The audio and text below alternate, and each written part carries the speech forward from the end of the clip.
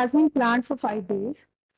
There are 13 plenary sessions on relevant topics inclined towards promoting the concept of underwater domain awareness.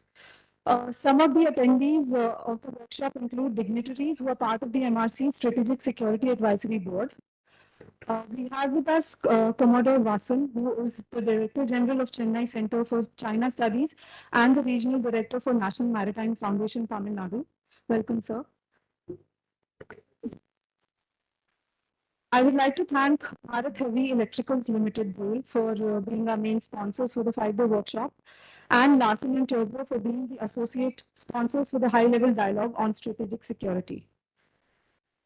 One very interesting and noticeable detail about this event is the fact that we have representatives from 4 Quad countries.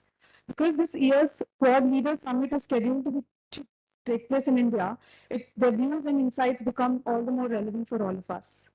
During the duration of the workshop, we will get to hear from Dr. Ajay Kumar, who has been India's former Defense Secretary, and Ambassador Gautam Bambarle, who is the former Indian diplomat and has served as India's ambassador to China and Pakistan.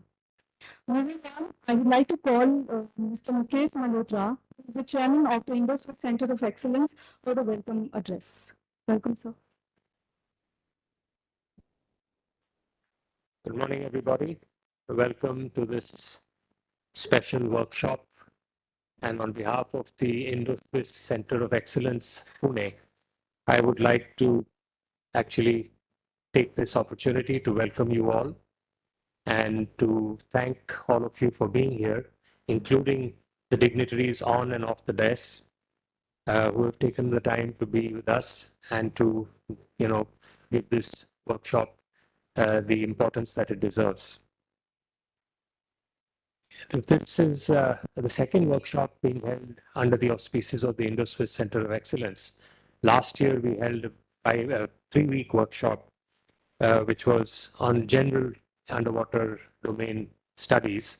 And this year, we are having this 5-day workshop with a special focus on strategic and security issues that arise in the underwater domain. I also want to thank the members of the Andaman and Nicobar Command, the BSF, the Army, Navy, the Coast Guard, the Coastal Police, and also members of the BEL, Bharat Electronics, and Larsen and Toubro, and other companies who have supported this particular workshop. I think I'll give you a little this thing about the Indo-Pacific Center of Excellence. This is something we thought of about 10 years ago to set up a center of excellence for imparting the skills of tomorrow to the youth of today. We felt that not enough capacity building in the skills of tomorrow was being carried out in various fields, and that we would like to be at the forefront of such studies so that we can prepare the youth for tomorrow's industry, for tomorrow's economy, for tomorrow's nation. And 3 verticals that we chose was the agriculture, modern manufacturing technologies, which is under the broad name of Industry 4.0, and underwater domain studies. I don't think I need to say very much about the importance of agriculture in a country like ours, where 60 to 70% people, come out of agriculture and keep their livelihood out of agriculture. And hence we thought that, one of the things two things that sort of made us focus on this was the fact that while India is the first, second, or third largest producer of almost any agricultural commodity, the productivity of our farms is not even 50% of the world average, not the world maximum, the world average, not even 50%. So the scope and the potential for our production to grow and for our farmers to earn more income is tremendous. And I think for that, we need to have modern and advanced technologies, because the use of conventional old methods of agriculture will not help us to increase the productivity. And hence we thought, and the other thing was that, especially in our state of Maharashtra, we have most of the farms have now come down to between 1.5 and 2 acres. And that size of farm, small farm holdings, just does not lend itself to giving a living income to the farmer. He makes between 80,000 to a lakh of rupees a year, which is not at all sufficient to, maintain his family, leave alone anything else. So we thought that if we could help farmers to improve their productivity and double their income to 2.5 lakhs a year, that would really make a difference and be able to maintain them in some form of dignity. So these two aspects made us go into, teaching, making courses in agriculture, and that is why we chose that as one major, vertical. Manufacturing technologies 4.0. I mean, the world is moving away from the old methods of manufacturing. So robotics, automation, mechatronics, 3D printing, these are the skills or these are the technologies of tomorrow for which we have prepared our boys and girls so that they can be ready to take, the challenges of modern manufacturing if India is to really become a manufacturing, where powerhouse that we're trying to be. So we went into modern manufacturing technologies. And the third thing, that got me into this was I've had a long association with the Indian Maritime Foundation, which was started by Commodore Captain Rajan Veer. And in that process, I had come in contact with Commander Arnab Das. And in fact, many years ago, I had the good fortune of sponsoring a small book on underwater noise that Commander Arnab Das had written. And that's how I got to know. And the more I got to used to meet people at Maritime Foundation functions, I realized that, a fact that sort of really hit my head was that the land mass of our country is 3.8 million square kilometers. And we know almost everything about the land mass. Where is what are the climatic conditions, what are the minerals, what are the forests, I mean, everything. But the exclusive economic zone of our country around the coastline, our coastline, amounts to about 3.1 million square kilometers, which is almost 80% or more of the land mass. And we know nothing or close to nothing about it. And the other thing is that, I mean, as today's seminar and these workshops will kind of obviously bring out in much greater detail, the security and strategic aspects of the ocean, because we are a country with such a huge coastline and a peninsula, cannot be, understated. And there is a huge requirement to develop skills and capacity in meeting the challenges that would come of the underwater domain. And unless we do that, we will not be able to, you know, uh, get ahead as we need to. So this was what prompted me to, include a third vertical of underwater domain studies into our Indo-Swiss Center of Excellence. And I am sure that, and my this thing was kind of, I was at the Davos, World Economic Forum this year, and we were talking about the Indo-Swiss Center of Excellence. I was given a 20-minute slot to present the Indo-Swiss Center of Excellence at the World Economic Forum. And when I said that we have these three verticals, agriculture, everyone nodded their head.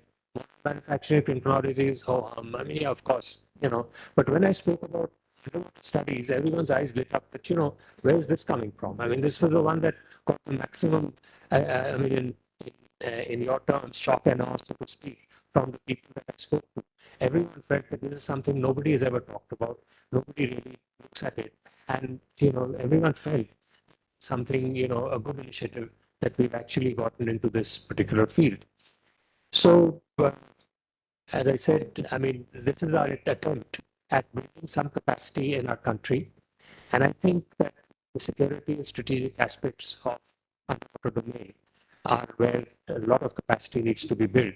And I do hope that participants here, you senior gentlemen from all your different parts of the security forces, will, I'm sure, take back a lot of learning from here and will be able to convince your departments and your different forces to send your people, the junior people, to come and build those skills that we will be, about this 5-day workshop. Should be, much more. There's many more better things to come. But I would be failing my duty if I did not express my sincere and heartfelt thanks to our very respected General Shekhar sir for giving us his guidance and wise counsel and for helping us to organize this particular, it took a lot of things to write to everybody, to talk to everyone, to make sure that we got appropriate participation in this workshop. I would also like to thank Mr. A.P. Ramchandani from Larsen and Toubro for sparing his time to attend and give us the benefit of his experience and views on what the underwater domain stands for. I thank Vice Admiral Verma and Ambassador Gautam Bambavle for all that they've been doing for the CEUDS, as we call it, Center of Excellence for Underwater Studies. And of course, I must say that such workshops and events cannot be held without financial support, and for which I must thank Sri Bhanu Srivastav, the CMD of VEL, and the Larsen and Toubro Group for the generous contribution which has helped us to make this workshop possible. I also thank the management of the Paraka Chamber for the support in making this venue available, and I am sure that these 5-day proceedings will all be found very beneficial, and I wish you all every success in the deliberations. Thank you very much, and have a great 5 days. Jai.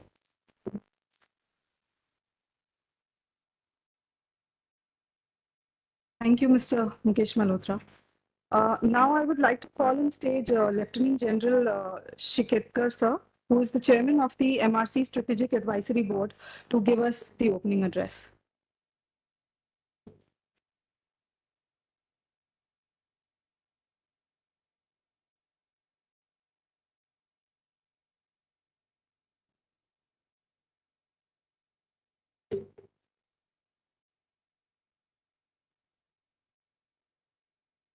Good morning to you all. The galaxy of people present in this hall. If I cross my time, give me a meaningful, dirty smile. I understand and I'll stop. Okay. I request you. It's a great to hear me welcome you this morning for this webinar discussion. Having been served in the army for a long time and having been in Delhi, the seat of power, Ambassador Bambawale knows, same program was held in Delhi. The success of the program is taken. How many people were there? कितने लोग थे?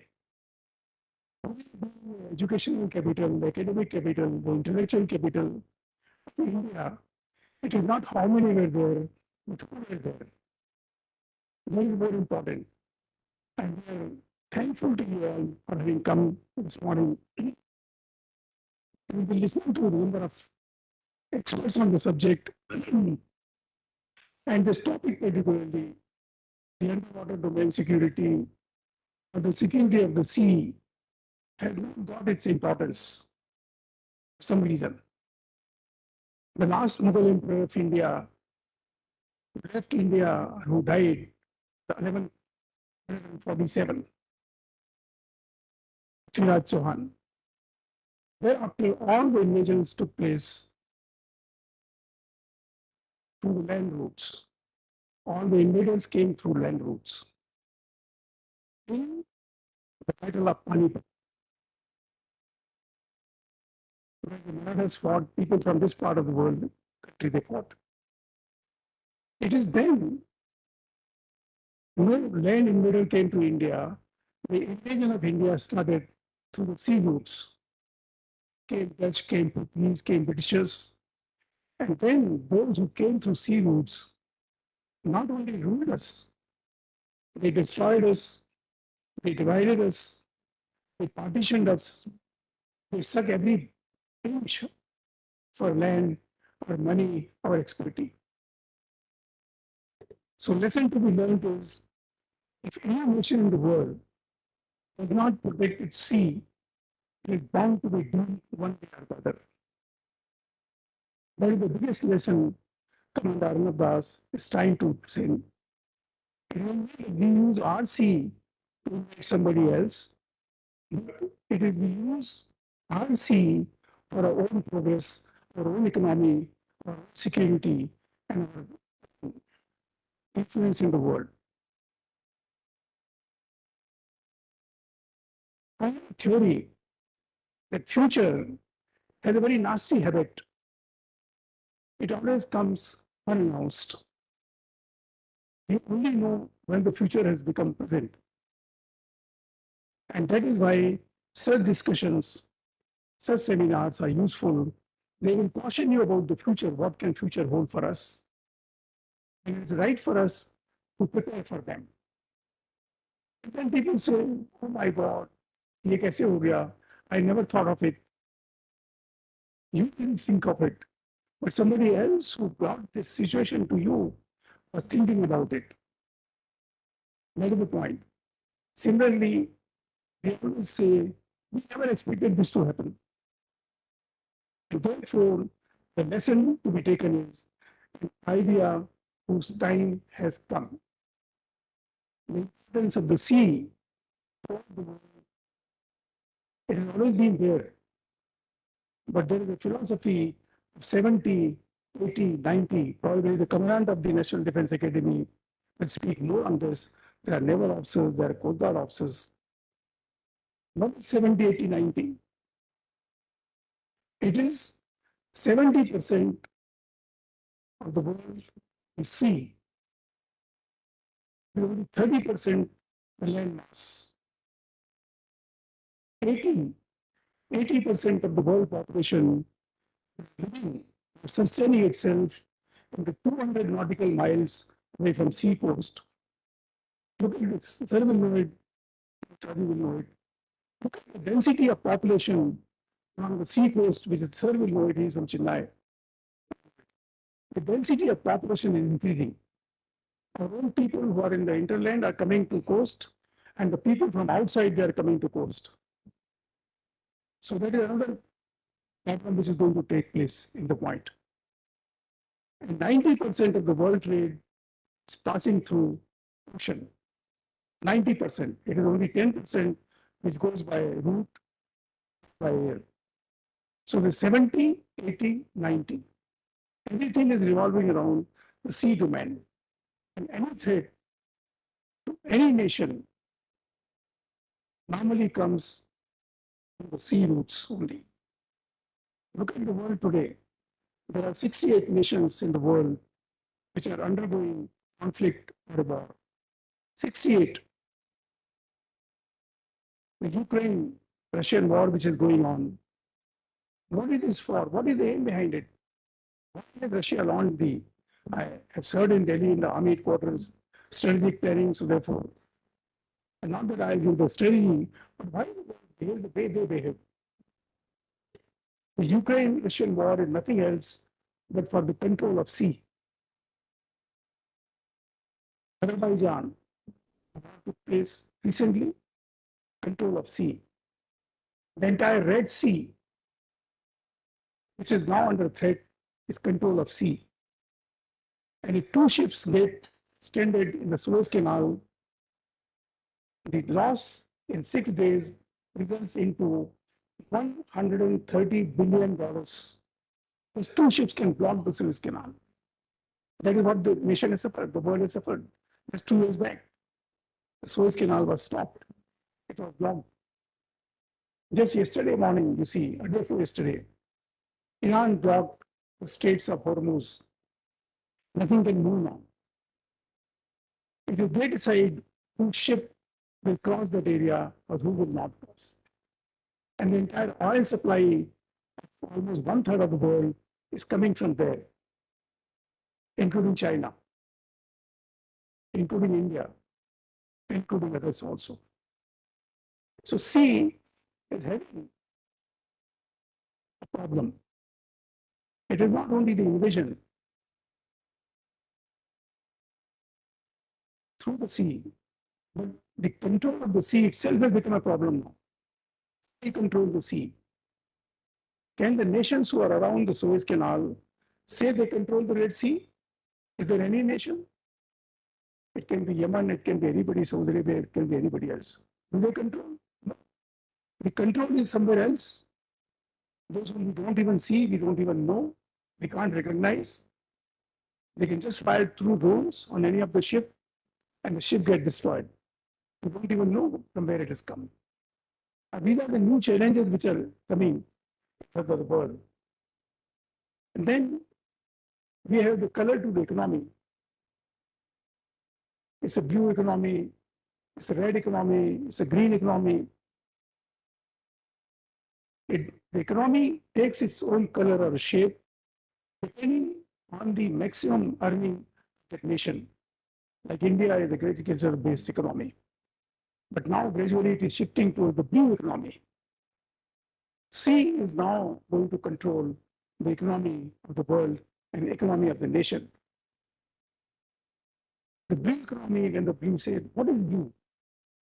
If you pick up a glass of water, it doesn't look blue, it's always white. But the source is somewhere else. And that is what we are likely to discuss the next 2 days on the point. And when you look at the water, it may look very clean, it totally put in the bottle, but the source from where it came, no one knows. And that is the point we have to take in the things. We have blue sky, but there is something about the sky which is the space. Today, in fact, earlier, it was Swatantra Veer Savarkar. I have been the president of that organization. I had the honor to meet him. I had the honor to touch his feet, seek his blessing. He was lying on a cot in Dadar behind Shiv Sena Bhavan, and I was sitting underneath. I was a young captain who had fought the 65 war and came to Mumbai for something, and then I was told that he's somewhere here. Doctors were not allowing anybody to meet. But I said, I just want to seek his blessing. I want to touch his feet. That's all. And he made me sit there for half an hour. And he gave the vision, India of my vision, that is Savarkar's vision. And he says, I quote, anyone who rules the sea will rule the world. And therefore he said, I want my India to rule from Andaman Nicobar, from the states of Malacca up to Suez Canal. That was his vision. At that time, and when he was put behind the bar for a number of years in Andaman Nicobar. Sea is gaining importance day by day and will continue to get. And therefore, look at it in Andaman Nicobar in 1857, it was known as Kala Pani. Today, it's 2024, Andaman is depicting the future of India. Anyone who controls Andaman Nicobar territory island will control the entry from the Straits of Malacca to Indian Ocean and beyond, and from Indian Ocean into the Indo-Pacific or South China Sea. It's a fact of life. Just few years back, the Americans decided to call for the Pacific Command earlier. Today, it has become Indo-Pacific region, Indo-Pacific Command of the armed forces. They understood the importance of Indian Ocean. And this command leads all the way into Pacific and into Indian Ocean, which can spread around the Red Sea. And India is the biggest player in this part of the world. It is not because Indian Ocean is India's ocean, but India has larger stakes in ensuring the security of Indian Ocean. That is the point. Look at our exclusive economic zone. I'm sure there will be speakers who will be speaking on that. It is much, much, much larger than the land mass of India itself. So any threat to economic zone will be threat to India's economy. That is the point we have to make. As I said, today there is no world war. But the entire world is facing the war-like situation today. There are a number of countries, and the wars are taking place to have access to the sea or control of sea in that area. Look at North Africa, the way they are fighting themselves. South Sudan, North Sudan, why? Why are they fighting? What is the problem? There was no land problem, but they want to access so that their oil can be sent to sea shore and then it can be exported. Now, these are the new challenges which are coming. And therefore, as I said, today 73% population of the world is facing a war-like situation. There is no declared war, but there is no peace either. There is no peace either today. Those who are responsible to ensure peace have failed. I will not name those organizations. We cannot stop any nation from going to war. We can only advise, that's all. There are no preventive powers with them, sitting somewhere thousands and thousands and thousands of miles away from the scene of action and taking decision at New York or someplace. There is a reality of ground, and we have to understand that. And therefore, the committee, I had the honor to uh, be chairman. Sir, with your permission, if I can mention my name, I'm not calling my name, but I'm calling the committee. I become the most defamed person in India as far as the committee is concerned. We are recommended there. We recommended there. Sir, you would have got the access to that. Creation of maritime command, which will control right from states of Malacca up to almost Suez Canal, without claiming Suez Canal or Red Sea to be part of us, but we should have a control. If there's something going wrong at any of these places, India will be the largest economy in this part of the world, the largest population base which will suffer, And that is why we are concerned about it. Next, we also said in that committee, India would be the largest single contributor to global workforce in time to come. So Mukesh Malhotra mentioned about the Indo-Swiss program, and they got the boss of the Larsen Trublo sitting here. I'm told, I not met somebody, but I told by certain people, if a welder comes from abroad to do the welding on the seashore of a particular item, he will be charging to $20,000. It can be per day, it can be per assignment. If we train our own people in our own country, and if we just pay them 20,000 rupees per day, look at the amount of employment we'll be generating from us. And Larsen Trublo is doing this work. Sir, am I right? You are taking all the things. Yes, sir. I'm 200% sure they are doing the work. So the world is looking at India's technological manpower. The world is looking at India's intellectual manpower. The world is looking at India's, you forget about the economic part, show the job. Our young generation, look at the world that they are requiring, asking for it. It is mind-boggling. And our generation, which is now growing up in colleges and the high schools, has a great future, provided we create them. It will not be by giving them more degrees into PhD, but it is to create their ability to work in the harder condition. In my life, I had done 3 PhDs. I still look very crude. Having done 3 PhD, I don't look intelligent at all. They suspect my PhD. वाकई में कि आपने 3 कैसे कर लिया, एक नहीं करते लोग की बात है. The point is, accumulation of knowledge must keep you at the right place. Don't become arrogant just because you are knowledgeable or you are a degree holder. Remain innocent. Last 2-3 minutes, I'll just mention, it is so promoted. We have recommended in that committee the training slots being offered to Indian region. India should be able to train the people from Malaysia, from Indonesia, from other part of the country. Even the Australians are depending on Indian Ocean. In the Pacific region, the most powerful country, they are depending. And therefore, it is required that the Indian Ocean region should have the specialization, the young generation, part of the ocean development force. That is the word we have used.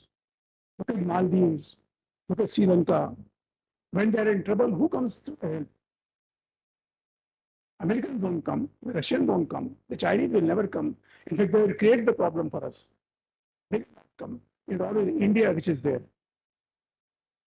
It is always India there. I'm not going into the controversy which is coming, why particular island has been given to Sri Lanka. No, that is beyond the scope, that is something else. And therefore, there is a requirement, I would recommend Commander Das, kindly have a regional maritime security course. That is what I would request you kindly consider, and with the help of Mr. Malhotra, who is always kind to the academic part of the things and us also, we can have a thing. With this, I request you to kindly listen to the speakers. The last point is the disinformation. It leads to misinformation, and misinformation is driven by social media and other interested parties. So kindly, my request to particularly young generation, don't ever depend on too much on this, what you see and read in news, social media.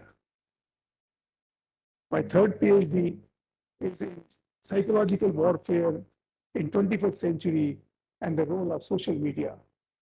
There are divorces in the family because somebody is loving on WhatsApp, not at home. This is what is happening today. There's dangerous development taking place. So therefore, I request my consideration, and I thank you for giving me time. And I thank you, but I'm not smiling at me. I'm grateful to you. All the best. God bless you all.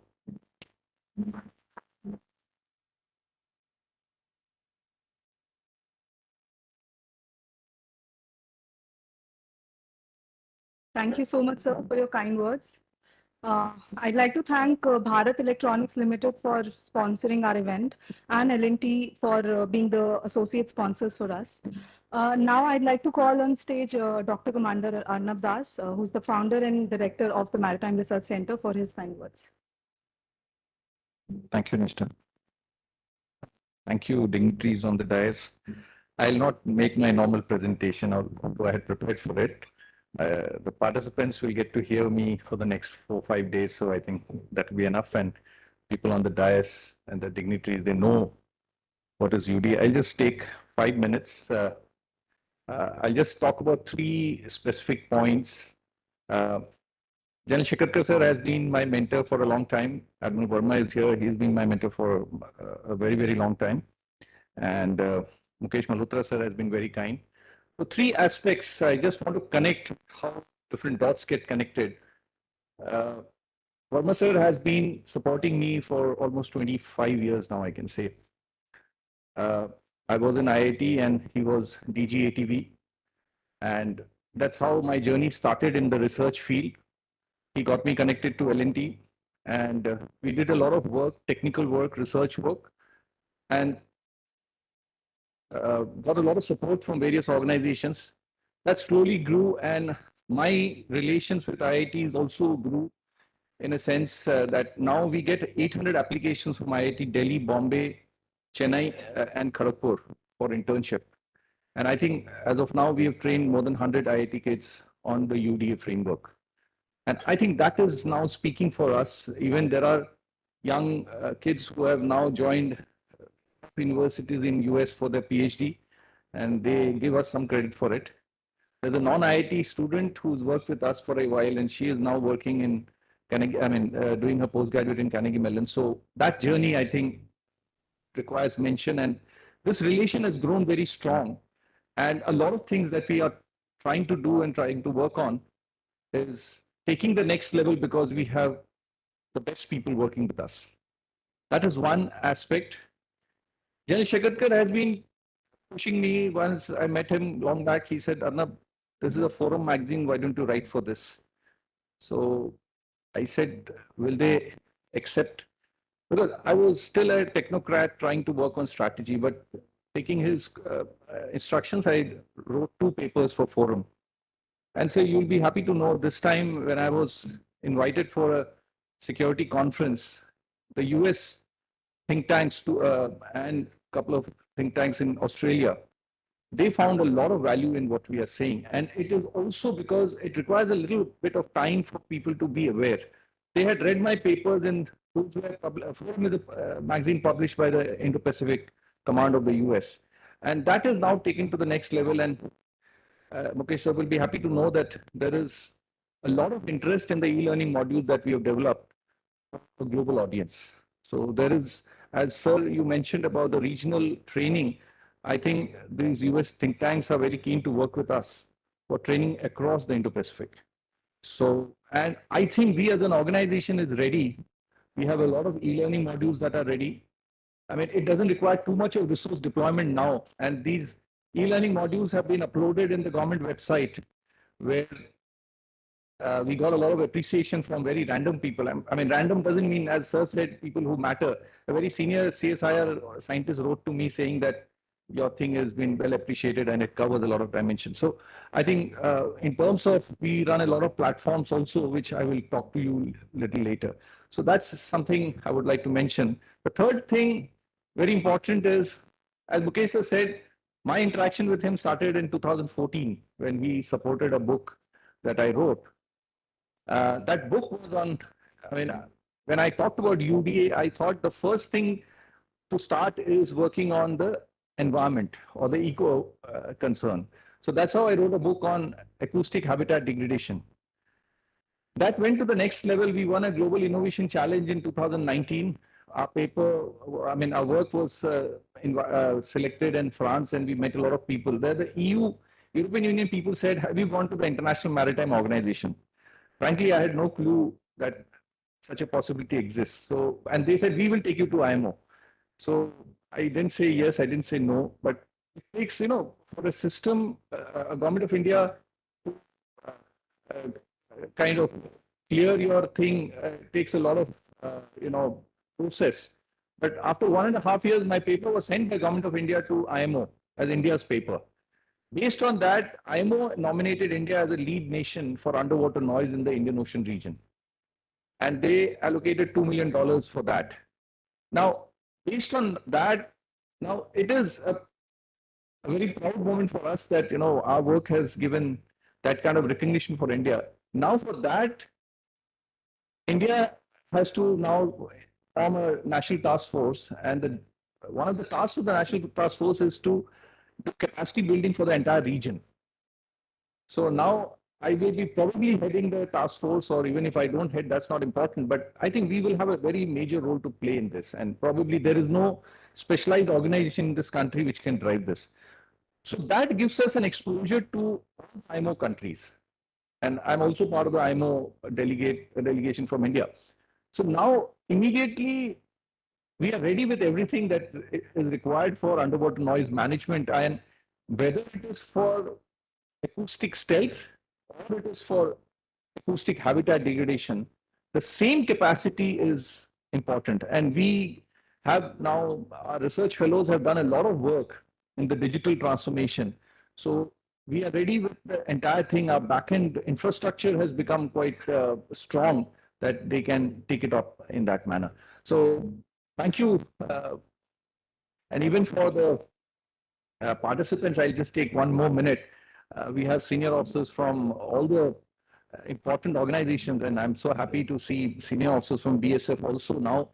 They are very much deployed for waterfront security. Thanks to General Shekatkar, I was part of a very high-level team to work on the transboundary rivers, Brahmaputra and Indus. And because I was the youngest and doing the drafting, so I inserted a lot of UDA into that report. Initially, I thought it will get edited, but believe me, everything has been accepted. And recently, the next phase of the project has been approved, sir. So we go into the next level. So that's why it gave me a confidence that I should also request the paramilitary forces and them to come. And we have a lot of inputs to give you how we can work on it. And General Shekatkar and me wrote a policy paper on underwater security. See, when we talk about Marine security, we have specialized organizations like Navy and Coast Guard. That's their bread and butter. But when we talk about internal security, I don't think we have a specialized organization which can, I mean, that was our motivation, and General Shakatkar sir also advised me on that. And that report was well received. I mean, that policy paper was well received at the top level. And that's how all these things started. But I think in the last 2, 3 years, we have internally done a lot of work, which we would be showcasing to you and discussing with you. And idea is not to teach you or not to have a one-way supply of information. It is also we want to learn, because you are people on the field. We may have a little bit of technical understanding, but we are also here to, my team is, everybody is here to receive inputs from you and how we can make it more relevant to you. And as everybody will appreciate, it has to be an indigenous effort. It has to be our own. We have gone to the West. I mean, I have served in the Navy and I've spent a lot of time handling technology. I can tell you what is coming from the West is not relevant for our waters. So it is only us who have to do this, make it happen, and we have to do it all together. Thank you very much.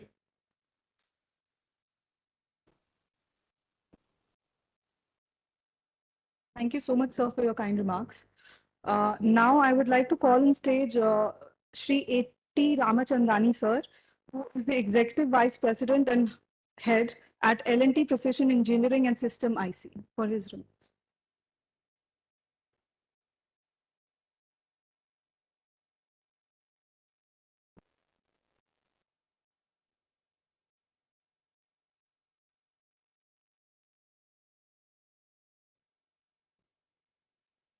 Dignitaries on and off the dais, ladies and gentlemen. The last time I was at this 5-day workshop, I presented the work that we had done on autonomous underwater systems. But this time I thought that let me step back and see that what role industry can play in this whole scheme of underwater domain awareness and its role in security. So, from an industry perspective, a lot of this looks very esoteric. It looks into the future. And, many times we ask hard questions as to what does it mean to us in terms of deployment of these technologies into products and into commercial use, because that's the way we think. And from that perspective, we realize that the wars of tomorrow are going to be driven by unmanned systems and by dominance of the underwater domain. So from looking at that, we do believe that we need a corresponding industrial base that has capabilities in these areas. And what that means, let's say, simply from the ability to build submarines. If you want to have underwater domain control, you need submarines to be deployed. And if you look at the navies around the world, whether it is the US or China or many of the larger navies, the core strength would be a submarine force. And thanks to people like Admiral Verma and the Navy, India has built the capability to, build these kind of platforms. And it's a rare skill and it's a rare ability. But unless we kind of scale this up and build it at a larger industrial scale with a bigger industrial ecosystem that supports this, submarine equipment per se is also not built in large quantities. It is very specific to the platform and has very critical roles to play. And you need an industrial ecosystem which can support that kind of building of that kind of equipment and hardware. And it would be incumbent on us as a nation to invest in this, to look at to build on the skills that we have already developed today and grow it so that we can scale it to a much higher level.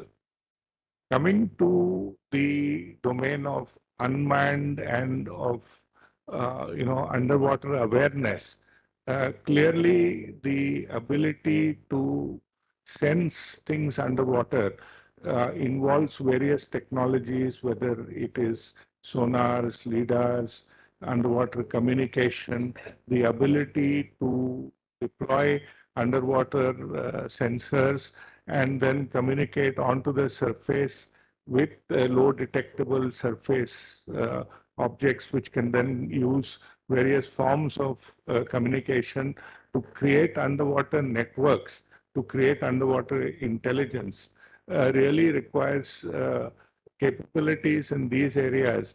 And it is little wonder that, organizations like Bell and L&T have chosen to sponsor an event like this, because we believe that, unless these technologies, and as Arnab said, that we can't rely on Western technologies for developing these capabilities. There needs to be a full ecosystem for these capabilities. And it would be a combination of research organizations, of think tanks, of academics, of uh, researchers, coupled with industry people like what we have in Bell and L&T and many other organizations, research laboratories like DRDO, NPOL, etc. And unless we together invest in these technologies and complement it, what happens in a research laboratory, if we don't have a mechanism to take it down to deployment and products, it really doesn't mean much. And therefore, the need to create this kind of ecosystem, and I do believe that MRC has the ability to kind of trigger this ecosystem in the country. And we really believe that it is important to speed up this and scale up this and move towards product development in these areas. So, uh, within the industry, we have our own industrial R&D, which focuses on all these aspects on underwater autonomy. We are doing, we've made good progress since I made my last presentation in terms of deploying some of our autonomous underwater vehicles off the coast of Katupalli, where we have our shipyard, and we have been extensively testing and, tasting the water, so to say. So from building equipment to deploying them and then seeing how they actually work in deployment is something that we have invested a lot in the recent past. And now really what we are looking at is how to make these platforms uh, more relevant, more providers of solutions. So we've already built platforms. We need to scale the building of the platforms, like I said. So at different levels, you have building of submarines, then you have autonomous underwater platforms, you have autonomous surface platforms. And as a country, I think we need to have some standard platforms which would then be used for deployment of solutions. So then equip these with the right sensors, with the right intelligence gathering capabilities. Of course, there are related technologies of batteries and propulsions and all that which have to be invested in. But now looking at creating this whole environment of underwater domain awareness requires investment into all of these. It's not possible for the industry alone to invest in this, because the returns from this are going to take a long time to come. But having said that, the need to accelerate this is there. There are a number of startups who are trying to do innovative work, whether it is in underwater communications, whether it is in lidar based or compact sensors, or whether it is in the deployment of AI for underwater signal processing and data processing. And putting all these together to build solutions, people like us can, very effectively build solutions. And we need to drive this because I think, there is not much more time for us to really deploy our own underwater domain awareness things, to really be active in the Indian Ocean region, to have, submarines, mother vessels, which could deploy these assets maybe in a swarm form, create networks, and build our own database of underwater domain awareness. So from an industry perspective, I think that is what we believe is very important. I think this is a movement which is happening even amongst the NATO countries. There's a lot of data sharing which is happening. You have this Five Eyes thing where, a lot of intelligence gathering is getting shared and so on. And how do we become part of this ecosystem? How do we generate our own data? How do we network with, friendly allies and create these kind of, because the oceans are so vast that it's virtually impossible to, have awareness around every inch of the ocean. But how does this kind of a network get created? How do these assets get created? I think is something that a think tank like this should trigger the thinking on, and industries like ours are very happy to be part of this process, to support this process, and to look at how we can build equipment. And finally, when we build equipment and provide solutions, we earn our money, which is what we are supposed to do. And I thought I'll just use this forum in my opening remarks to kind of say that from an industry perspective, this is what are our expectations. And not that it's only expectations, it's also that we are doing our bit. Maybe we need to be doing more. I can see the stern look on Admiral Verma. He keeps telling me that you guys are not doing enough. But you know, uh, I think there's a lot that we have to do, and a lot that the ecosystem has to do, and a lot that we as a self-reliant nation have to do to really exploit this whole domain and and the value that it brings. So thank you for inviting me, and thank you for allowing me to share my thoughts.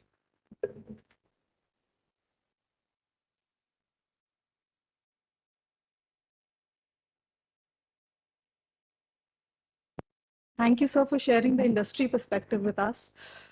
Now, I would like to call on stage Ambassador Gautam Bambavle, who is a former Indian diplomat and has been an ambassador to countries like China and Pakistan in the past. I'd like to call you on stage.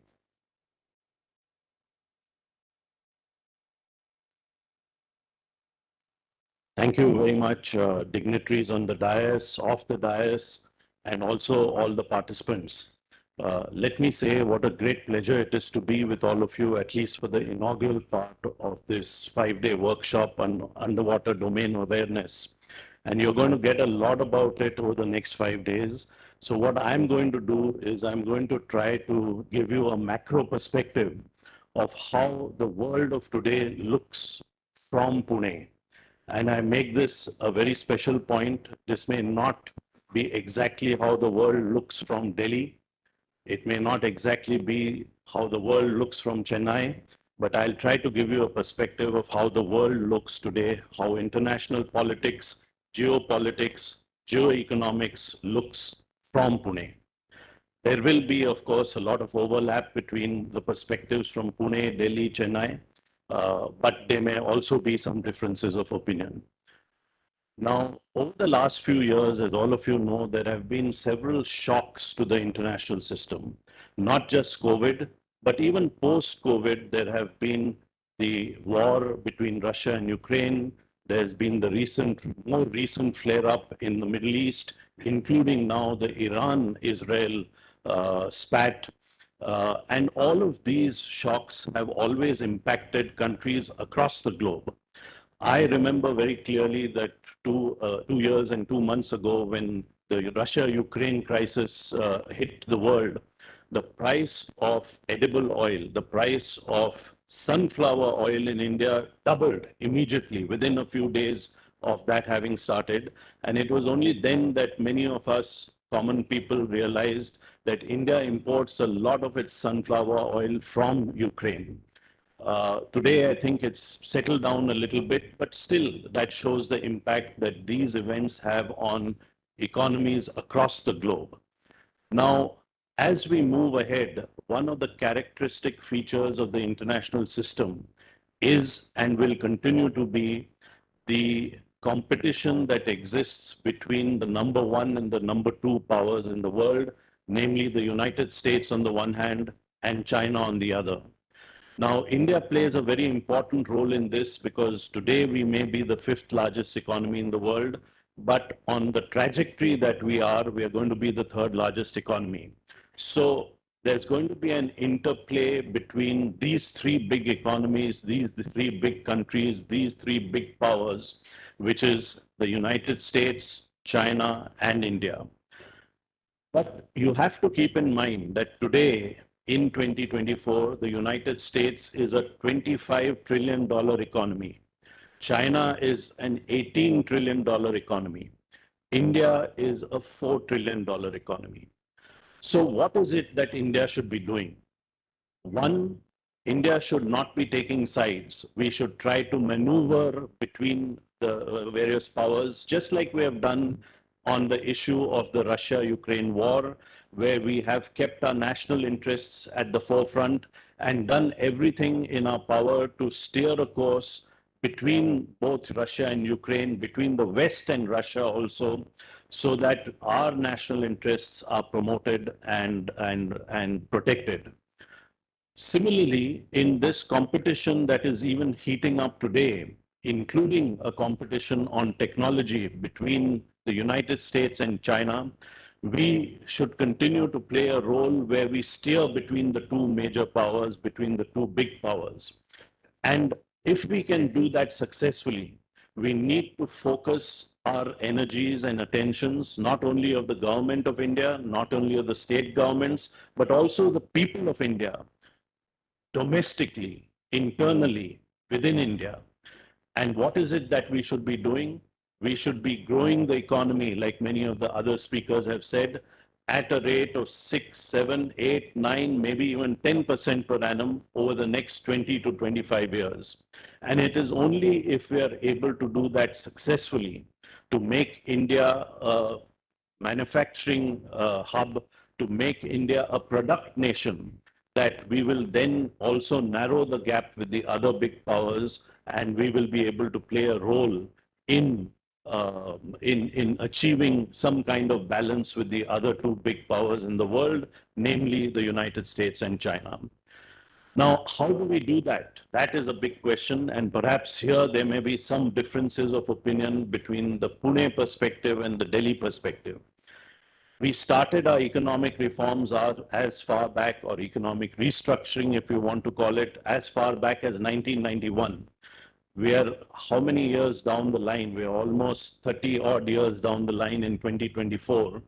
But in my perspective, in our perspective from Pune, there is still far too much governance and government in business. And this is where I think we need less government and more governance, as someone has called it. We need the government to step out of business and let businesses like L&T and Bharat Electronics do their own thing.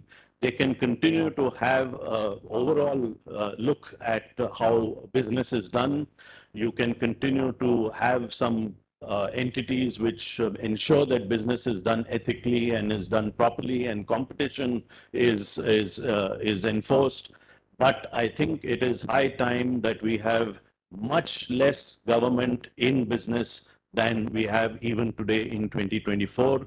And if you do that, you will find that ordinary people in India will come into play, entrepreneurship will come into play, and the Indian economy, which is currently growing at about 7% per annum, can potentially grow at even 9% per annum.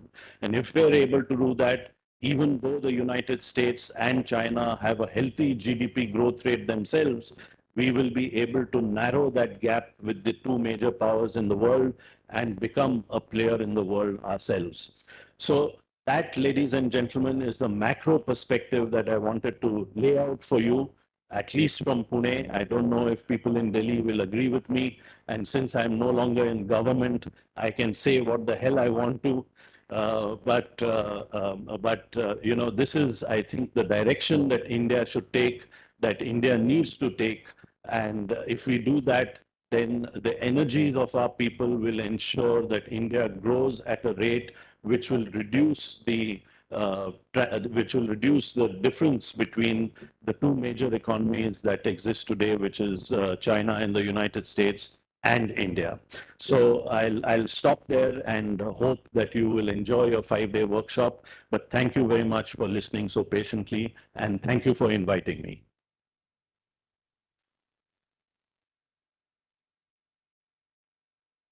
Thank you so much, sir, for sharing the geostrategic, geopolitical aspect with us.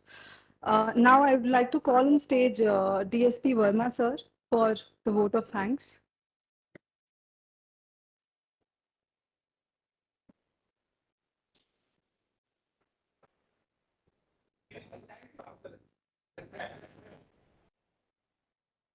Didn't know I'm supposed to be here. Get your miss. Okay, ladies and gentlemen, I've been associated with MRC since its inception. But in my few minutes, which I'm going to talk about, I'm going to respond to Ramchandani. Ramchandani said I was giving him a stern look. Yes, yes, that was true. He can make out. Industries like L&T cannot just be manufacturers. Industries like L&T cannot just be integrators. They have to be partners. And I know that L&T has the capability and the capacity. If I tell you that when we started our program on the nuclear submarine, and I hope you know it was L&T who built it, they had not even built a ship. They straight away built a nuclear submarine. How did they do it? How did they do it? Because they believed that what the Navy was saying, why the Navy was saying, and they put a lot of effort. And I'm just thinking back how long I've been associated with L&T. On this particular thing, 22 years, we still talk. And in 87 is the first time when I came for the radars, and this man was a young man there, and thing, and we succeeded in making that radar and put it on a ship. The issue is, industry has to believe that they have to serve besides earning. Earning is important because they are thing. But I'm sure they know how to make the mix. L&T, as you know, is involved in almost every facet, whether it is space, whether it's nuclear, whether it is thing, they're involved. So this thing, a small message I wanted to give. Why I was stern was because L&T knows what's to be done. And he's saying, you tell us and we will do. Sorry, sir. Time has come for you to join and say, hey, you fellows, this is what we can do. And we can only say what we can do provided we integrate at the early level. And I'm sure that ATR, as he's very only called in the L&T parlance, will take this message. And why I'm keen is because having interacted with them for 22 years in almost every day, I know they have it. I'm only trying to integrate the think tank, which he says, to be in line what the industry can do. And that can only happen if they start working together, right? I know that like when L&T was asked initially to make the submarine, very few people believed they could do it from L&T because they didn't even have a yard. Even today, it is only Katrapalli which has come. They didn't have a yard. But in a heavy engineering thing, some of the top management jumped into it, but the people don't. But when they finished it, they took all the credit. No royalty for me, no, no credit for me, except stern looks. But notwithstanding, it doesn't matter what I think, they have the capability. He's a young R&D man. We've had a lot of checks that thing, but we have built a good R&D team. No R&D can be done without women. So that is where MRC comes, and I want you, ATR, to look at it. We have been trying, but look at it. Uh, Look at it as a thing that from Pune, we could think. And today, thanks to the general and ambassador, and these people have gone all over the world, as you said. No, IMO always wants to give this and I wanted to cash in on that. I wanted to cash in on that as far as equipment, developing the ecosystem for the equipment. That is why I want 80. Bell will do, I'm sure, but the Bell also, I have, as you know, I've been also a director in Bell, and Bell has done a lot of work, but they have their systems accelerated. Innovation, finding, shortcuts from the normal way of doing things will actually come out from the private industry. And I'm quite clear after this thing, my second boat, other than Bharat Electronics, who's done something in DH world, everything else is L&T or of SMEs, right? So you have to have, as you said, when he's talking about the what do you call ecosystem is the SMEs. Abroad, when a ship is built, right, more than 80%, they only become integrators. 80% is SMEs developed by the integrator because he knows that I can get my item whenever I want because he still has a stable. So I think we must get into that as far as underwater is concerned. So you are the guy who's what do you call underwater vehicles, your submarines, your swimming, whatever you do. But why this thing is, with all this, now you must know why you're there, what's the knowledge required, and for you to move forward. So that's all I want to say. And of course, the guidance that's given by Alan Schaefer and uh, the geopolitical situation, even if it is looking from Pune, is very relevant because I've been following him even when he was, thing. So there's a lot of sense that comes out of Pune. So I hope you people are in the right place to listen to it, and I'm sure the 5-day workshop, which Arnav has put across, who's been really toiling single-handed. He said, I was his mentor. I'm not his mentor. I'm just there. So he's the guy who does everything. Okay. So thank you very much for giving me an opportunity. This is called surprise element in the thing. So thank you very much, and leave the thing for others to. Thank you.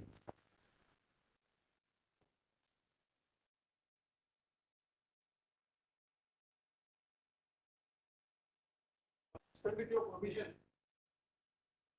I request you spend a minute on your concept, Samudra Bharat, Samruddha Bharat. Thank you, sir. I like your wish is my command, sir.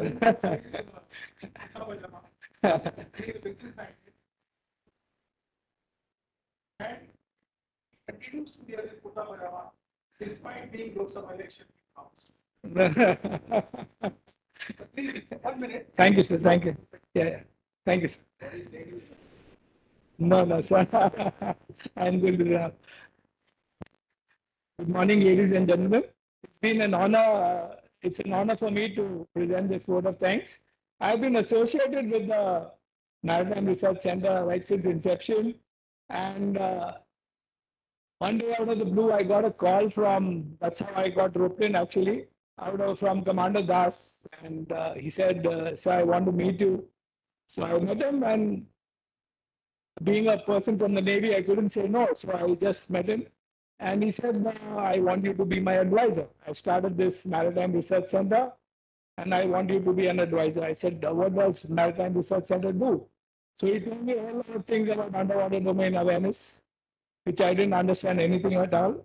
Everything was a bouncer.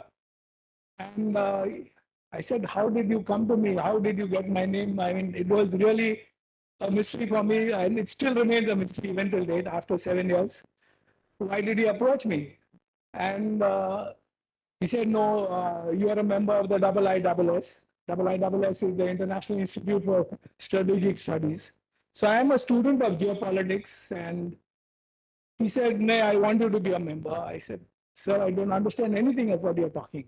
He said, "I can't promise you anything. Let's see what we can do." And since he insisted, I got involved, and I told him, baby steps, let's see what we can do. And that's how it all started.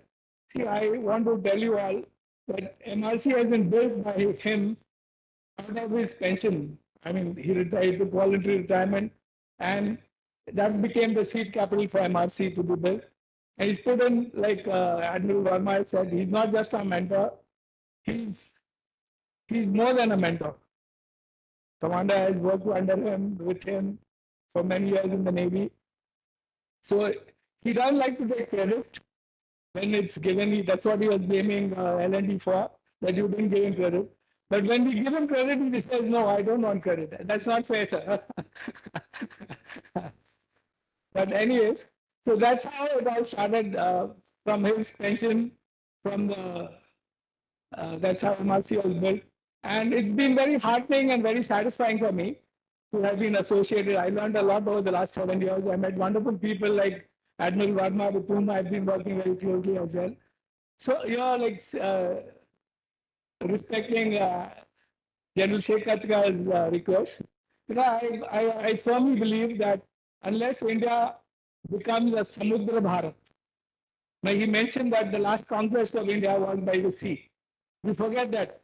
There have been, in the last 7,000 years, there have been 2,000 major invasions of India, and all came from the northwest. But the last conquest of India has been by the sea. And we need to give the sea, and we are the only country with an ocean named after it, mind you. There's no other country which has got an ocean. We are the only country with an ocean named after it, but unfortunately, we are all looking towards Delhi.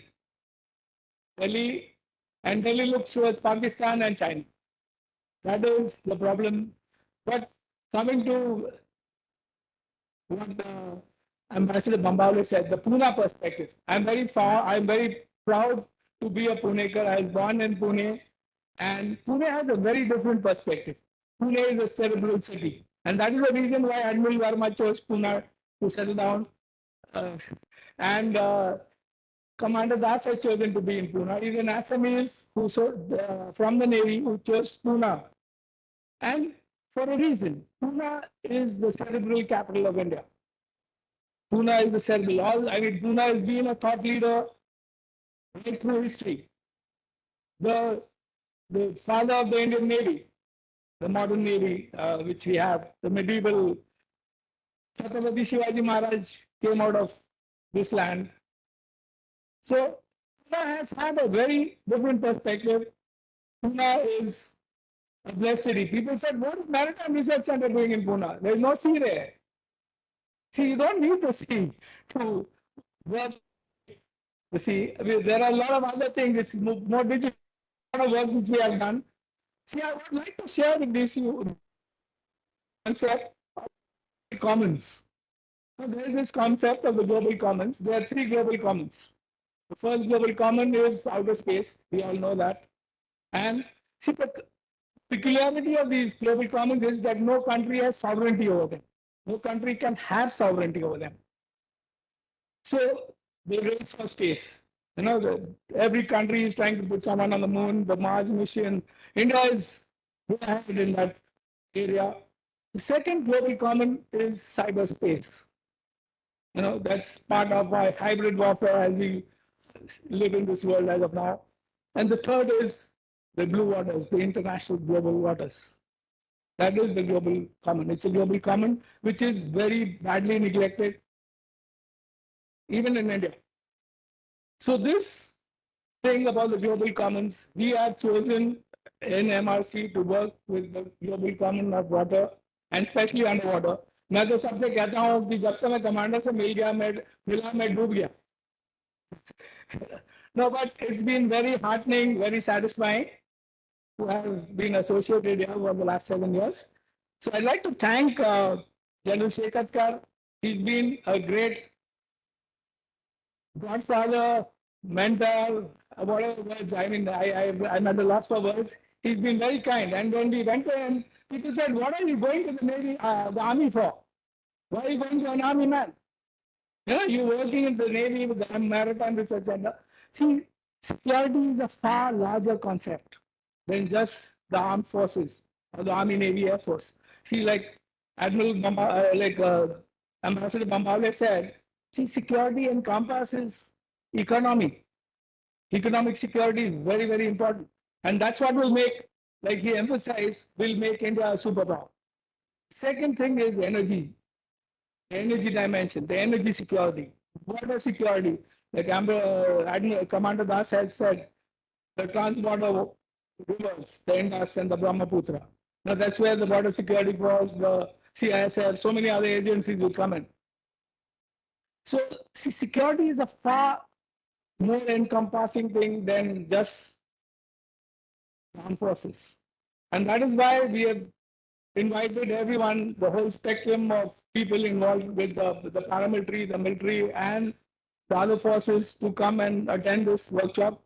Thank you very much, all of you. So I'd like to thank ATR, sir. He was here, he spent the whole day last time also. He's chosen to be here with us today as well. And L&T for their very generous support. Thank you, Ambassador Bambable. Sir, sir has also chosen to, he's a Pune, he was born and went to school in Pune, settled down in Pune. And Mukesh Malhotra, my friend, who is our host and a landlord and much more at the Indo-Swiss Excellence Center. And thanks to him, at the Maratha Chamber, we could get this all.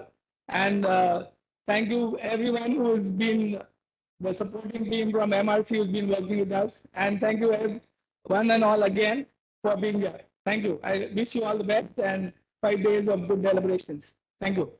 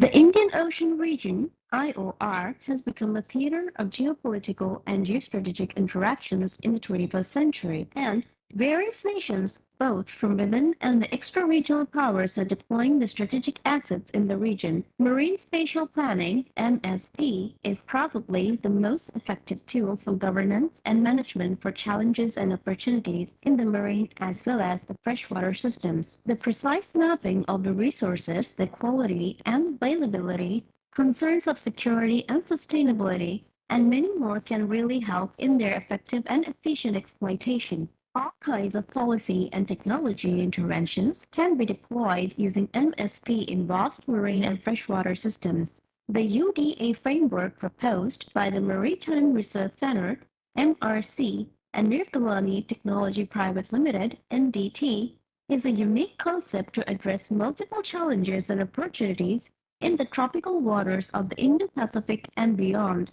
The UDA framework has the technology-driven digital transformation at its core.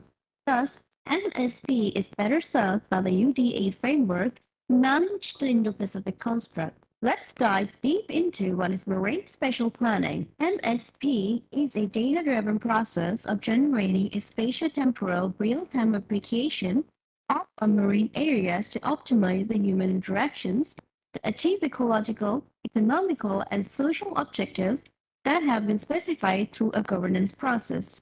The real-time MSP in the tropical waters require massive acoustic capacity and capability building given the suboptimal sonar performance. The mapping both on the surface and the subsurface required deep appreciation of the acoustic propagation characteristics to generate the spatio-temporal inputs. Along with that, the environmental impact assessment EIA has to be inclusive, backed by detailed MSP construct. The ongoing MSP efforts somehow ignore the vast and deep underwater domain. The underwater domain awareness by construct require acoustic capacity and capability to undertake any kind of MSP. The acoustic propagation underwater largely depends on temperature, density, and pressure that impact the sound velocity profile. Building up spatio-temporal mass has its own issues. In terms of availability for inputs and providing actionable inputs for the diverse users, the diversity of applications and the other user requirements makes it extremely complicated to formulate the final forms of the deliverables. On the other hand, there is constant increase in stranding of big whales and the serious acoustic habitat degradation prevalent in the west coast of India. Hence, policy interventions are urgently required. However, in the absence of nuanced cause and effect analysis, such as interventions become difficult. The vested interest groups are able to build narratives that mislead the policymakers and local communities. In order to solve these issues, the proposed UDA framework has multiple innovative contributions for real impact on governance and technology development. Number one, the huge network of AIS systems across the world gives us a very cost-effective means to scale up this model for the entire world. Number two, the addition of the local tropical underwater channel model is a big addition to bring focus into the tropical waters and the Indo-Pacific region. Number three, the digital transformation with focus on acoustic signal processing will allow far more science and technology inclusion into policy interventions and governance mechanisms. Number four, the International Maritime Organization, IMO, has already taken cognition of the unique tropical characteristics and is now considering a regional framework. Number five, the real-time data-driven and quantitative and qualitative analysis of local site-specific inputs will go a long way in building digital infrastructure for effective policy and technology interventions, along with the caustic capacity and capability building. The regulators can monitor long-term sustainability impacts using various digital tools to derive MSP outputs. Micro and macro MSP tools need to be developed using digital and more advanced tools across the underwater region. A way ahead, the Geographic Information System, GIS, based systems have become very popular these days to manage the marine spatial planning. MSP based on the mapping tools for surface information. The comprehensive MSP in the tropical waters of the Indian Ocean region IOR will require a nuanced approach. The UDA framework has discussed above will certainly enhance the effective realization of the MSP and corresponding governance mechanism for the entire maritime space.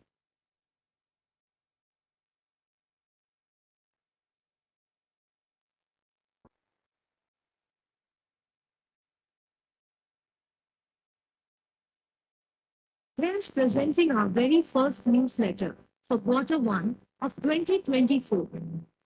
At the Maritime Research Center, Pune and Nirbhani Technologies, we performed various groundbreaking activities pushing the boundaries of maritime research. This quarter has been marked by impactful collaborations. We've made remarkable strides in our partnerships and launched exciting new initiatives. Some of the major updates from the January-March quarter of 2024 are as follows.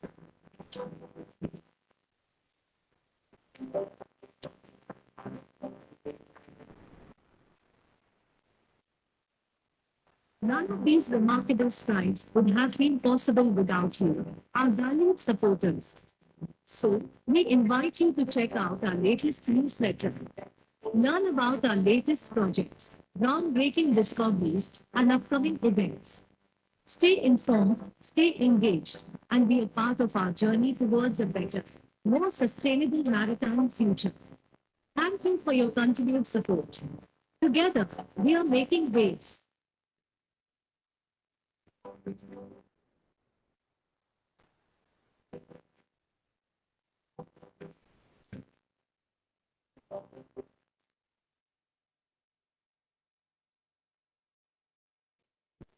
21st century has seen a decisive shift in the global order.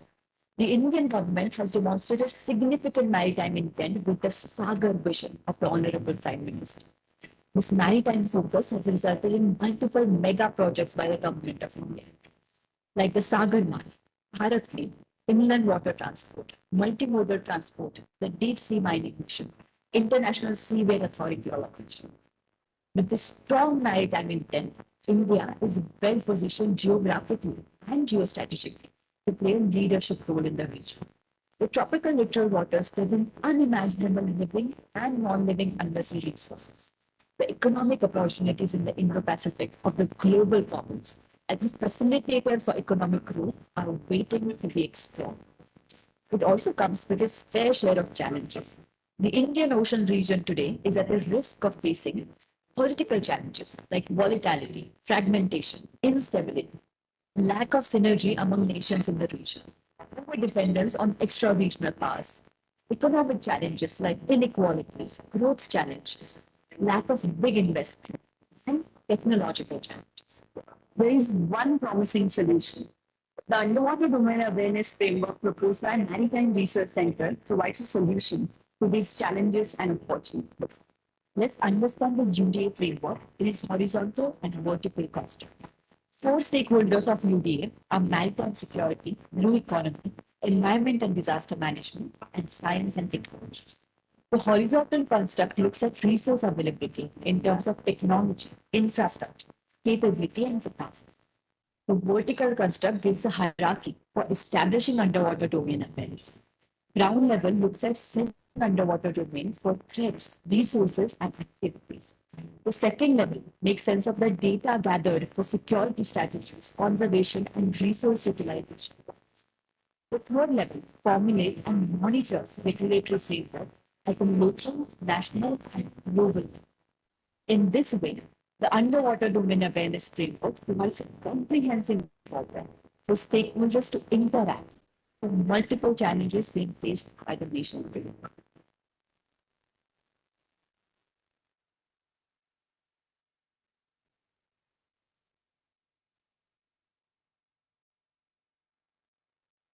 The oceans, limitless, powerful, unknown.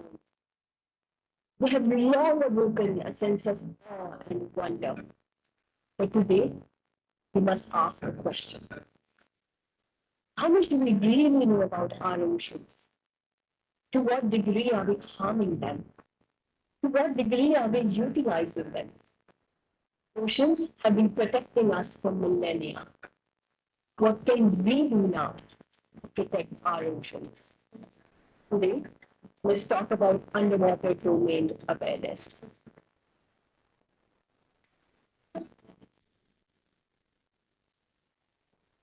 There are typically four stakeholders when you talk about the UDA. The national security apparatus, whether it is internal security or external security, the blue economic entities, which are engaged in commercial exploitation of the maritime sector or the underwater domain. The third is the environment and the disaster management, which looks at sustainable growth. And the fourth is science and technology.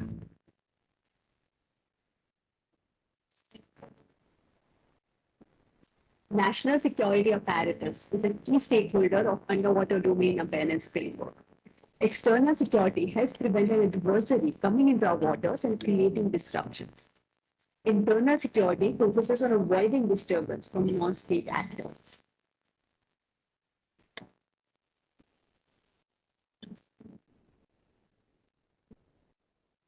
There are tremendous opportunities in blue economy, be it in shipping industry, deep sea mining, fishing, oil, gas, and many other areas. But first, we need to understand the underwater domain to steer blue economy growth in an effective manner.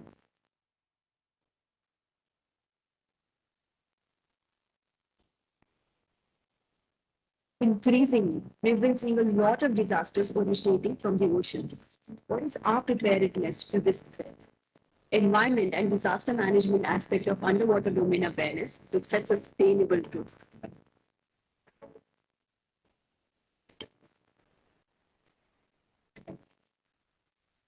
Science and technology is the driving force behind all aspects of underwater domain awareness. It deals with understanding the ecosystem that exists. Understanding the interaction between components is extremely critical to steer a sustainable growth model.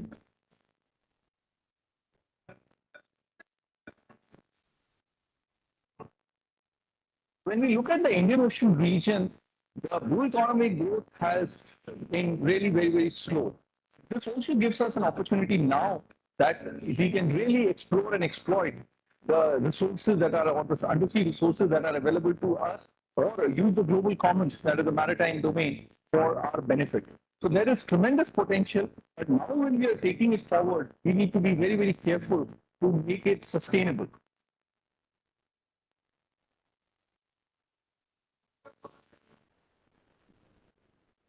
The tropical littoral waters have some very unique characteristics and equally unique challenges. How do we utilize technology to overcome limitations? How do we utilize the underwater biodiversity to our advantage? How can we overcome the social economic structure and work with other nations? How do we implement effective governance? With better awareness, we can plan our policy structure so that the opportunities underwater give us advantages rather than the challenges overwhelming us.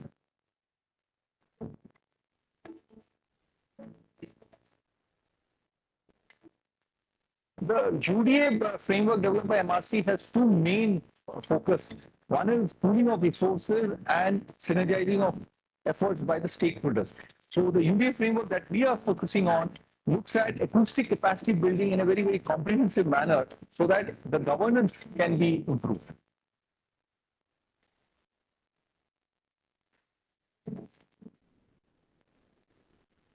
In 2015, India unveiled its strategic vision for the Indian Ocean. SAGAR, security and growth for all in the region. The vision emphasizes on the importance of maritime security and maritime cooperation. The Indo-Pacific strategic construct has redefined the importance of underwater domain awareness. Huge opportunities lie ahead in the Indian Ocean region. The underwater domain awareness framework can lead the path to the future.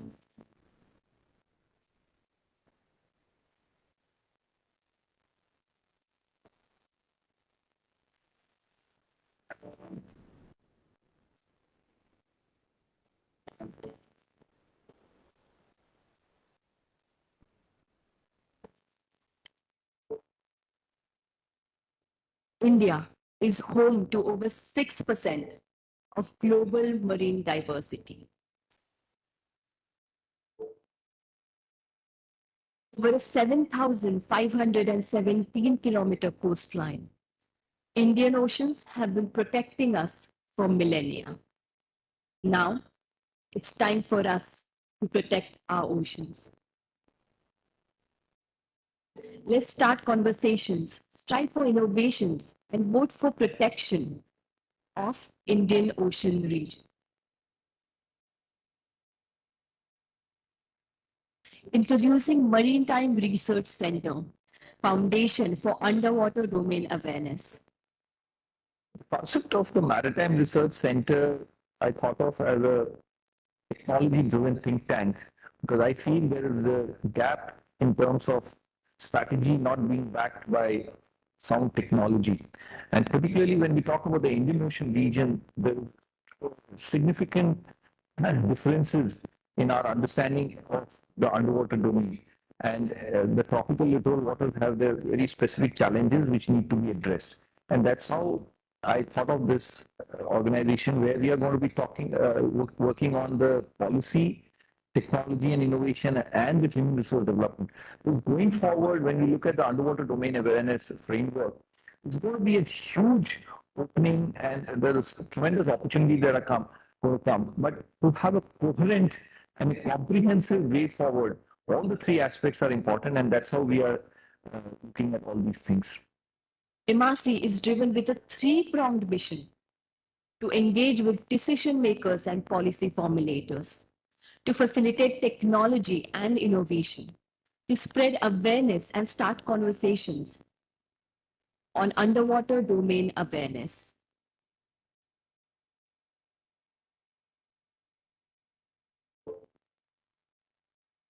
The underwater domain awareness framework is a concept that touches all the four stakeholders. When you look at the underwater domain, there are security requirements, whether it is internal security or external security.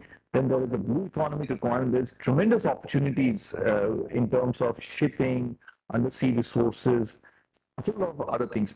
The third is the environment and the disaster management. That also requires tremendous technologies and also proper policies where it can be addressed effectively. And the fourth is pure science and technology. We all know science and technology will be the driver for all things to come. But specifically having science and technology tailored for the requirement is very, very important. And that's how MRC tries to address the UDA framework in a very, very comprehensive manner.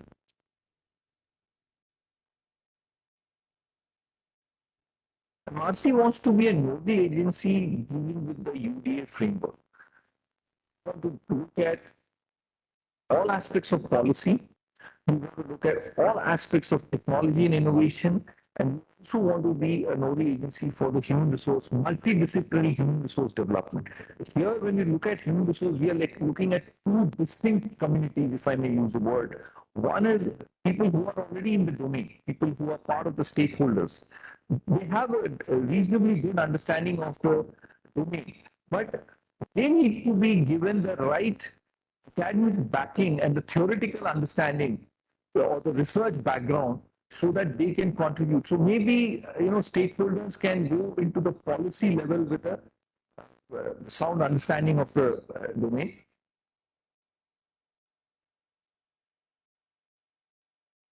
Also, we need younger people to come in. I mean, we have, say, a computer science student, how he can apply his computer science understanding into the underwater domain awareness, or an electronic student, how he can apply his understanding in the underwater domain awareness, or even a law student or a history student, how they can bring value, or a mass communication student, how they can bring value. So we are looking at a multidisciplinary approach and also distinctly kind of make it clear that what they can contribute and how they can build a future career in this domain.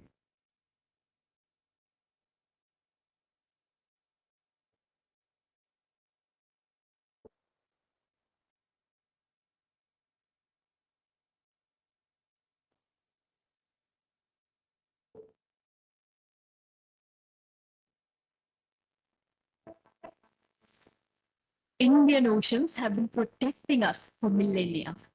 Now it is time for us to protect our oceans. Let us start conversations, strive for innovations, and vote for protection of the Indian Ocean region. Introducing Maritime Research Center, Foundation for Underwater Domain Awareness.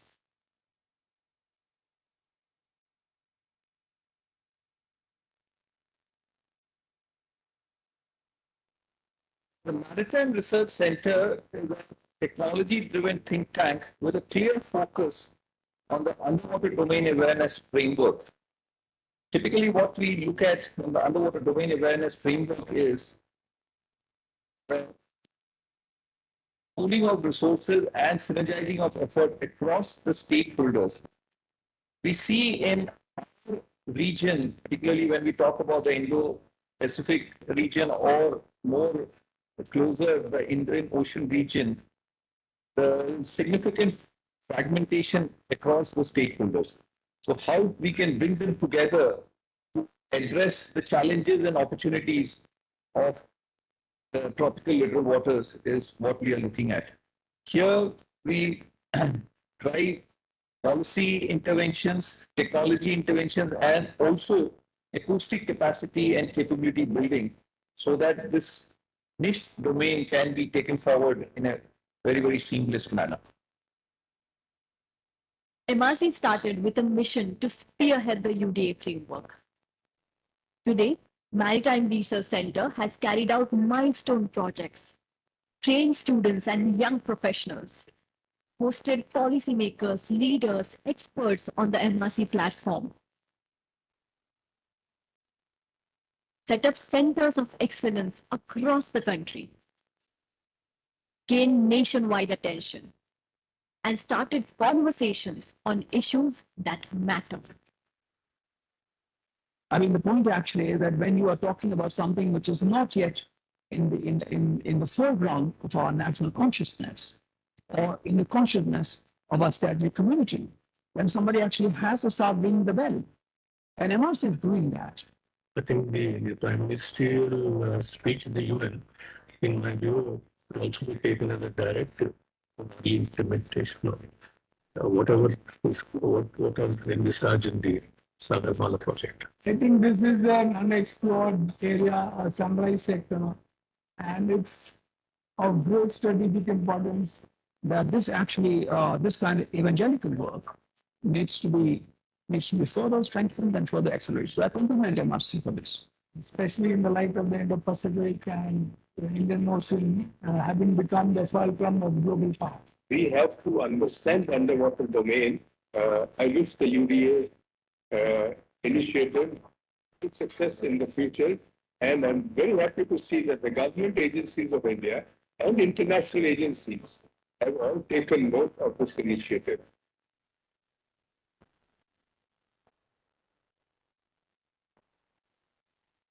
Maritime Research Center is building the future of the underwater domain. Join us in our mission today.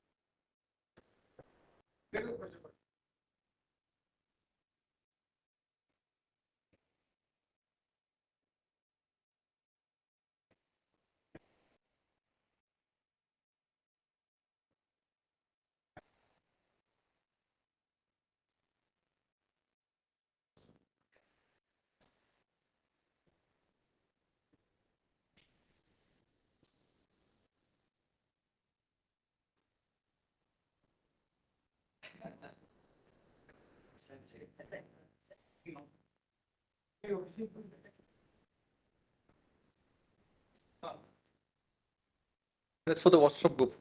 तुम कर दो ना. क्या बोलना? Okay. Uh, Gentlemen, oh, you can continue. We're just doing some admin thing.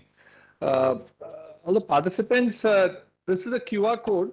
If you just click on this, I mean, you scan it, you will be able to log into the, you have to fill up some details, and then there's a WhatsApp group we are creating so that we can easily communicate with each other.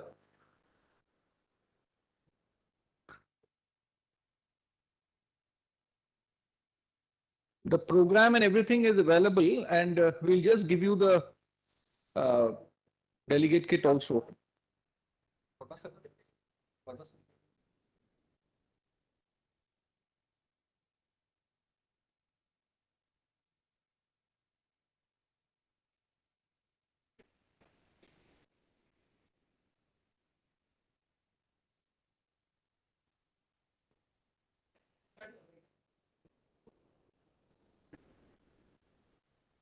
Hello. Yes.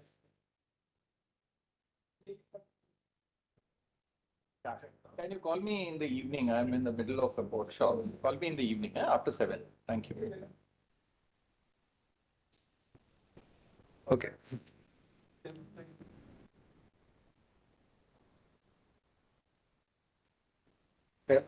वो उसको on करो.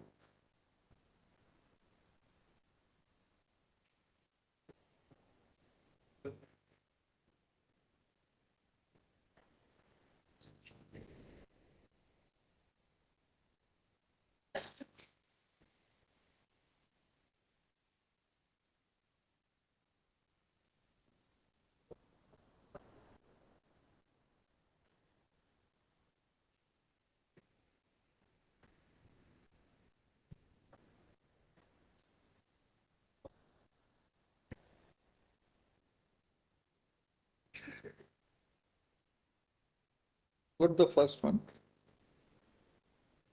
But I cannot run it from here.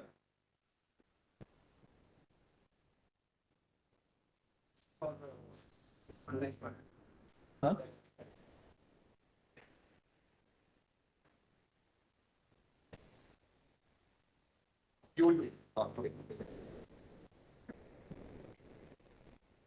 Ayush, has everybody joined from outside?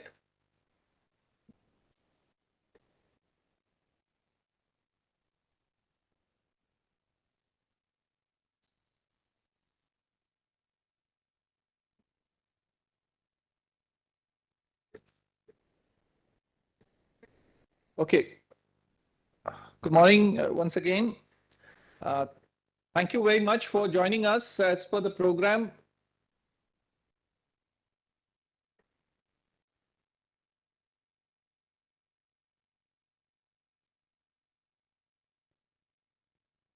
Okay. So, as for the program, let me give you a brief on what the UDA framework is all about. And more than before that, I would like to tell you what we have been doing and also some of admin instructions, but this will be in the form of part of the whole workshop. Now, all of you are aware there is a SAGAR vision announced by the Honourable Prime Minister, security and growth for all in the region. And Honourable Prime Minister himself in his Shangri-La dialogue in 2018, that the IISS conference, he talked about what the SAGAR vision is all about. Let me tell you, the SAGAR vision is one of the first announcements. I mean, the SAGAR vision was announced in 2015 May in Mauritius by the Honourable Prime Minister. In fact, you will be meeting Ambassador Mudgal, who was India's ambassador to Mauritius at that time, and he was instrumental in formalizing the whole SAGAR vision along with Ambassador Javed Ashraf, who was at the PMO at that time. Ambassador Mudgal will be joining us tomorrow physically. He is coming down from Delhi. We will also request him more on what went into the designing of the SAGAR vision, right? As I said, as per the Honorable Prime Minister, the SAGAR vision had 4 tenets. The first, we all know the Indian Ocean region is a very volatile region. Security is a big concern, both internal and external security. I mean, I'm happy to have people who are responsible for internal security, Navy, Army, they are responsible for external security. So the political volatility and the security concerns that arise out of that is a major issue. So that was definitely the point number one. Prime Minister also talked about the economic opportunities, that being a tropical region, the economic opportunities are also very important. So India has to, if India wants to become a $5 trillion economy and beyond, the economic opportunities also need to be understood. The third is, we were a maritime nation. I mean, if we go back in 13th century, we were a global power. And we used to trade far east and far west, right? So rekindling the maritime heritage that we have a lot of civilizational legacy. So how do we take care of that and how do we take that forward? And the fourth is, this is the first declaration for India to be seen as a regional power. So when we talk about a regional power, we have to really know what it takes to be a regional power. Our own capacity, it is not just we are working for ourselves, we are also working to develop the countries in the neighborhood, right? So that was the SAGAR vision given by the Prime Minister, and based on the SAGAR vision, different ministries had also formulated their own strategies. Now, internal security also, inland water transport and a whole lot of things are being worked on. So there were mega projects announced by the government of India. One is Sagar Mala. What is Sagar Mala? Port-led growth. So a lot of ports are being developed in the country. But it is not just ports. The connectivity to ports is also important. So the 20,000 kilometers of waterways. Now 116 national waterways have been announced by the government. Now, what are these waterways supposed to do? Now, just to give you an example, how inland water transport will change the whole scenario. I understand there are 1,000 trucks that are put on the streets by JNPT alone every day. What does it do to the entire ecosystem in the nearby areas, right? So, and even the cost, Praful Talera ji will be speaking to you on logistics, so I'll not go into that. But so there are many aspects that will get covered in, when we, so the government announced a lot of such projects. But the biggest problem that we face now, there are officers who come from the Northeast, or, people who understand the inland water. Brahmaputra loses 4,000 meters once it enters India. The speed at which it moves, I mean, people have seen the Brahmaputra, and the width of Brahmaputra on an average is 5 kilometers. Anybody who's not seen a river of that size will never appreciate what it means. So navigation, now we've announced the inland water transport, but that is the national waterway number 2. National waterway number 1 is from Banaras to Haldia, and in Brahmaputra it is national waterway number 2, 900 kilometers there. Now, if you have to even move strategic assets by our armed forces, how do we make sure that the navigability is possible? These rivers, in the dry season, there is hardly any navigable water, and our forces must be facing these issues. Now, if you start inland water transport, you cannot have issues of water not being available to you. So sediment management becomes a very key aspect. Even in port management, even when we talk about Sagar Mala, the port management requires I'm told a port like JNPT spends 150 crores for dredging annually. It's become unviable to support that kind of a thing. Now, what has happened is that dredging has become the de facto tool for sediment management. It's unviable, particularly in the tropical waters. So if you do not understand the sediment transport pattern, so we have 2 presentations lined up on sediment management. MRC has been working on sediment management for the last 3 years. We've had at least 10 research interns and fellows who have worked, and now it has reached a very good mature level. We have also now working on e-learning modules to give you a sense of different aspects. How please come in, please come in. How will you digitize? Because the moment you digitize, you have far better hold over the data, and then you can analyze it many ways. Navigability is just one part. When you do so much excessive dredging, sediment management, I would say, has three major components. One is the navigability, but also when you do sediment management, you also get to know what is the bottom all about. So sediment bearing pressure is one important aspect. Now, in the British time, we had this Geological Survey of India, Botanical Survey of India. These were organizations which used to collect a lot of data. Now, today in the underwater, sir, I want to propose that we have to have an organization which has these kind of data. Now, when an industry has to do something like, so we have this bridge, the flyovers that have been built. If the sediment bearing pressure is not measured correctly, and you have this incident in Bihar, a bridge fell down twice, right? What was it? It's a failure of the sediment bearing pressure. Army and various forces, I mean, army engineers make these bridges, right? If you do not have the right understanding of the sediment bearing pressure, you will go horribly wrong. But it is not possible for an industry, suppose L&T or any organization gets a contract to build, if they have to do that study on their own, it is not viable. So if we do not create these kind of databases, or, a lot of such things are not available, this is just one aspect. If we do not have this kind of data, we will, now if it's a, I am aware of some small contractors, because a lot of bridges are not being formed. They just do it, either they will, overshoot, or they will undershoot. Sometimes they keep the margin too high, but that increases the cost phenomenally. Right? If you keep that margin very high. So you can do the precise thing if you have that data. So this is very important. And even for army, when you do build bridges, or you put even temporary bridges, if you do not have an understanding of the sediment bearing pressure, you will be horribly wrong. And with our such a massive, riverine system, there are marshy lands where, forces will have to be deployed. Even if you have to deploy a tank or any heavy vehicle, if you do not have an understanding of the sediment bearing pressure, you will not know how to go about it. So there's a very detailed presentation will be done by my colleague Romit from IIT Delhi, who's worked on this for the last 2 years.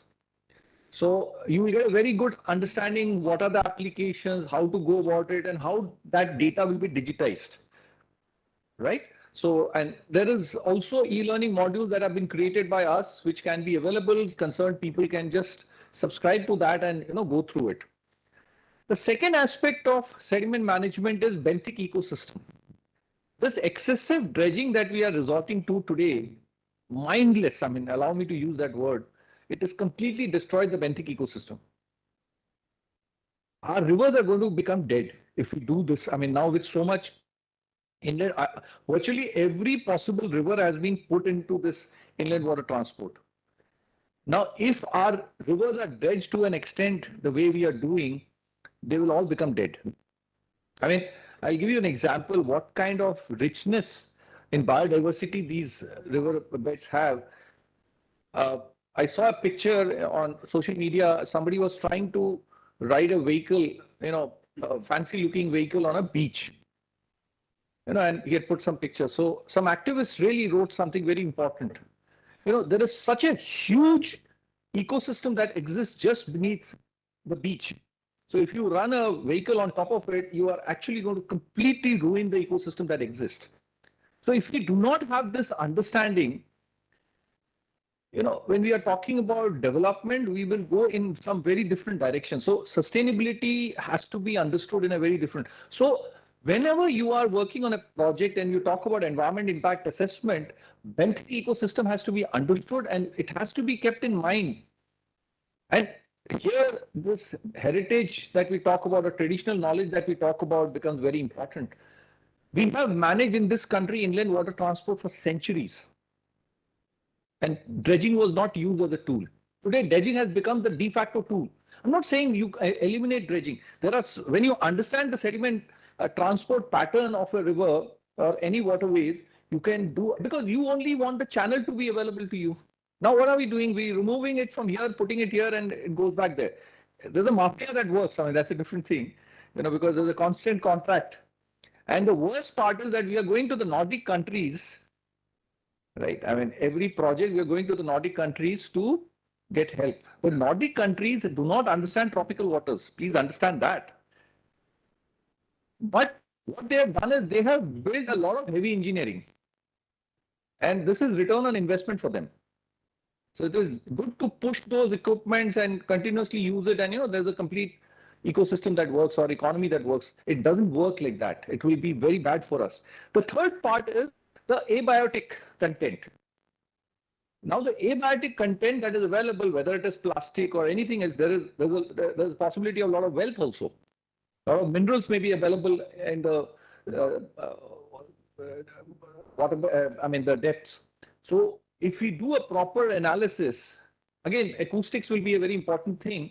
If we can do that, now when you give a contract for an industry, instead of using that as a waste, we can actually extract a lot of wealth out of it and use it. Or even a lot of analysis can be done. I mean, the pollution of the cities are going into the river and it will settle down in the river bed. So there's a lot of analysis that can happen, and it will happen in just one analysis. You run a sonar and you get the data, and it can be analyzed in various such things that are there. So what I'm trying to tell you is that there is so many aspects of underwater. I mean, when we talk about underwater domain awareness, this is just one part of it.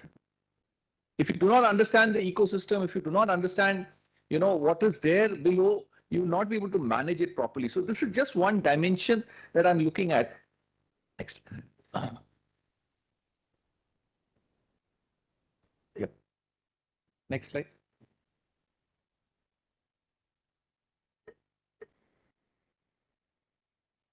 Yeah.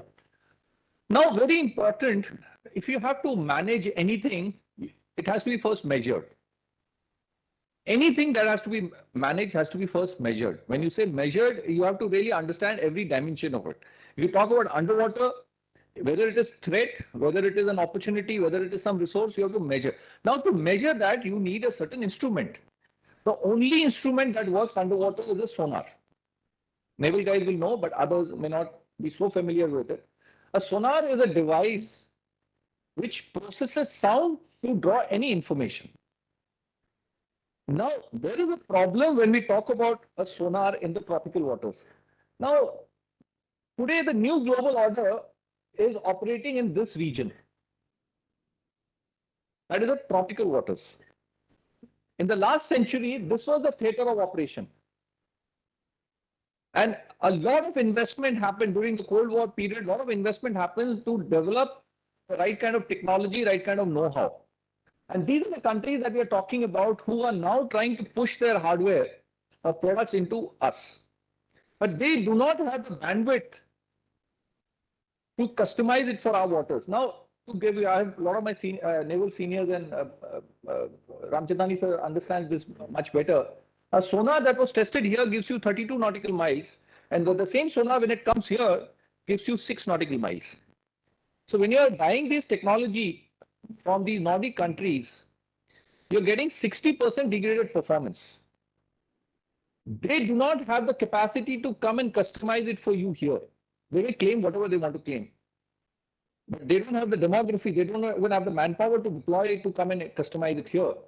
Now, when you're talking about this region, now it is not just, many times I have seen, I'll not name organizations, we not only buy that, they also tell us how to use it. Now, if the degradation of performance is 60%, how can they tell us how to use it? Will your deployment strategy remain the same? You have to understand that part.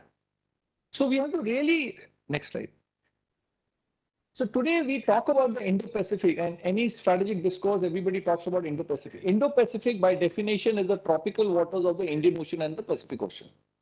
So any deployment here will have to first overcome the tropical limitation. Right? If you do not overcome the tropical limitation, whatever be the application, I gave you sediment management as one. Now, I want to give you a funny example. Even the might of the US in 2021, November, USS Connecticut got grounded here. It is a top-end nuclear submarine of the mightiest navy in the world. And it's very embarrassing. I mean, the Chinese made just a simple statement, what were you doing here? Right, because a submarine is not supposed to be submerged in international waters. Diplomatically, the Americans had no face to show. I mean, a submarine is not supposed to be submerged in international waters. And you get caught like this, right? And it suffered significant damage and, they had to go and go back. So that is the challenge of UDA in the tropical waters that we're talking about. Even they are struggling. I'll talk about how it has evolved.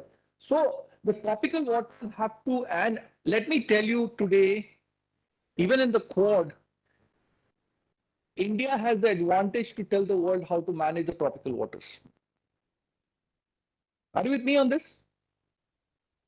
Can the Americans deploy the kind of manpower that we can do? Can the Japanese deploy the manpower that we can do? Can the Australians deploy people, or do they have the wherewithal to do that? So India has the leverage, has the possibility of being a leader in this. And let me tell you, I mean, the indications that we get, they are too keen to take this forward. Next.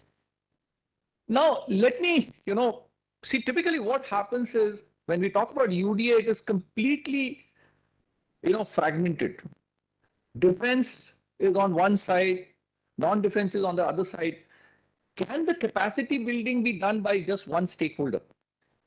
Unless it is a whole of nation approach, and that's what we reached out to the Niti Aayog and requested them, there has to be a whole of nation approach. Otherwise, the kind of capacity building that is required cannot be, I mean, neither the defense budget can take care of it nor any other.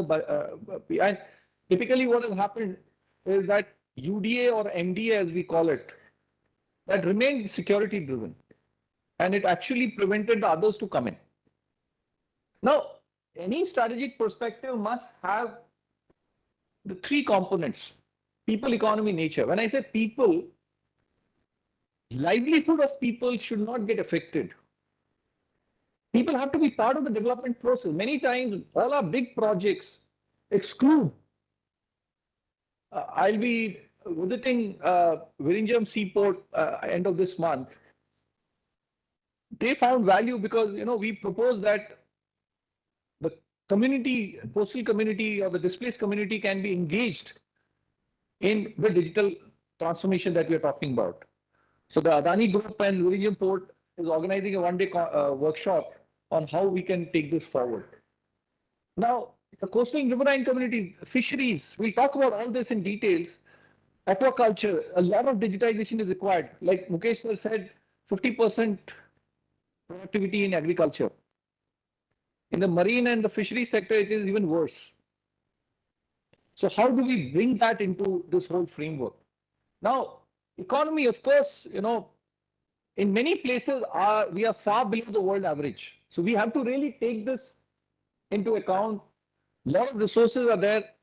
The maritime India, as many speakers said, is almost now comparable. I mean, we have applied to the International Seabed Authority to enhance the extent of EEZ to 350 nautical miles. If that happens, maritime India and terrestrial India will almost be equal. But the contribution of the maritime India to the GDP is not even 4%. If we have to be really a $5 trillion economy and beyond, maritime India has to significantly contribute to the GDP. Now, when we talk about nature, it has to be sustainable. If it is not sustainable, it makes no sense.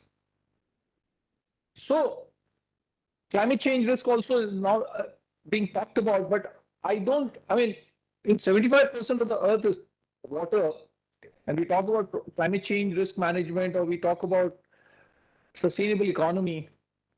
Can we do it without UDA? Is a question we need to ask ourselves. And because to my mind, 90% of the resources and the threats reside below the surface of the water. And if we do not, and it requires specialized acoustic technology, and if we do not understand that, I don't think we'll be able to manage this. Next. Now, this is the framework. We'll talk about this in more detail. If you look at the four sides of the cube,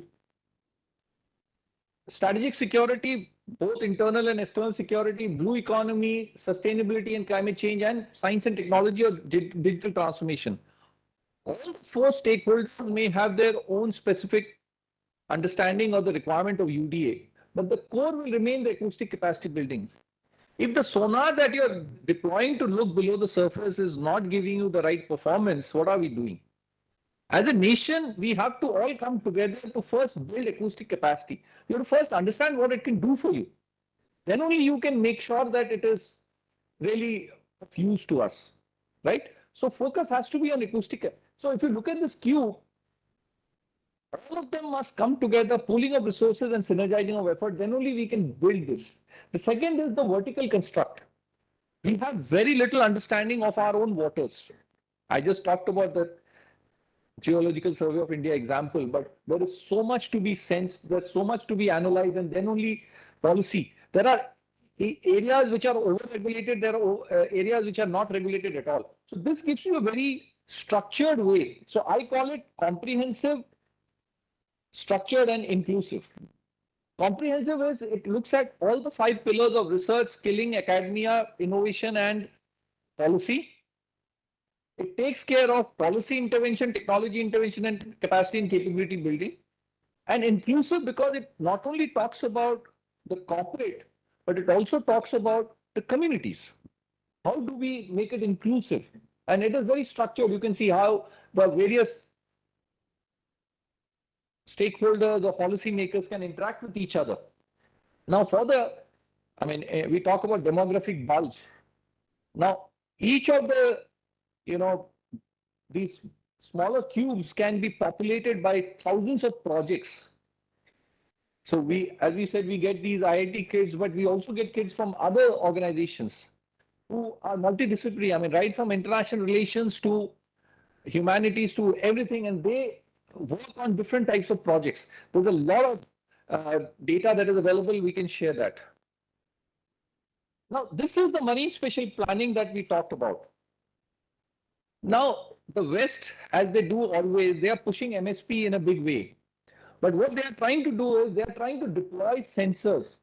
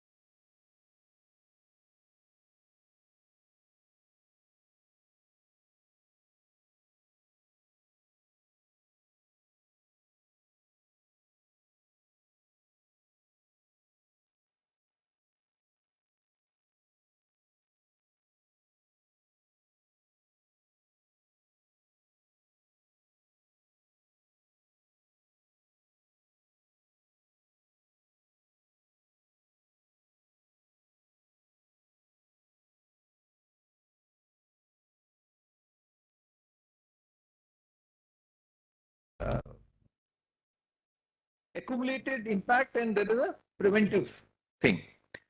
Now, accumulated impact is, see, now this is a big room. If I smoke here, this room has a certain capacity to absorb. If one person smokes, a person sitting on the other end won't get affected, right? Or the impact will not be, because by the time it spreads in the volume, it will not have that kind of effect. But if 10 people smoke, it will obviously have, so there is a limit to how much the environment can take. So similarly, when you talk about dredging in a particular area, if it's a very localized small area, over a period of time, the rest of the ecosystem can take care. Like, I'll give you a very simple example. During COVID, a lot of places in Himalayas and all that,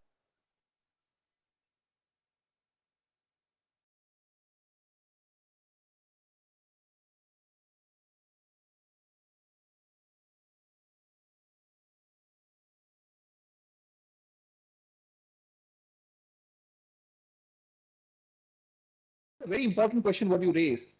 Now, for any project, when you do environment impact assessment, typically what we do is a very limited thing we do. You have to look at it in the next 100 years. So there is a spatio-temporal. When you look at that map that we said, it's a spatio-temporal map. Space में कैसे होता है and time-wise how it changes. During a दिन में different times of the day, the temperatures change or seasonal variations. So temporal changes also have to. Now, what is the scale of temporal that you're talking about? Temporally, you have to look at least 100 years. If you do not look at 100 years, you will never be able to understand how the impact will be. So there has to be, today that is possible with AI and all that. Now temporally, you have to look at from the Himalayas to the oceans. I mean, especially space का भी scale इतना होना चाहिए that you are able to take care of. Otherwise, what we do is very localized. हम एक study करते हैं and उससे कुछ पता नहीं लगता है. So you have to, when you do that study, environment impact assessment or climate change study, it has to, spatio-temporally, it has to be. Now, I mean, in statistics, as we say, a mean and an average. What is an average? If I say, what is the average height of, armed forces? Now, armed forces, अगर मैं BSF का बोलूं, so it is not possible for you to call everybody and सबका height low or whatever, the system. Now, there is a certain number that is required to call it a mean. Otherwise, you just say average. कि 10 लोगों को आपने लिया and एक average लेके आपने बोला, So that has to be understood. A meaningful, for statistical information, a meaningful sample size is important. If you do not have the minimum sample size, the information that you give is not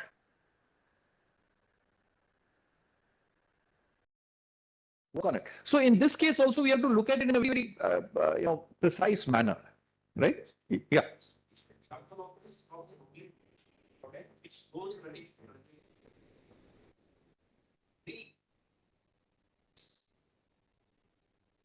From one side, it dumps somewhere else. Top part, and this matter of settled, water is flowing smoothly over it. It's not getting because you plow the bedding ground, soak the water. The river drying is of the dredging or very many cases. And you have to look at setting pattern is also changing. That's what I was trying to tell you. See, now if you look at the sediment management, now for organizations like them, they are operating in Brahmaputra and various things.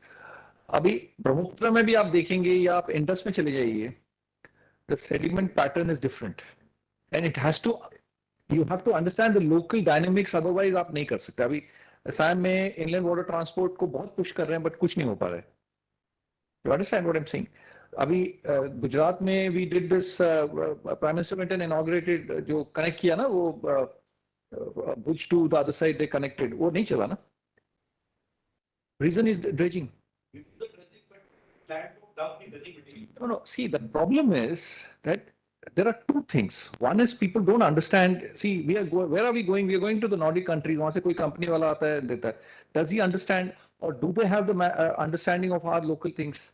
It is not possible. Now, the second part is there is also mafia. that there was a contract. So isme abhi he doesn't have to worry. Money is just flowing for him. He'll keep removing and putting it there and it will come back. And even now, when you give a contract, don't you have to measure that आपने काम किया कि नहीं? How will you even measure that? आपको मैंने बोला इतना आप खाली करो. If it is a flowing thing, आप उसको कैसे measure करोगे? So Romit is going to talk about this. So you can ask a lot of questions. Now for the riverine system, it is different. Rivers ke bhi Hooghly behaves in a very different manner. Brahmaputra behaves in a different manner. So don't you think we need to, if we have to really be very, very productive, now JNPT is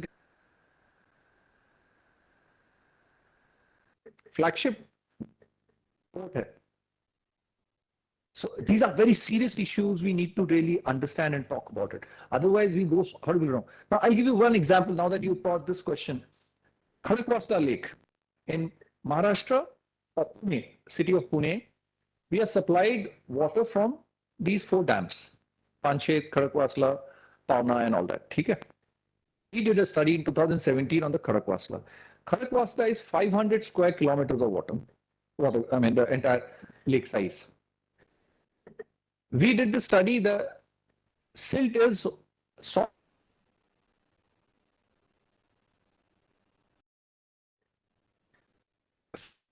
Capacity of the lake has been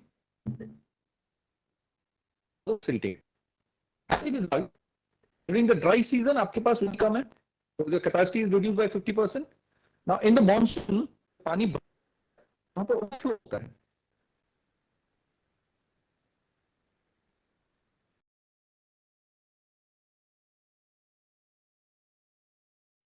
What have we done? So abhi, the obvious thing is silt निकाल दो. You're doing good. But is it easy to remove the silt? 500 square kilometer of area, uska आप 3 to 4 meters अगर आप silt का, just do the calculation, plain calculation. How will you remove it? Now, this, one of the issues came to me because now as an organization, if you have to give a contract, uska value कैसे आप decide करोगे? Nature of the silt. ठीक है. Now, dredging के there are more than 10 types of dredging. If it is hard rock, dredger is different. If it is soft silt, the dredging is different. Maharashtra government announced 900 crores for desilting. Right? Now, if you have to remove the silt, आप अगर heavy dredging use करोगे, the cost goes up 20 times. तो वो भी एक पूरा under the plan it happens, you know, वो लोगों ने contract ले लिया and they are trying to remove. वो silt आप उससे निकालोगे तो निकलता नहीं है. Soft silt will not even, वो core में नहीं आता है. When you do coring, उसमें it doesn't hold. It's so soft. Right? So there is hydraulic suction machine. Now, if you, even if you remove this, now who's going to pay for the transportation? ये कहाँ dump करोगे? Now people said कि it is very good for farming. तो farmers को दे देंगे. Now this is all works in the West. वहाँ पे average farm size is few hectares, right? Not 1 or 2. India में average farm size is 1.1 acres. Yes? जबकि even for farming, 2.4 is the minimum required to make it, even make farming viable. उससे कम scale में आप करोगे वो viable नहीं है economically. That's why we have a lot of problem. Now, can that farmer pay for a truckload of thing to his thing? Second point is, between the Rabi and the Kharif, it's only 1 month. The farmer is not free during that 1 month. उसको और भी 1000 काम है. Take it. Now, India is a developing nation. We need a lot of construction that is happening. So if you just put a hydraulic suction machine, so now if you just do a sediment classification and you know exactly क्या है, you will get that kind of map. MSP आपको मिल जाएगा. ठीक है? You can plan when you can remove it. Now that silt can be sucked out using a hydraulic suction machine. जिसका cost is 1/30th of that actual dredging का जो cost होता है. It's just a hydraulic suction machine. उसको आप suck करके, if you put a brick making plant on the side, you'll produce 20,000 bricks in a day. Now the government, which is the owner of the land, should be making that money, no? Now government is allocating 900 crores for this. What are we doing? That is the advantage of underwater domain awareness. Now, तो अभी क्या है? People are talking in the air. And this is just one dimension of it. It is just one dimension. आपने अगर पूरा उसको dredge कर दिया ना, तो the entire ecosystem is killed. We're finished. So we need to look at it very differently. We have to understand, and all of you are decision makers at some stage or the other. And your inputs are going to be extremely important. If you understand, you don't have to do it. You know what needs to be done. See, I am not here to teach you aise karna hai. You just need to know what all is possible. Then you can take a much more well-informed decision. Otherwise, now you have to move your strategic assets on the water bodies. How will you take that decision? Availability आपको पता होना चाहिए. If you have to plan a movement, you have to know when is it possible and when it is not possible. We have done a project on collision avoidance. Now, AIS is a very important thing. I mean, for you, it will be RIS. In the Navy, we use AIS has become compulsory. We have AIS on every ship, everything is there. But RIS may, it can be used, now Navy may, or people who operate in the sea, depth is not so much of a big issue in the open sea. Yeah, it is, but आपको तो minute to minute देखना पड़ेगा. They don't have to see minute to minute, right? Now, we have done, AIS doesn't give you the bottom. So we did a project, a couple of IIT kids and BITS Pilani kids worked on it. We combined the AIS data with the sediment bedload prediction. Now, on a single platform, now if you have to deploy, if you know the depth in a certain area, and you know कि मेरा जहाज का draft कितना है. Now, whether a particular class of vessel can go into this in a particular season or not, don't you think you need this information sitting in your headquarters? मेरे को क्या asset deploy करने हैं, वो मुझे आपको यहाँ पे पता होना चाहिए. That is what technology can do for you.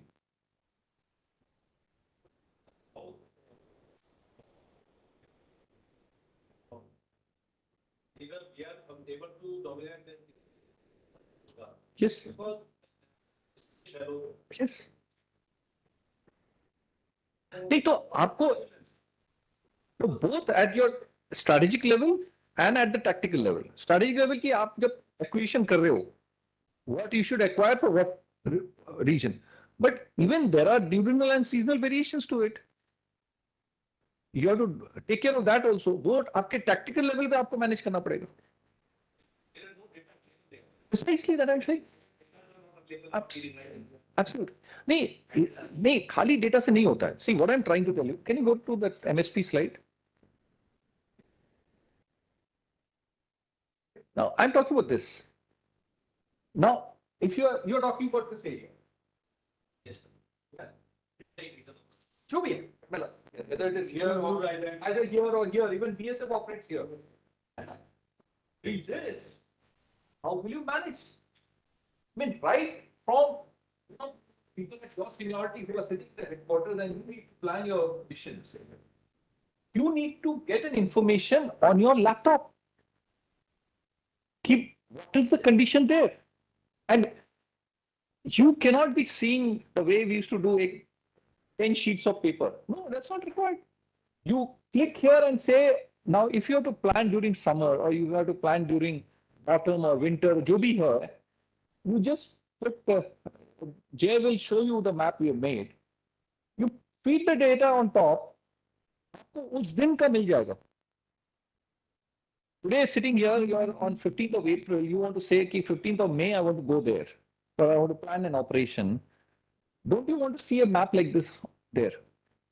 यहाँ पे this is showing you underwater noise, but this can also show you the sediment pattern there. It can also show you various other aspects. Now, if your adversary has to come from here, you know what will be his ease of movement. Yes or no? Don't you think you need to get that scenario? And when it is digitally available to you, you can even put another algorithm on top of it to see the movement का time क्या है. All these sensors what you are talking about, can they be or are they being placed physically in that area? Yeah, that's a good question you asked. What I said is, if you go to a Western dealer, no, Western thing, he will say कि मैं इस पूरे area में sensor डाल दूंगा, otherwise कैसे होगा? Can you put sensors in the whole region? Is it economically viable? Is it physically viable? Not viable. इसमें fisheries होता है, इसमें कई सारे activities होते हैं. Can you put sensors like? You cannot. How you do it is a modeling and simulation method.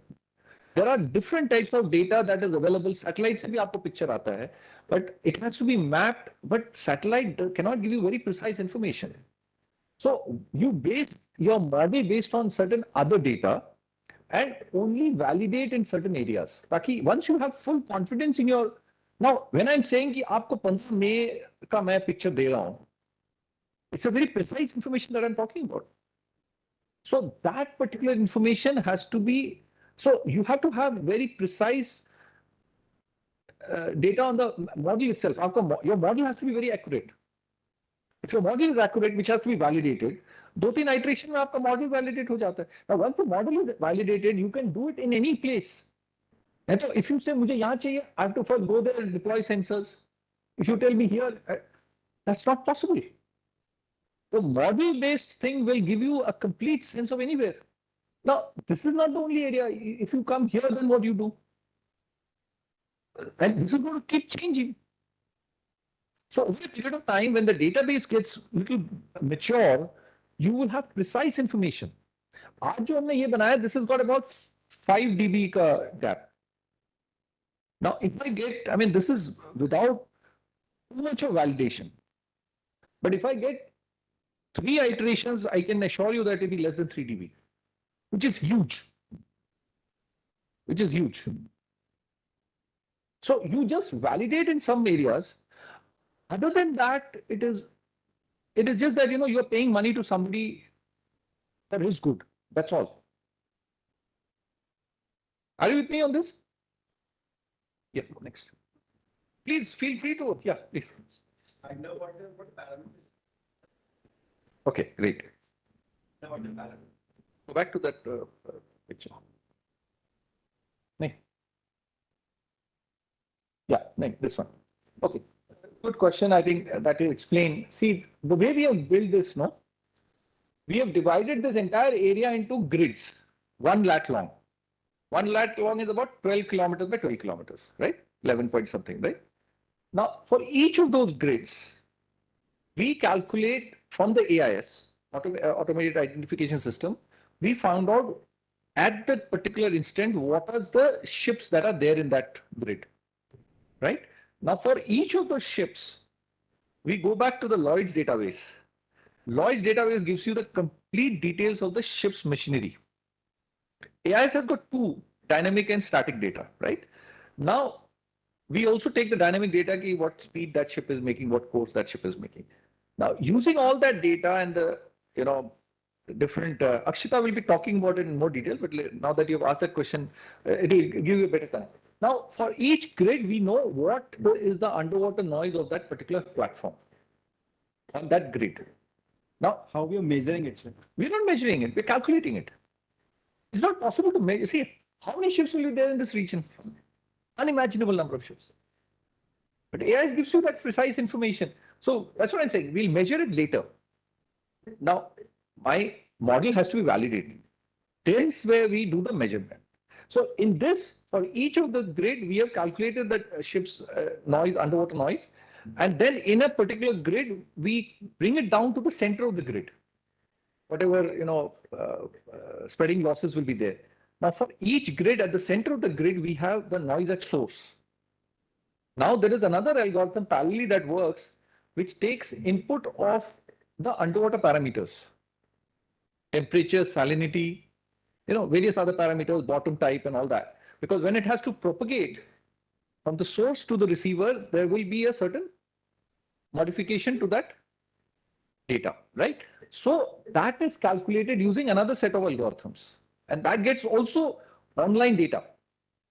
There's an Itopo database. So there are multiple databases that are packed in and you get that information, right? And then this noise at source, and that's what I was talking about, the source path receiver model. So this source data and the path combines to get you a map like this, right? So there is a lot of calculation. See, this was not possible 5 years back. Today, the kind of computational power that is there available, it's phenomenal.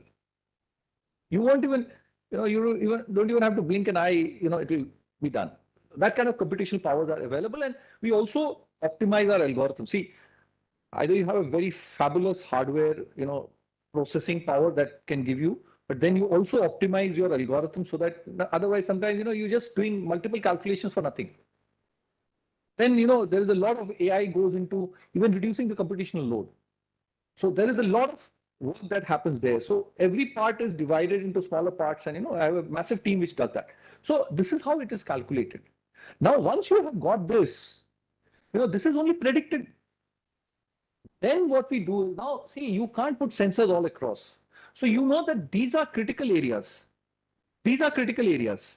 So you identify, say, 10 or 15 critical areas, deploy sensor there, and run it through a complete week cycle. 1 week cycle. So your behavior in the daytime, temperature variation in Pune, morning till evening, temperature variation is 20 degrees, minimum to maximum in October, right? Now, underwater speed of sound varies by 4.6 meters per second for every degree centigrade temperature, right? So if that kind of variation we are talking about, if you do not factor this into your system, like even, when you buy equipment and marine se aap fresh water mein dal dete ho, the whole thing changes. Because see, there's a formula which calculates the speed of sound, and based on speed of sound, you will find out that is how an eco sounder will work. If the speed of sound itself is wrong, because that's a default value, right? If your default value itself is wrong, you're going pretty wrong, right? So this has to be understood. That was part of my PhD students project in Kadakwasla. We calculated everything. Now in 2008, there is a McKinsey formula is largely used, in many of our equipments. But McKinsey formula doesn't work in fresh water. So there's a Leroy's formula that has come in 2008. That suits our tropical behavior.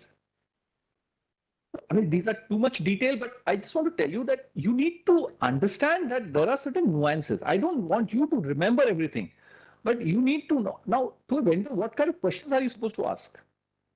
That is all is required. Otherwise, he has built an, see, these are, I call it canned solutions. See, during the Cold War period, the Americans invested, the Russians invested, even the Europeans invested a lot in developing technology. उस समय तो sonar ही नहीं ठीक से, sonar was just coming up, right? That time, environment parameters were not understood, so they invested a lot to bring down those uncertainties. But that was for the temperate waters, right? Now, after that, they have not done any work, or they don't have the resources to do the work. Now, once they have invested and they have a product, they want to sell that, and that's what they're pushing. Now, when I say to see, to understand, and to share, to see part still, till the time we can develop equipment by itself, it's fine. But the understand part, the data analytics part has to be our own in-house. Otherwise, what happens is this will go out. Your data will go out, and they can sell this to our adversary also. Now, I'm telling you, 32 nautical miles is a sonar. NKK 335 guys know. The particular sonar which I have also operated, and which is operated by the Navy. When it was tested in Russia, it gave you 32 nautical miles. The same ship or the same equipment comes to India, it gives you 6 nautical miles. Straight away, 60% degradation of performance, right? Now, if I can do a bit of work, whatever I'm trying to tell you, if I can make this 6 to 12, which is easy, uske aage is difficult. But 32 became 6, but if I can make this 6 into 12, what have I done? Today, if I have to get the same area coverage, my asset deployment is 6 times, right? I have to 6 times more asset to survey the same area.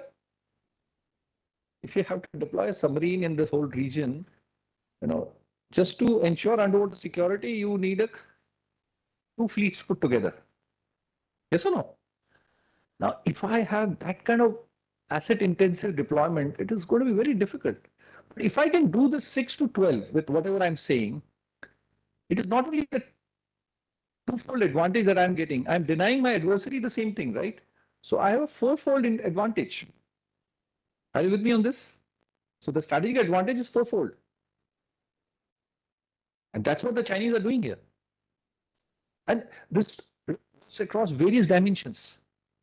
It is not just a passive sonar I'm talking about. It's not just, particular sonar I'm talking. There are so many dimensions that we're talking about. When you say underwater domain awareness it's a huge thing.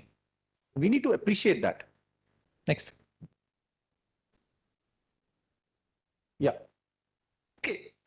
A couple of administrative announcements. All the participants, we have a couple of platforms. So this is UDA Digest.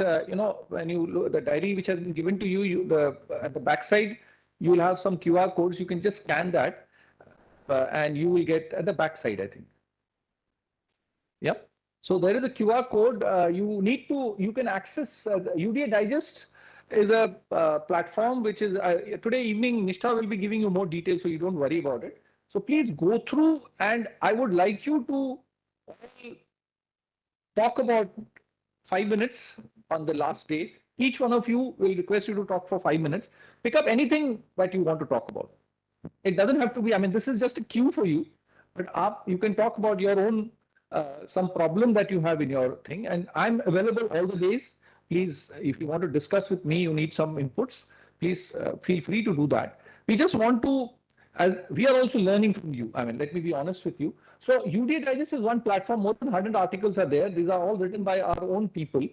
And, you can just understand, and it will be definitely related to your operational area. And there is another platform called UDA Research Center. There are more than 150 articles here. It has got three categories. Research notes is basically a detailed literature survey of what's going on, right? So please feel free to go through that. And then the innovation note is yet to be populated. So this is for the research community. This is for the startup community. And case study, this is a Harvard model, I'm told. The Government of India has a platform called Amrit Gyan Kosh. So there, they have started this thing. So they've asked us to do 10 modules on various problems. Like I talked about freshwater management, we talk about dredging, these problems, talking about every aspect, and it will be like a complete course. About 40 hours of thing, you can look at different dimensions. And then UDA dialogue is, even this conversation is also getting recorded, and like senior people have come and spoken. So what they have said, that's these two are, I mean, the previous one are textual model things. Everything is text, and the UDA dialogue is audio video. So you can just listen to various experts, what they've said. We have done a lot of webinars and all that. So you get that. And the fourth one is a UDA Learning Center. It is right now only the first one is uploaded, a UDA framework. There are 10 modules in it. This is also uploaded in the IGOT model, IGOT platform of the Government of India. So you're all government officials, so you can even access it there. But these are available, you or your team can go through this and, have a better understanding. These are about 45 hours of a thing. Every module has 3 sub-modules. There is a 10-minute presentation, and then there is a reading material in that. So this has been done in a very detailed format. And these 4 are coming up in that, maybe another month or 2 that get uploaded. Blue economy, climate change, sediment management, and digital transformation. So each of the research fellows who are working, you'll be listening to that presentation. So I think it will make a lot of sense then. And as I said, these are uploaded in the IGOT website, and probably once they are ready, we may get it uploaded there also. So CBC works on, Capacity Building Commission works on the Prime Minister's office, and we are a knowledge partner to them. So, and this is Amrit Gyan Kosh is what is being considered now. So please, I mean, the previous platforms, UDA Digest, please go through them in your own time and just select one particular thing which you would like to, and it's very well categorized also. So you can easily find, or you can also discuss with me. So each one of you will request you on the final day, just 5 minutes, we would request you to speak on something, whatever it is of your interest. And I'm available here, or my team is available. We can discuss whatever it is. Yeah, next. So this is how the platforms look. So UDA Digest has got these themes also. Blue economy is there, maritime security is there, ESG, climate risk, skilling, a whole lot of geopolitics and international relations. So there are different categories, and you can just click and go through. Then we have this UDA dialogue is here, UDA knowledge center is here, and then this is the UDA learning center. Next. So this is the marine special planning entire framework that we have built. It's work in progress, and probably next 10 years will be work in progress. But what you can see here is the sustainable development, marine environmental management, climate change risk management, resource mapping, maritime infrastructure and application. So this is the actual real implementation. So some of them have been populated, like aquaculture is populated to some extent. We've done for seaweed farming, for, even for freshwater, for common carps, we have done it. Then we have done acoustic habitat degradation, we have done. So you will get a bit of exposure to this. My colleague Jay will also make a presentation on what it is. We'll get a live demonstration of this. So this can be a game changer when you can see the entire coast or even the hinterland can be mapped. Like even for your requirement, as I said, we can do it for you. See, certain security related things we can't do it just like that unless we have a government agency involved, and that cannot be discussed in an open thing. I mean, I've done a report for the NSA's office, so we have this thought has been definitely put there, but we have not yet gone. But see, as a capacity demonstrator or credibility demonstrator, we have built this, and we can show you that, right? Next. We have a lot of documentation also. So that link I sent, these online things or, soft copies are available. You can, even these skilling documents are there, because what are the different skills that are required? Now we have spoken about so many things. So we have mapped it. What are those stakeholders? What are those skill mapping? What are those job mapping? What are the grade mapping? And what are the curriculum mapping? So the complete details is available. It's available in our website also. And during the lunchtime and other time, my colleague Shreya will be playing some of the videos, which is we have kind of built on this. Next, please. MSP, as we said, again, we have done the position paper. Handbook is still work in progress, but it's almost 60%, I think, ready. Tomorrow, Mudgal sir is coming, so he may also speak about MSP. He's been involved in this NSP initiative of ours, because he has been talking global forums and he's been very emotionally attached. So he's been a great support for us. So he's also a co-author on this. Annual report also is available. Now, go back. Next, please. Yeah. So now I have made these proposals, 100 water warriors. See, as I told you about the Pune ecosystem, and so we are looking at putting 100 water warriors on the ground. People who have the right kind of skills and understand the whole how to go about it, and they will be deployed. If we can deploy 100 people, then I think the chain reaction will start and it will go. Then 100 coastal warriors is another program that we have. So this is what I'm going to be discussing with the Adani group also. Next, please. River warriors. Rivers have their own requirements. So, talking about Brahmaputra, and now there is a project, so we will be working on this.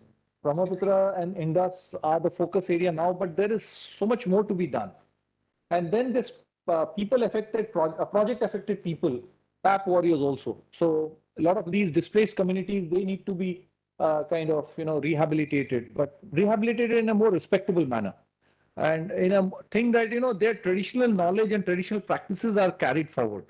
So that's the aim. Next.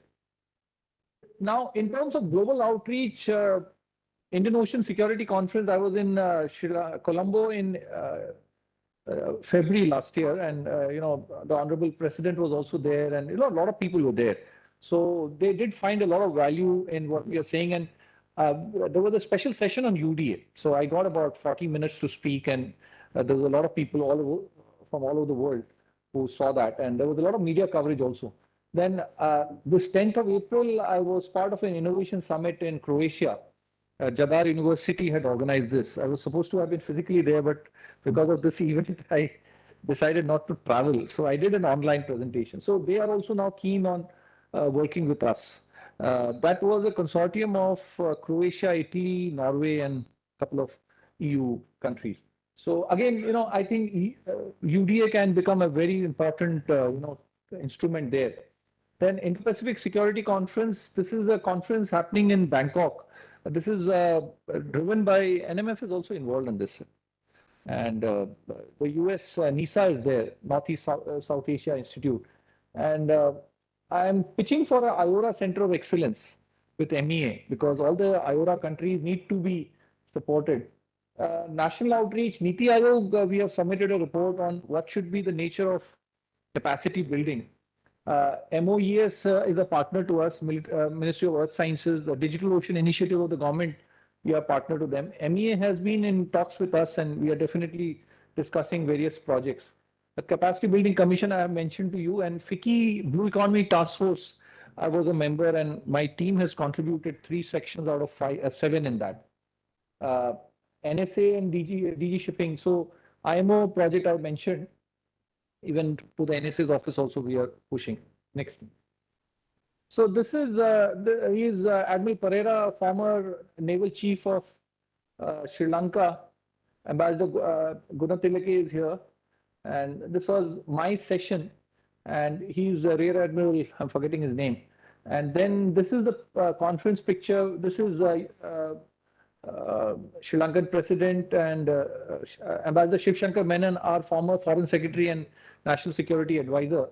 And the other two are my, she's Julie Chang, US Ambassador to Sri Lanka, and he's the Deputy Foreign Minister of Japan. So this conference was sponsored by the US government and the Japanese government. And of course, it was a track 2 meeting. And our ambassador in Sri Lanka, High Commissioner in Sri Lanka, Santosh Jha sir. And this is Secretary Capacity Building Commission. We signed an MOU with them. Ambassador Mudgal, you will be meeting him tomorrow. So while I was in Sri Lanka, this was another World Ocean Science Congress that was happening in Chennai. And we are happy that there was a special session. Now I request organizers that please organize a special session on UDA, then only I come. So they were very kind to honor that. So there was a session and 7 presentations were done from MRC. And Ambassador Mudgal traveled himself to be part of it. Professor Vijay Kumar is my postmate in the Navy. He's a professor in IIT Chennai. We have exactly the same profile. So he did his master's from IIT Chennai and PhD from IIT Delhi, but he served in IIT Delhi as a naval officer for a long time. And then he is now joined as a full professor in IIT Chennai, hydrodynamics person. Unfortunately, this time he was really busy with few things, but otherwise he's always available with our events. Next. So stakeholder outreach, this is an important event. We value your presence and we value your participation because, unless you understand what it is, we can't go to the next level. So this interaction is very important. So, we do this quite often. 25th, I'm in Port Blair. So we have officers from Port Blair. So CMC has been extremely kind and he has invited me there and I'll be talking there. So I hope I'll be able to convince them that UDA is important. Then local outreach, we do a lot of outreach with the local academic institutions also. 10 of our courses have been approved by AICT also. So for engineering colleges or technical institutes, they can straight away run our courses. Even social impact, we do talk to a lot of consultants and how we can work together, CSR partners and potential clients. Next. So now this is something important I want to share with you. See, if you have to drive UDA, there is a 3 level of people who are required or 3 categories of people. One is high-end data analysts. So I talk about these IIT students, but not necessarily it has to be IIT only. But we've been, without any advertisement, this year we got 800 applications, which Pilani has been sending people to us. Now, they are the ones who will work on the top-end hardware and software development. But once that data is generated, but data interpretation has to be done by domain specialist. So the domain specialist would be, people from, even young professionals can get involved. But, students of different disciplines, they have to come in here. And the third is the field deployment specialist. So this is where, I'm very much keen to look at the, domain specialist, the coastal community and the riverine communities. Even, if we can put our people there, we have a far better control over the local communities. if we can engage them, even from a security perspective also, we have a far better leverage over them. If some of the next generation gets involved into something more meaningful, so that's what is my push, that we can train them, and we have all the training programs or skilling programs that are available, which can be deployed. Next. Thank you. So any questions? We will move to the next. Okay, we are lunchtime now. So any questions quickly, or we can continue? Yes, sir. Yes, yes, please. You come here.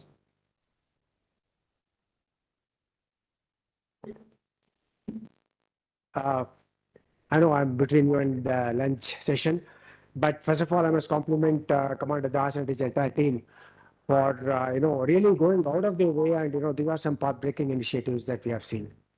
From the presentation that is made since morning, it's very clear that this is the future, and we need to be able to look at the future and protect what India wants to do in terms of SAGAR or in terms of whatever. I just wanted to bring some of my practical experiences to the table, which would be of relevance to others. Commander Das, spoke about the AIO, AIS system. So I'm not sure how much of your all the naval officers and others would be quite clear about it. Here is an effort where this actually was a security initiative in terms of anti-piracy operation, when they said it's compulsory, particularly after the ISPS. Coast Guard friends here also would know that it became compulsory for you to carry a AIS system on board.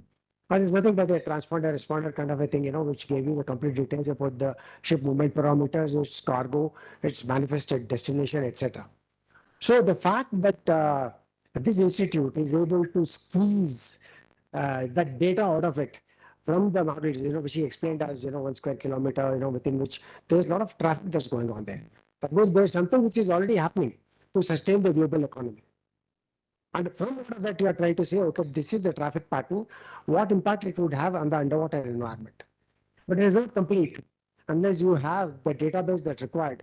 Because topography in the Arabian Sea is different from topography. I'm also saying it for the benefit of others who are not familiar with the ocean environment. So what is on Bay of Bengal is not there in the Arabian Sea. The gradients are different, the temperature is different, the salinity is different. So we can't bluntly say just because we have OSC getting all the data. That's like this computer modeling, that the innovations which have taken place to look at this is the sum total of knowledge that is there, which can be extracted and translated into the noise levels, ambient noise level order, and then try and create a mathematical model, as you said. That would be of great significance in understanding the environment.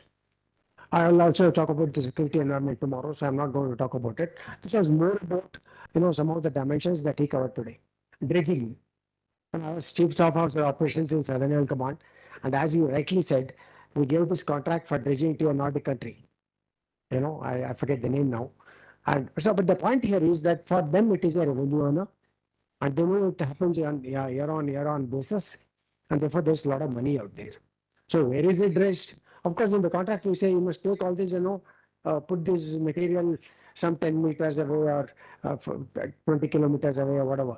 But the point is that this is a revenue source, and they've perfected the art of building dredgers, which are cost effective, and they come all the way. I remember these dredgers which we employed in Cochin for dredging before the carrier was to come was phenomenal. So that is a regular money earner. But as far as the Coast Guard is concerned, it's one of the reasons why today we have hovercraft. We overcome the limitations of, it led to some of the certain successful operations in Sri Lanka. We were able to catch these drug runners because they always capitalized on the fact that shallow waters, those rivers, those who operated Swarupam definitely remember Mulla Tannattivu, that this thing. There, you could not take even a small craft. So the whole craft came in the way, and we carried out some successful operations there. So there is one technology which is in terms of use of platforms. The other is to optimize on your dredging, as you brought out, in terms of sedimentation, because after all that is the future. So even in yesterday evening, they put me up in boat club, thanks to all of you. So I took a walk. So I asked the guy there, I said, sailing हो रहा है क्या आजकल? He said, नहीं साहब पानी नहीं है. And he said, सिर्फ rowing हो रहा है.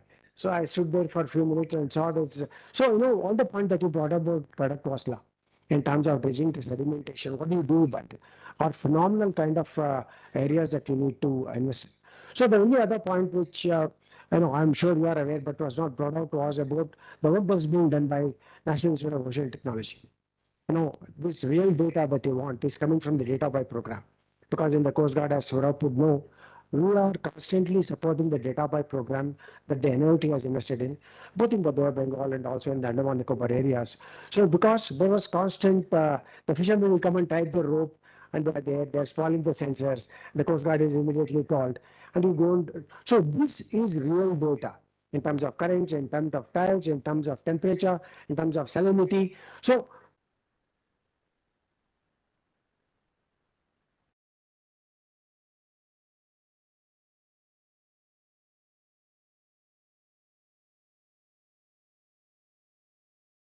projects were luckily it was cataloged, but it's digitized. So the other aspect of what you brought out about digitization of data becomes extremely important in terms of understanding the ocean environment. Likewise, after the tsunami in 2004, they put this tsunami warning system that came about because of the understanding of the system in the Bay of Bengal, understanding of the ecosystem Java Sumatra belt, which are prone to earthquakes. And that allowed us to give this kind of 2.5 hours of warning to at least the mainland where you can evacuate people.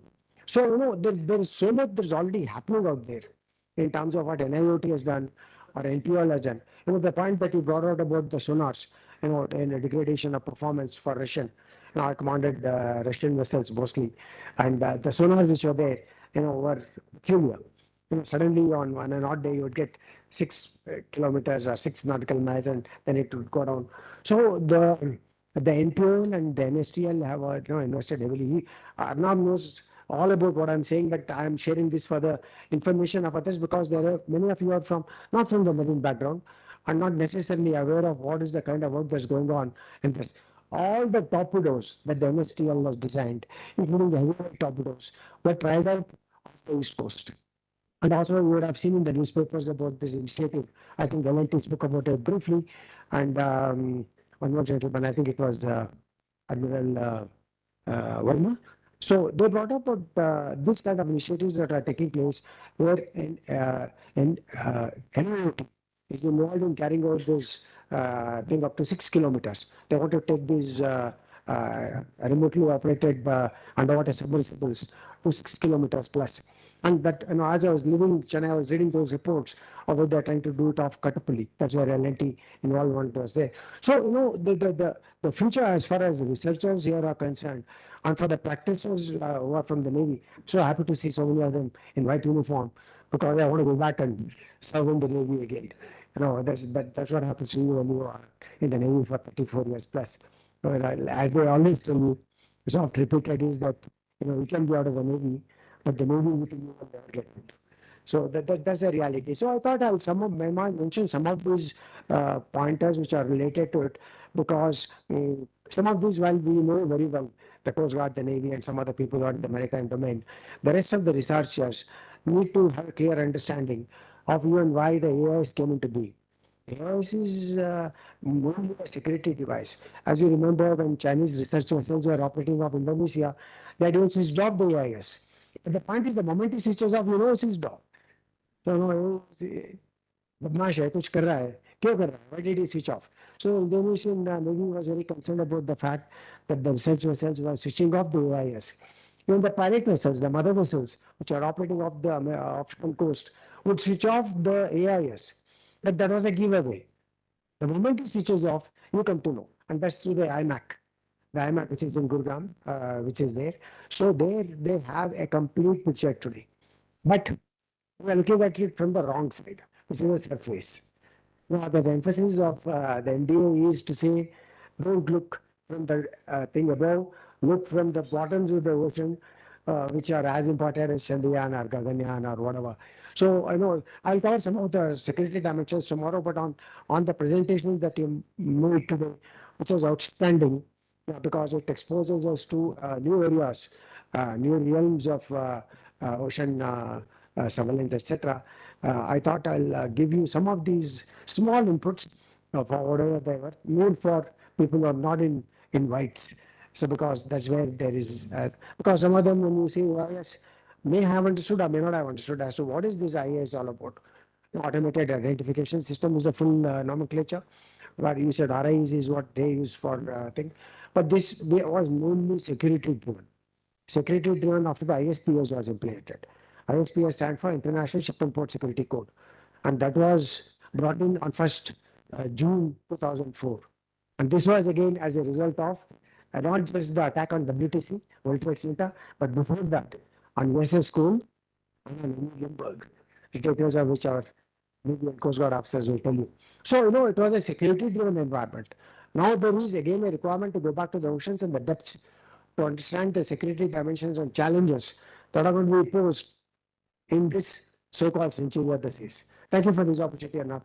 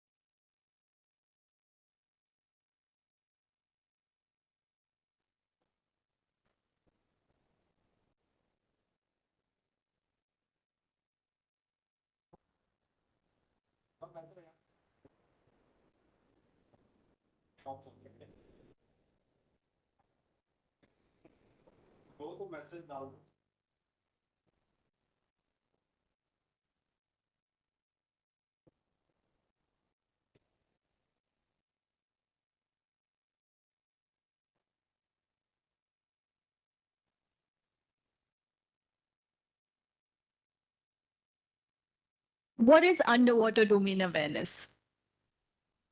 In simple terms, it is the desire to know what's happening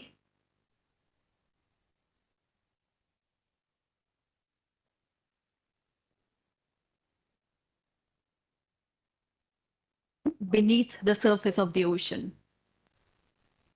With this mission, Maritime Research Center has developed a UDA framework to ensure pooling of resources and synergizing of efforts across stakeholders. The underwater domain awareness framework addresses the requirements of four stakeholders. The first would be the maritime security, where we look at both internal and external security. And the second is the blue economy, where we look at the requirements of various stakeholders within that, like shipping, fisheries, deep sea mining, and many other possible stakeholders. The third would be environment and disaster management. As we are increasingly seeing a lot of activities in the maritime domain, there is a significant sustainability concern which requires to be addressed. And we are also seeing huge amount of natural disasters originating from the sea. So what is our preparedness to deal with such challenges? And the fourth, but I would call it the most important stakeholder, is science and technology. How do we bring in more and more science and technology and map it onto the traditional knowledge is also a very, very critical area which requires attention. So the UDA framework that we are progressing tries to seamlessly manage all these four stakeholders so that we are able to promote a safe, secure, sustainable growth for all in the region. Let us understand the UDA framework in its horizontal and vertical construct. The horizontal construct looks at resource availability in terms of technology, infrastructure, and capacity. The vertical construct forms the hierarchy of establishing a comprehensive UDA. Level 1 is to see, level 2 is to understand, and level 3 is to strategize. Level 1 looks at sensing of the undersea domain for threats, resources, and activities.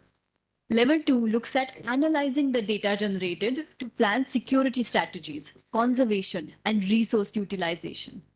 Level 3 looks at formulating regulatory frameworks at the local, national, and global level. The individual cubes represent specific aspects that need to be addressed. At the core of this UDA framework is acoustic capacity and capability building to improve governance.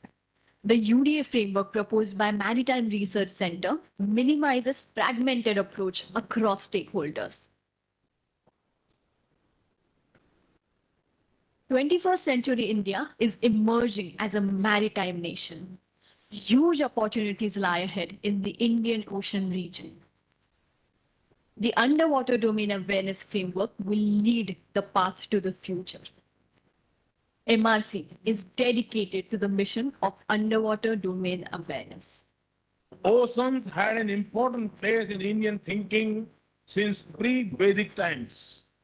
In ancient Puranas, written thousands of years ago, the geographical definition of India is with reference to the sea.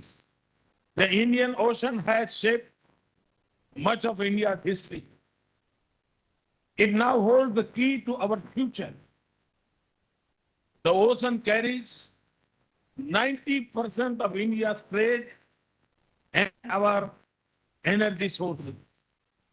It is also the lifeline of global commerce. Our interests in the region are vast and our engagement is deep. In the Indian Ocean region, our relationships are becoming stronger. We are also helping build economic capabilities and improve maritime security for our friends and partners. I describe our vision in one word, SAGAR, which means ocean in Hindi. And SAGAR stands for security and growth for all in the region. And that is the creed we follow to our east.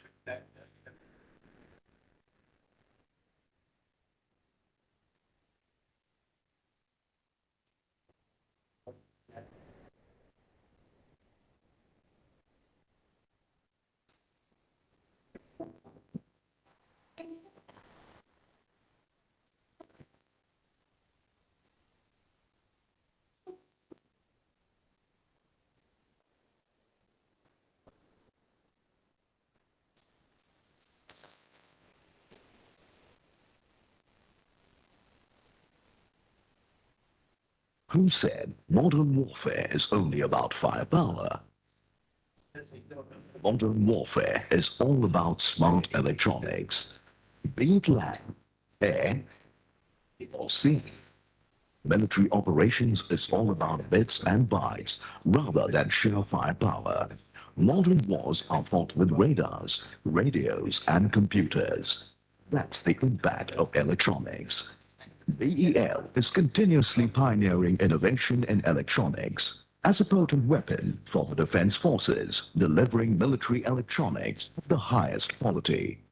BEL enables change to professional electronics by harnessing the power of satellites and ground-based communication technologies for the benefit of the common man.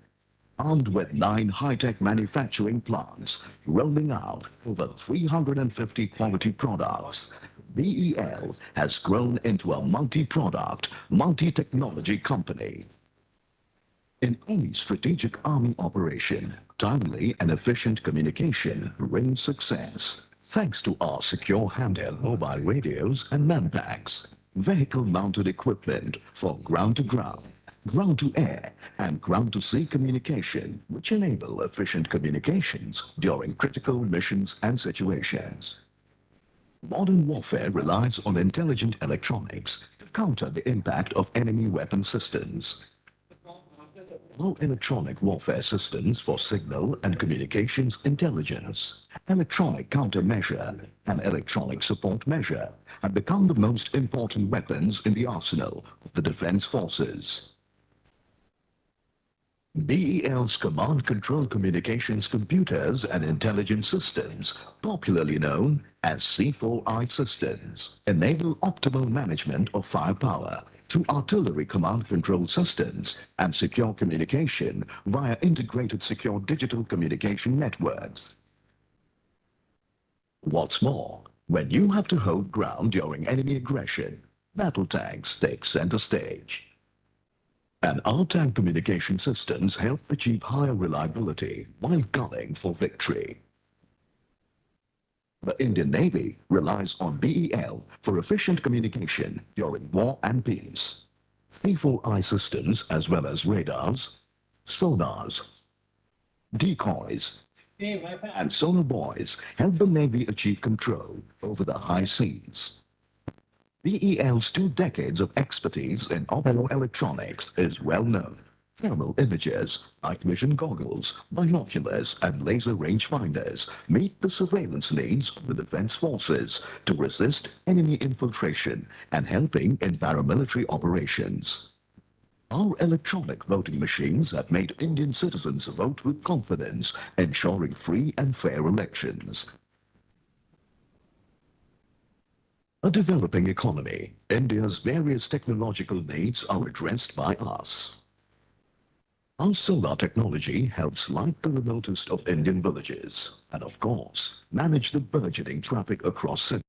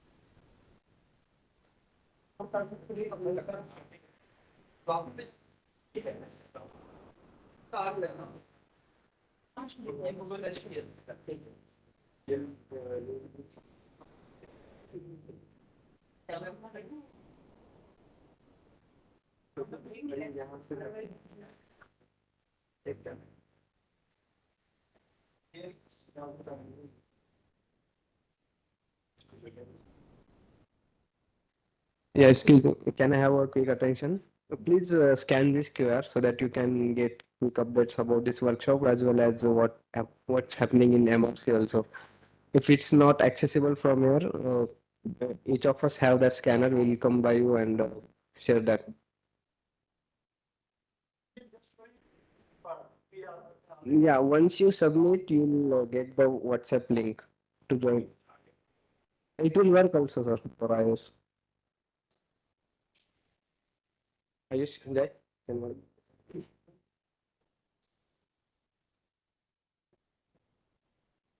Yeah, please use Google Lens to access this QR code.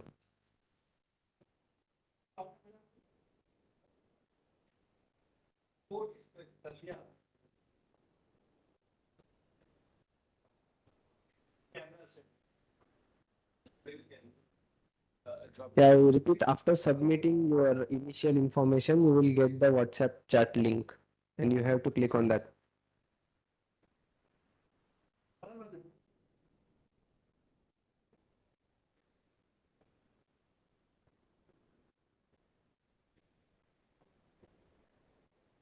Yeah, once submitted, you will get the join WhatsApp group link.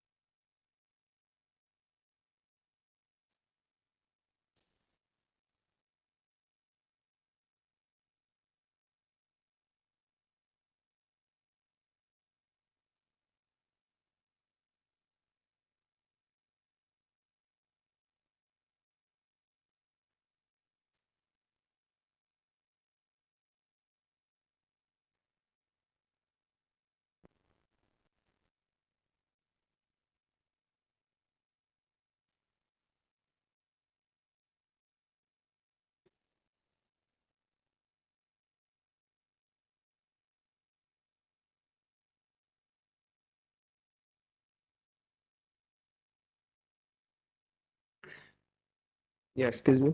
I have a quick request to all the attendees. So if you have any questions, so please use the handy mic so that our online attendees can hear you also. There are some neighbor of the also who are going online, so either they will be here or they will be.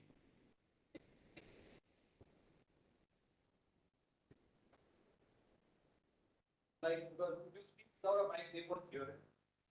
I have a question, the mic and be made able. Okay, please settle down.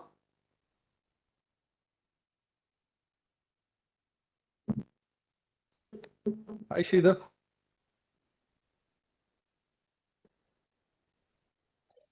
Yeah. Good afternoon, sir. Everyone. Rohit, anybody there outside? Yeah. Mm-hmm.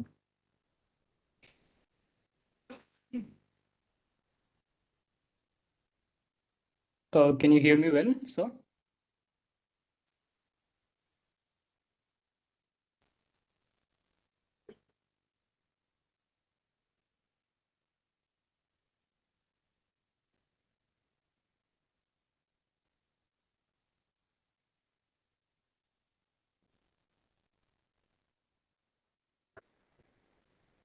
Can you hear me? Yes, I can hear you. Can you hear me? Am I audible? Okay. Yeah. Yeah, we can hear you. So,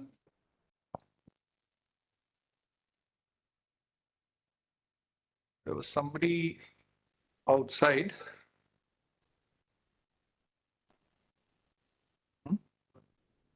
No, okay, we'll get started. One or two people, I think, gone towards the washroom. Okay. So our next session will be on data analytics and AI. My colleague Sridhar will be taking this session. And please feel free to stop and ask questions. Sridhar he's now joining us from Australia. He's my number 2 in MRC, and we've been together for the last 7, 8 years. And he's a computer science engineer, and then he has done his master's from Australia in AI.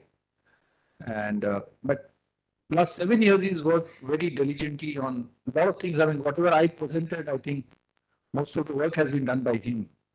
So I would like to hand over to Sridhar and request him to take the session forward. So over to you, Sridhar. thank you, sir. Yeah, before I begin, just confirming, am I audible? Shreya? Okay, perfect. Thank you, sir. All right. A very warm welcome to all the attendees present here. My name is Sridhar Prabhraman, as sir introduced me. And today I'm here to take you on a journey on the use of, oh, I'm not sharing my, sorry.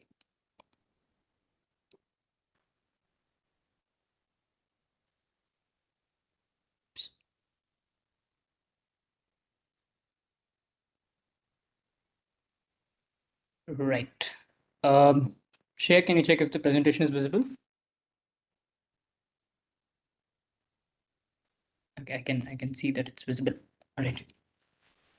Right. So very warm welcome to all the attendees present here. My name is Sridhar Prabhraman, and today I'm here to take you on a journey on the use of artificial intelligence and underwater domain awareness. Essentially trying to answer the three questions: what, why, and how.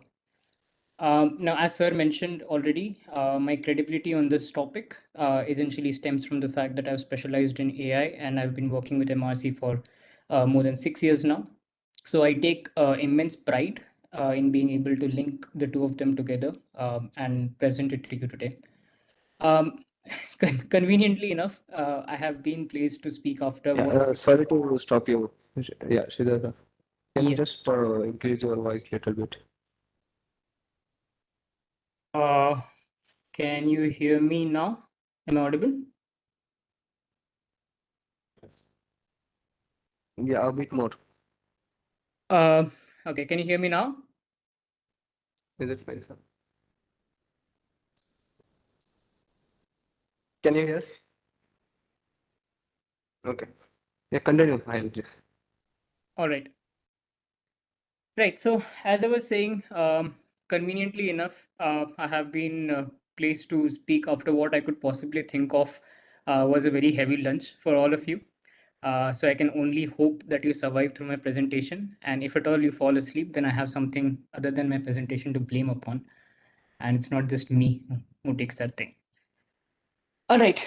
So for the entirety of this 1 hour long excruciating journey, I'll be introducing you to AI and its core concepts, and then an introduction to UDA from a slightly different perspective than what you might have been hearing from other speakers, or Arnab sir in general.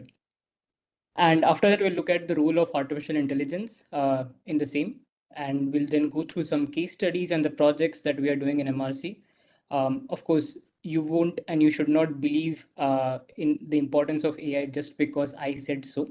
And we'll essentially go upon what are the works that have happened in AI in the current world and where we are standing at the moment. And lastly, we'll touch upon an important concept of challenges and ethical considerations which come with AI. Because we all know that with great power, such as AI, we have a great responsibility that we need to serve. Okay.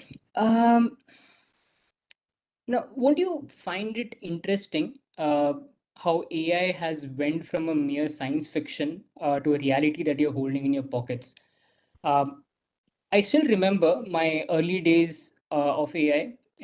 Starts from basically remembering two characters. There's a bot called as R2D2 and HAL 9000. Um, these are both AI machines that were depicted, funnily so, in the contrasting roles. The first R2D2 was basically a bot that was present in Star Wars movie. It was a heroic. It was given a hero personality who helped in his companions and helped humanity achieve great heights. HAL, on the other hand, was basically a rogue AI which was making decisions against humanity, and that's what the whole movie is about. If any of you haven't watched Star Wars or 2001 Space Odyssey, I would highly recommend that we go through that. It's an amazing movie that portrays the two different angles that AI plays in today's generation. And that was back in 1990s and 2000s. This movie was released. And of course, we have our own Chitty, which was a humanoid robot from the movie Endiran. And so, don't you feel that we all are in a junction where anything can happen with AI? We have a bit of all three occurrences AI in place. We have seen AI that is helpful to us, ChatGPT and other Sophia being one that's an example. AI can be humanoid. Again, Sophia, as I mentioned, she's a humanoid AI that can answer questions and yet is a robot with which consistently to be considered as a human intelligence within her.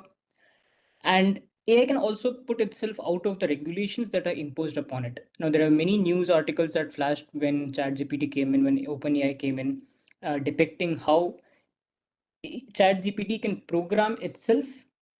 Uh, ChatGPT can basically program itself out of the regulations and bounds that it has been put in. And many people have basically found exploits that allow ChatGPT to go beyond the depths of what it has been made for. Because you cannot control AI. Once you create something called as a ChatGPT or a large language model, there is no way for you to restrict it to a particular purpose. You may put regulations saying that you should not be using offensive languages or you should not be giving terrorists an idea of how to infiltrate a particular building or X, Y, and Z. You may put some regulations, but then it is not too difficult to break out of those regulations for itself and for others to hack into it. But again, let's worry about that in the future. What is going to come is going to come. We'll have a look at that later. But before we move into that, what is AI really beyond the HAL and R2D2 that we looked at? Um, if we were to put it quite simply, AI is basically a technology that allows machines to learn from experience and adjust to new inputs and perform tasks that typically require human brain power. So essentially, we are talking about system that can learn from data and intelligently respond to inputs. Well, the intelligent part is its own perspective. Some might still consider it to be not so intelligent. But regardless, the idea being that if you give it some amount of input, you give it some amount of experience, then it will basically be performing the task that you typically require a human brain power. Now, if you take a step back and consider how things evolve in the world, you'll probably agree with me in the statement that humans are no different in this aspect. We need experience, we need input, we learn things through our eyes, we collect data through our eyes, our ears, all the sensory organs that we have. We process that information using our brains. We experience things, that's how we learn things. We ride a bicycle, we fall, that's how we learn how to actually ride a bicycle, and so on and so forth. And over a period of time, we end up performing the operation in an efficient manner, which is what we consider to be a human brain power. But we haven't reached in a stage yet where we can say that AI can collect data on its own.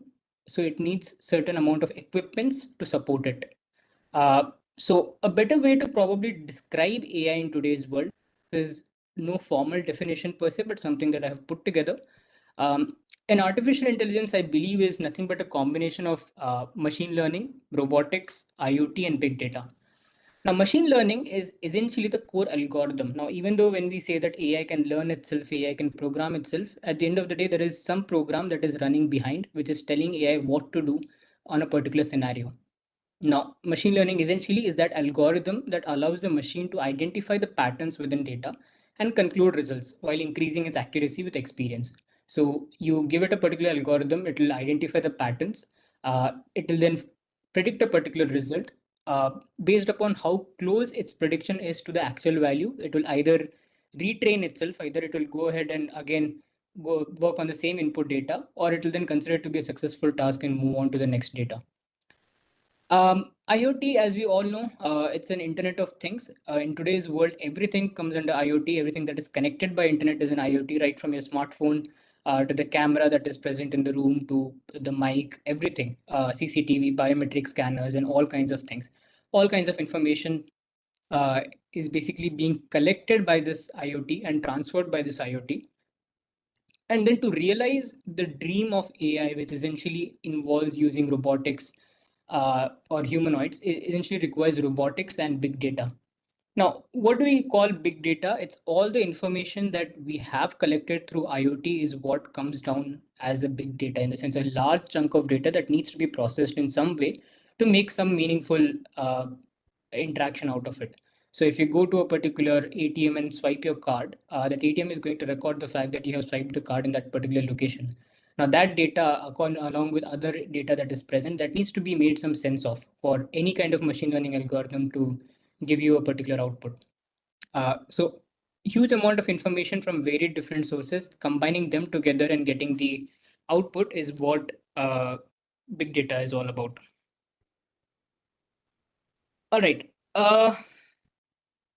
Now, AI today in our lives, is it a boon or is it a bane? In every single aspect we are coming across AI. We have smart appliances. We have refrigerators that can keep track of your groceries, and it can also nudge you when you're out of your milk. Happily so, until now, it is not judging you on the fact that you're having late night snack habits, but your smart refrigerators can actually track you in the terms of how much milk it has stored within it and how much and when you need to buy it. You have personal assistants, Alexa, Google Home, that manage your playlist, that can answer your questions, and occasionally it also eavesdrops on the conversations that you have, understanding their user better. You have streaming services, Netflix and YouTube. Of course, we all watch YouTube, we all watch some or the other kind of a streaming service. It basically listens upon you, it basically recommends you what you should watch next. Because, of course, your app knows what your taste is going to be better than a particular you yourself. An algorithm is what is going to direct you what you should be watching. We have online retails, which is the most amazing part. Your AI helps you find that perfect pair of shoes faster on Amazon. And sometimes you end up trying something that you don't even know that would probably fit into your fashion sense. How does it do all of that? All of that information is basically a machine learning model that is collecting all kinds of information about you, and then it is trying to put that out towards you, saying that, look, this is what you should be buying. Customer service chatbots, these are the most amazing things. If you, in today's day and age, there was a time when we could call up a customer service, or we could chat with the customer service with a particular question. But today, in every single platform, if you go to a chatbot, if you go to a customer service chat window, the first thing that pops up there is basically a chatbot that is trying to handle your queries for you. And this is not limited to anything. Even your Zomato or any other Swiggy or any other platform that we use, we may feel that it is a human that is interacting with us, but essentially it is a chatbot which is interacting with us, telling us what should be the next step that we need to take. But there are better aspects of it as well, right? There are surveillance systems that can identify the suspicious activities that are happening, thereby alerting authorities. AI can help traffic management. It basically helps control the traffic lights and detects traffic jams before they become a big delay.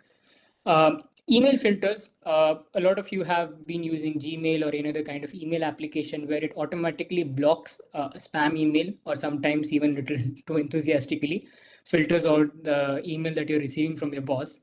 But the point is, a machine learning algorithm embedded into email allows the algorithm to go through your email, figure out what part of the email is relevant to you, what is a spam that you may or may not consider or discard in the future. Also categorize it. If you look at Gmail, you'll have categorizations that says updates, products, sponsored ones, and then of course your usual inbox. So an algorithm is able to go through all of your information, no matter how personal it is. It'll go through all that information and then it will categorize those emails for you. And then we also have automation tools taking over the tedious part of our job. These automation tools, they basically keep varying from job to job. But yeah, the core crux remains the fact that AI is taking over. It is not something that we can stop, but what we can do is we can regulate, we can put things in place, we can understand how these work and take possible precautions, and at the same time leverage AI for our future interactions. Right. So before so let's go a bit deeper, right? I mean, we talk about AI as if it's a superhuman. It's like a god which can do anything and everything, and we don't even know how to how to categorize it. Now, funnily, AI is not everything that AI does can basically be categorized into 4 different forms, which is essentially supervised learning, unsupervised learning, semi-supervised learning, and reinforcement learning. I can't see you all.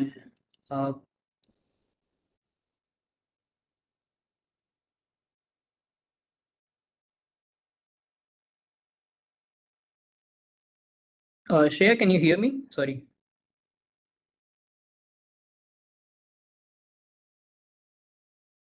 Because the video is off for me. I can't see anyone.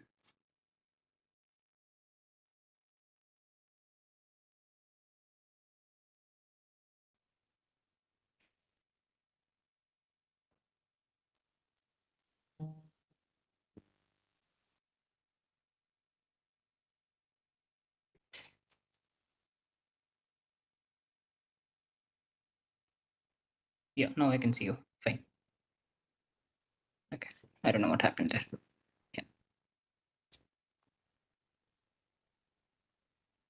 Yeah. Right. So everything that AI does, no matter how much we consider it to be like a godlike act, where it is basically performing all the operations and we don't even know how it is doing it. We don't know in which components of our life it is fitted into. All of this can basically be categorized into 4 different categories. These are called as supervised learning, unsupervised learning, semi-supervised learning, and reinforcement learning. Now, for the sake of keeping this presentation light and not diving too deep into aspects, we'll just focus on the basics of the first 2 part, which is the most used in today's day and age, and the common applications that we go about, and probably what any of you would essentially would like to implement or have been implementing so far. Now, what is supervised learning? Supervised learning essentially means that you tell the model what kind of a data it needs to be trained onto, what is the input, and what kind of an output you expect for that particular input. Now, if I can take you through. Yeah. So, for example, let's say you have a particular set of a table, right? And the table, you are basically creating a model and you're giving data to that model saying that I have three fruits, a tomato, a banana, and a brinjal. I agree, brinjal is not a fruit, but okay. I have three fruits and vegetables, a tomato, a banana, and a brinjal, and you give some parameters for that particular object, which is the feature for that particular object, saying that it is round and red, or it is curved and yellow, and it is oval and violet, and so on and so forth for each of the object that you want to try and classify. Now, in supervised learning classification, what the model essentially does is that it categorizes your data into one of the given classes that you have. So in this particular case, I have that the classes are either tomato, banana, or brinjal. And I've already trained the model saying that if you see anything that is round and red, then you need to classify it as a tomato. If you see anything that is curved and yellow, you need to classify it as a banana, and so on. When you give tomato as your input for a testing for your model, your program is going to be looking at the features of the tomato. It is going to identify that it is red in color and it has a shape that is round, and it is going to classify that particular thing as a tomato. Now, what happens when your data is a bit more complex? Let's say that not in real world, not all features always are exclusive for a particular object, right? Now, let's say you have a tomato and you have an apple, both being round and red. Now, when you give this kind of a data input to your model, and then you ask the model to classify, that you give basically a tomato and ask the model to say, identify what object is this. Your model is going to come up with an answer saying that there is a 50% chance that it is a tomato, but there's also a 50% chance that it is an apple. Now, that is not what we expect. We want our model to basically be predicting the correct, with 100% accuracy, we want our model to be predicting what the output is supposed to be. Now, how do we tackle the situation? And this is where the whole, so when people say that it's all about data science and machine learning, the data part of data science come into picture here. This is why the data is important. The more the features that we have, the more complex collection of features we have, the more easily a model can run. In this particular case, if, for example, instead of using tomato red and apple red, directly the color red, if we had input the RGB color bands of it. Now, RGB is, so every color is basically consisting of 3 bands of colors, red, green, and blue, which essentially forms that particular color. Now, even the tomato and apple are red in color. If you look at intricately the color band that the two of them belong to, they're going to be a bit different, slightly different. Now, extracting this information from the color of the particular object and providing that again as an input. Now, if you ask your model, that is your trained model, now if you're going to ask it and say that, what is this particular object, identify it, it's going to identify it as a tomato as accurately. So this is what a supervised learning model is, where we are basically giving it a particular set of input data, and we are also teaching it what it needs to do. And this is what most of us essentially apply when we talk about any kind of a classification. As in, when we want to categorize anything in this world in a particular fashion, we basically train it saying that these are the features that you need to look for in that particular person, or in that particular object, and then categorize it. And this applies to anything and everything that you can possibly think of. If you want to categorize, let's say, a person from, if you want to categorize different types of schools, if you want to categorize different types of countries and things like that. So every object in this world has certain features that are associated with it, which can then be used to explicitly differentiate between them. Now, you know that, so when Amazon basically gives you a suggestion which says that you might also like this and you might also like that, or Netflix gives you a suggestion, you might also like this, you might also like to watch this. This is what is happening in the background. This classification is exactly what your Netflix or Amazon is doing, where if, for example, as a user, you frequently purchase some science fiction books, you are in your late 20s and you have a history of purchasing, let's say, Hindi movies, your Amazon is going to classify you as a science fiction enthusiast and understands Hindi. And of course, there's a myriad of other information that is present here. It's not just limited to these two. It also depends upon which location you're accessing from. So it has information that you're from India. It'll also see what time of the day are you accessing it at. So it'll basically give you better deals at that point of a day, that time of a day. So there's a myriad of information that is being collected about you when you interact with one particular system. And even as if this was not enough, you'll basically see that when you go to Google and you basically just go to Google and you type, let's say, some Jordan shoes or whatever, some t-shirts or whatever, or let's say web cameras. And if you go to Amazon, you'll see exactly the same thing that is being listed there, which Amazon is trying to uh, pitch to you that you purchase the same. This is happening because of this whole aspect of the data being transferred between your internet and companies like Amazon, which are basically obtaining that information from Google or other places. And it is completely valid because you are consenting for this information to be propagated outside. Um, so so after with this kind of information, the Amazon then tries to recommend everything that the user has been tagged with. So for example, if I am someone who likes science fiction and who purchases Hindi movies, I'm going to be getting a lot of things that are going to be around science fiction, movies, books, t-shirts which has some science fiction characters that are present in it, and so on and so forth. A lot of these things that go into your thing. Really, that speaks a lot about me. If the whole aspect of my data being given out, it accurately tells me what I need to watch, what I should probably be watching, what kind of things I need to buy, and things like that. And of course, it portrays more about my profile than a LinkedIn would probably do. So we looked at what a supervised learning classification is. Of course, in a very generic and a rough overview, what it is trying to do. Now, there is other aspect of it, which is called as a regression. Now, we all have come across regression as a method, a mathematical method, wherein we basically uh, try to normalize and obtain a numerical value. Now, what is the difference? Why do we need a regression to begin with? Now, classification per se happens uh, only on discrete set of values. Oops.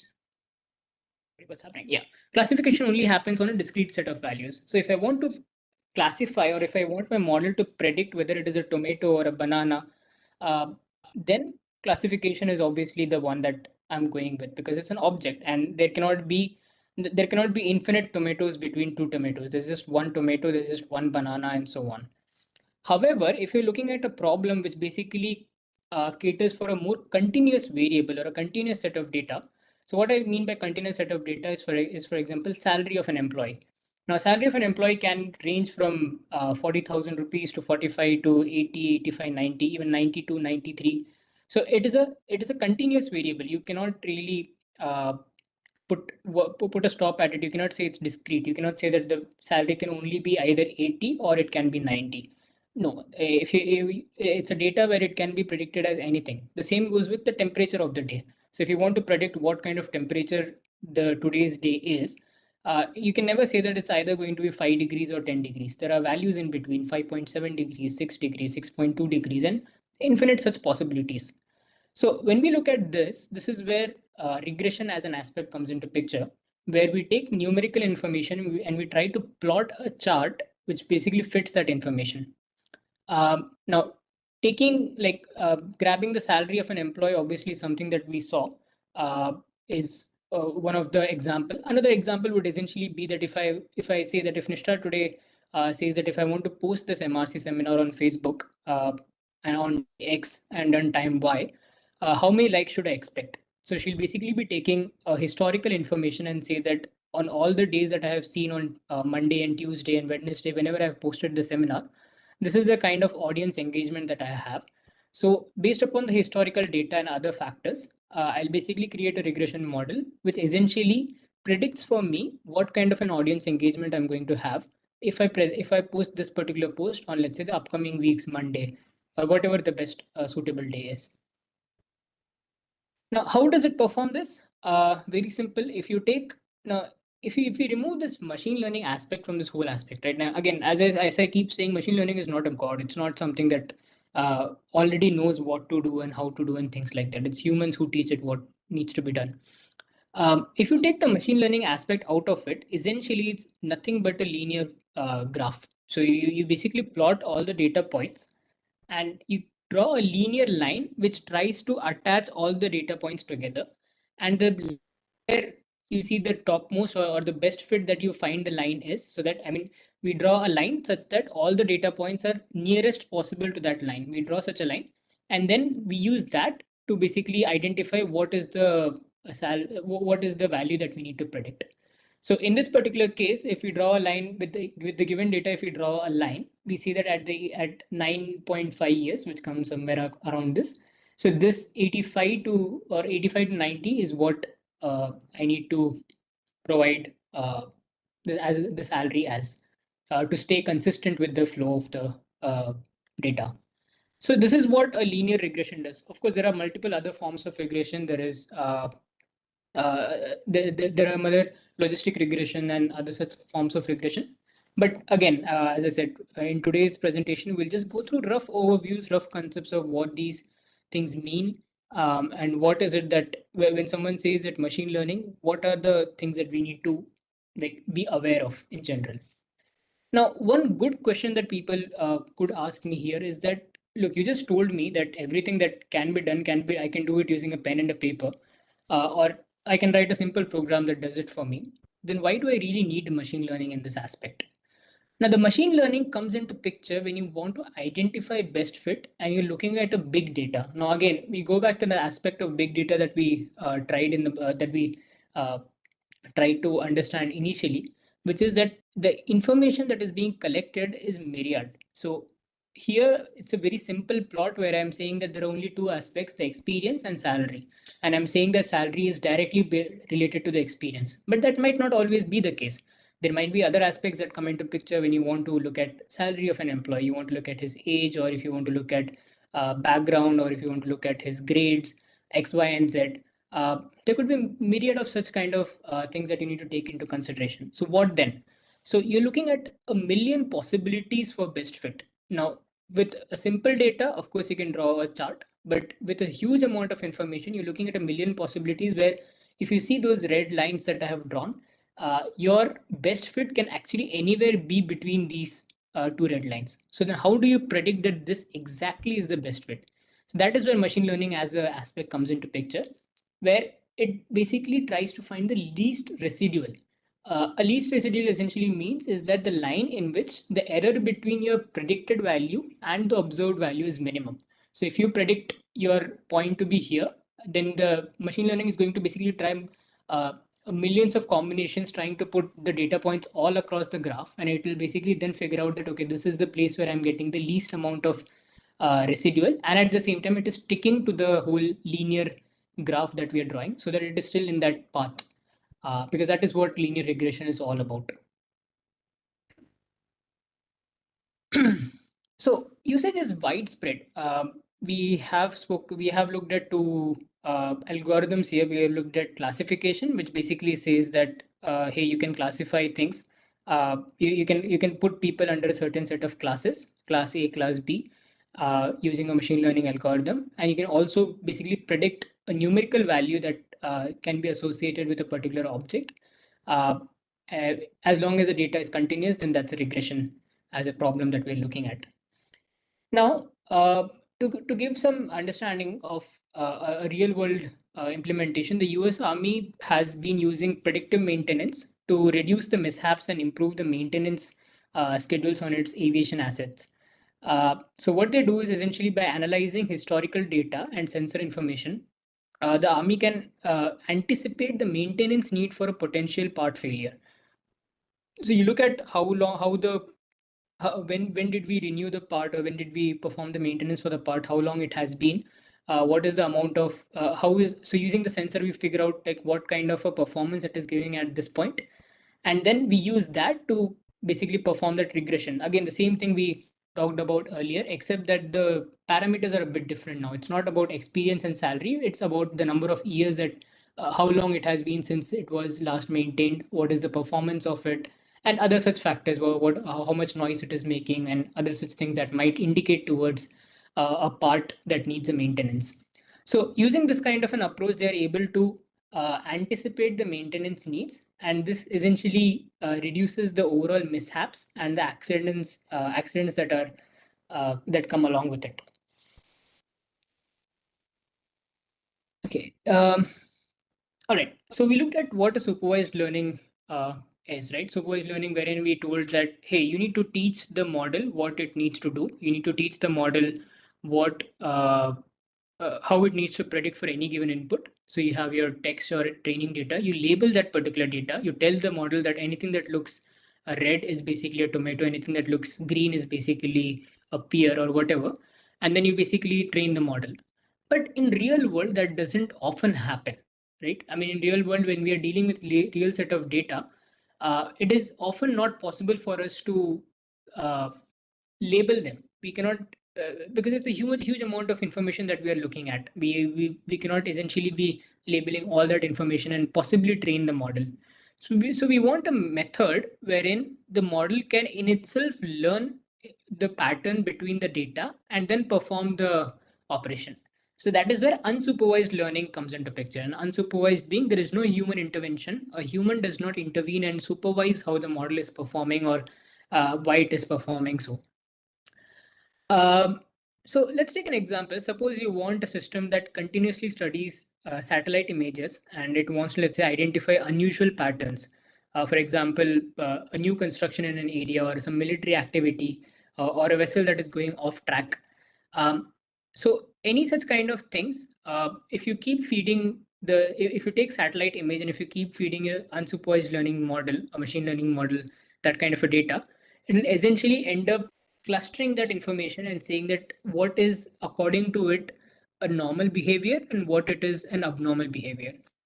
So if I have to expand a bit more on it in hopefully in simple terms, uh, taking again a similar kind of an example, if you take some kind of a raw data, which is basically a basket of fruits, and you pass it on through your unsupervised learning model, the model on its own is supposed to look at the features that are present for each of the objects that is present, and it is supposed to cluster them together. So clustering essentially means that not predicting whether it is whether it is a strawberry or an apple, but put them in groups together, saying that okay, with the data that you have, I have three individual groups of information, and I have obtained this information by looking at the features of the object, in this case, which being the color or the size maybe of that particular set of information that you have given me. So what this allows you to do is that if you have such kind of an input, and when your model is continuously trying to categorize them into different clusters, pull them down into clusters, when some new information comes into picture, your model is going to be alerted. It's going to alert you and say that there's an outlier. An outlier meaning a data, an input that does not fit into any of the clusters that I have formed so far. So for example, in the raw data that I have trained the model and everything. It is continuously training. Now I put a banana in that mix of fruit basket.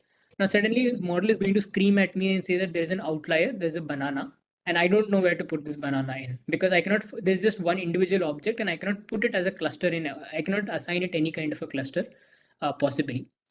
So this is exactly what happens even when you look at, and even when we looked at the previous example.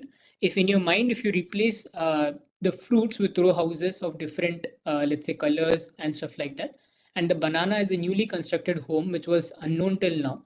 The moment that home was constructed, the model does not know where to put that home because it was not present as part of its previous set of information.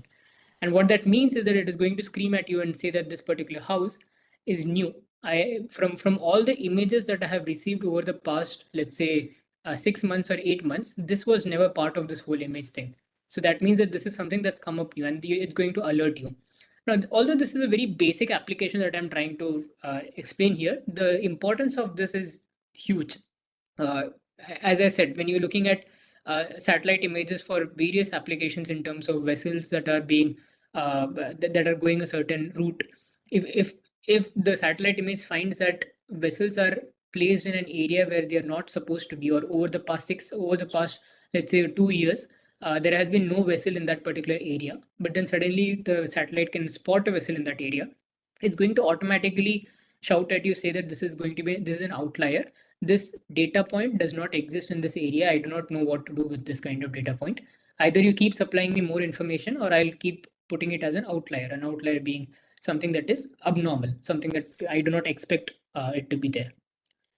So as you can sense, the amount of things that we can achieve with supervised and unsupervised learning algorithms are huge, are massive. And that is something that we need to collectively take a look at in terms of how we can apply these for a better opportunities in our own sectors, in our own profiles that we are looking at. So before I move forward further, I'll grab a 2 minutes break and I'll wait for some questions if there are any. And by the way, fun fact, AI helped me with the appearance of this presentation too.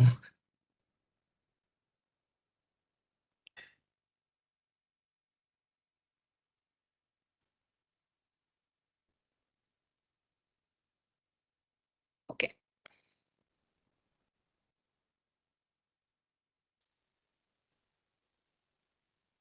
All right. Yeah, I think we can come back to questions again. Feel free to stop me anytime and ask me questions if you feel that I'm not explaining enough, or if you feel that I'm touching upon topics that you already know, I'll try to improvise. So yeah, if you have any questions, feel free to ask on the same. All right. Let's move ahead. Now we have spoken a bit about AI. We have looked at AI, what AI has been doing throughout, how it started, where we are currently with AI. What is the aspect? What are the different ways of we can categorize AI into? That is the supervised, unsupervised, semi-supervised, and reinforcement learning models. Understandably, we just looked at the first two because that is the most used at this point. But yeah, so with this given information, let's try to understand the concept of underwater domain awareness, but from a slightly different perspective. Now, UDA is basically, if you boil all of it down, it can basically, from a perspective of data, you can say that UDA is nothing but knowing our underwater domain, understanding our underwater domain. And that basically understanding essentially means that the whole aspect of sensing, analysis, that the bottom two blocks of UDA is filled with nothing but understanding the information that we have.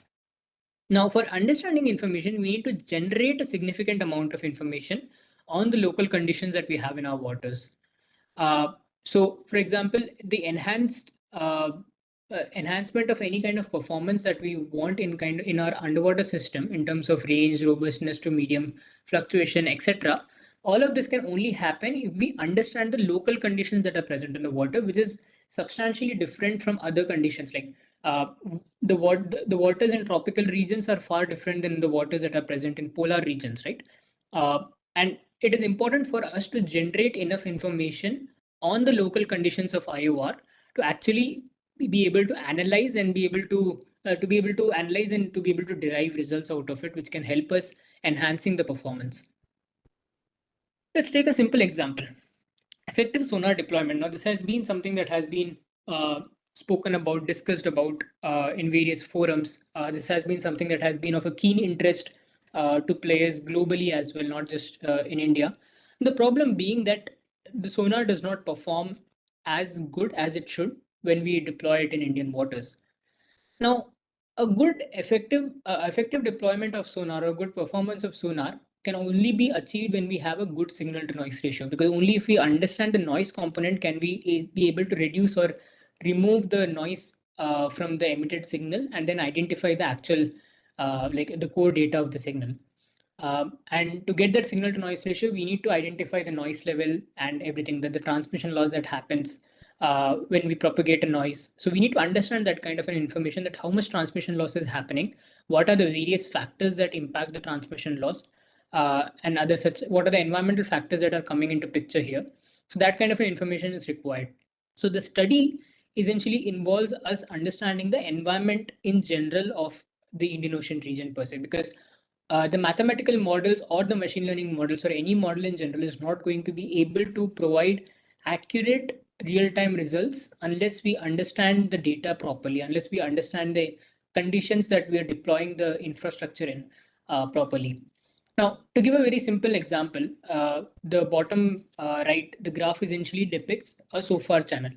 Now, across a water column, when we go from like 0 being the surface of the water and 2500 being the sea bottom, across the water column, as we go deeper, the temperature of the water keeps decreasing, and after a certain point, the pressure. So as we go deeper, we know that there are two aspects that the temperature of water decreases and the pressure of water increases. Now, in the initial 1500 meters, the temperature of water is the more dominant factor, which means that the curve, the sound speed curve basically goes towards or decreases. The speed of sound decreases as we go up to 1500 meters.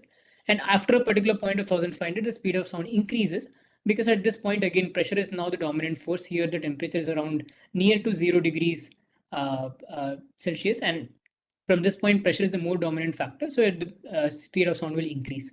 Now, this exact point where there is, if you go above, there's an increase in sound speed. If you go below, there is an increase in sound speed. This exact point is what we call as a sound fixating and ranging depth.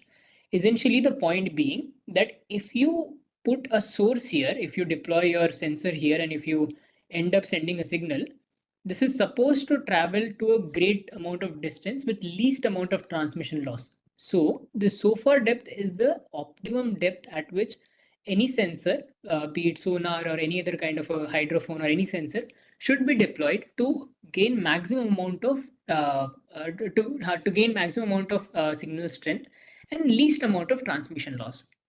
Now the problem comes here. So in polar regions, because the temperature on the surface is very less, that basically means that the SOFAR depth comes at a depth of 150 to 200 meters, which is very much reachable by any kind of equipment because the pressure is not high enough to destroy the equipment. An equipment can easily reach 150 meters and it can obtain that SOFAR depth and therefore less amount of transmission loss, which is what yields to an effective sonar range.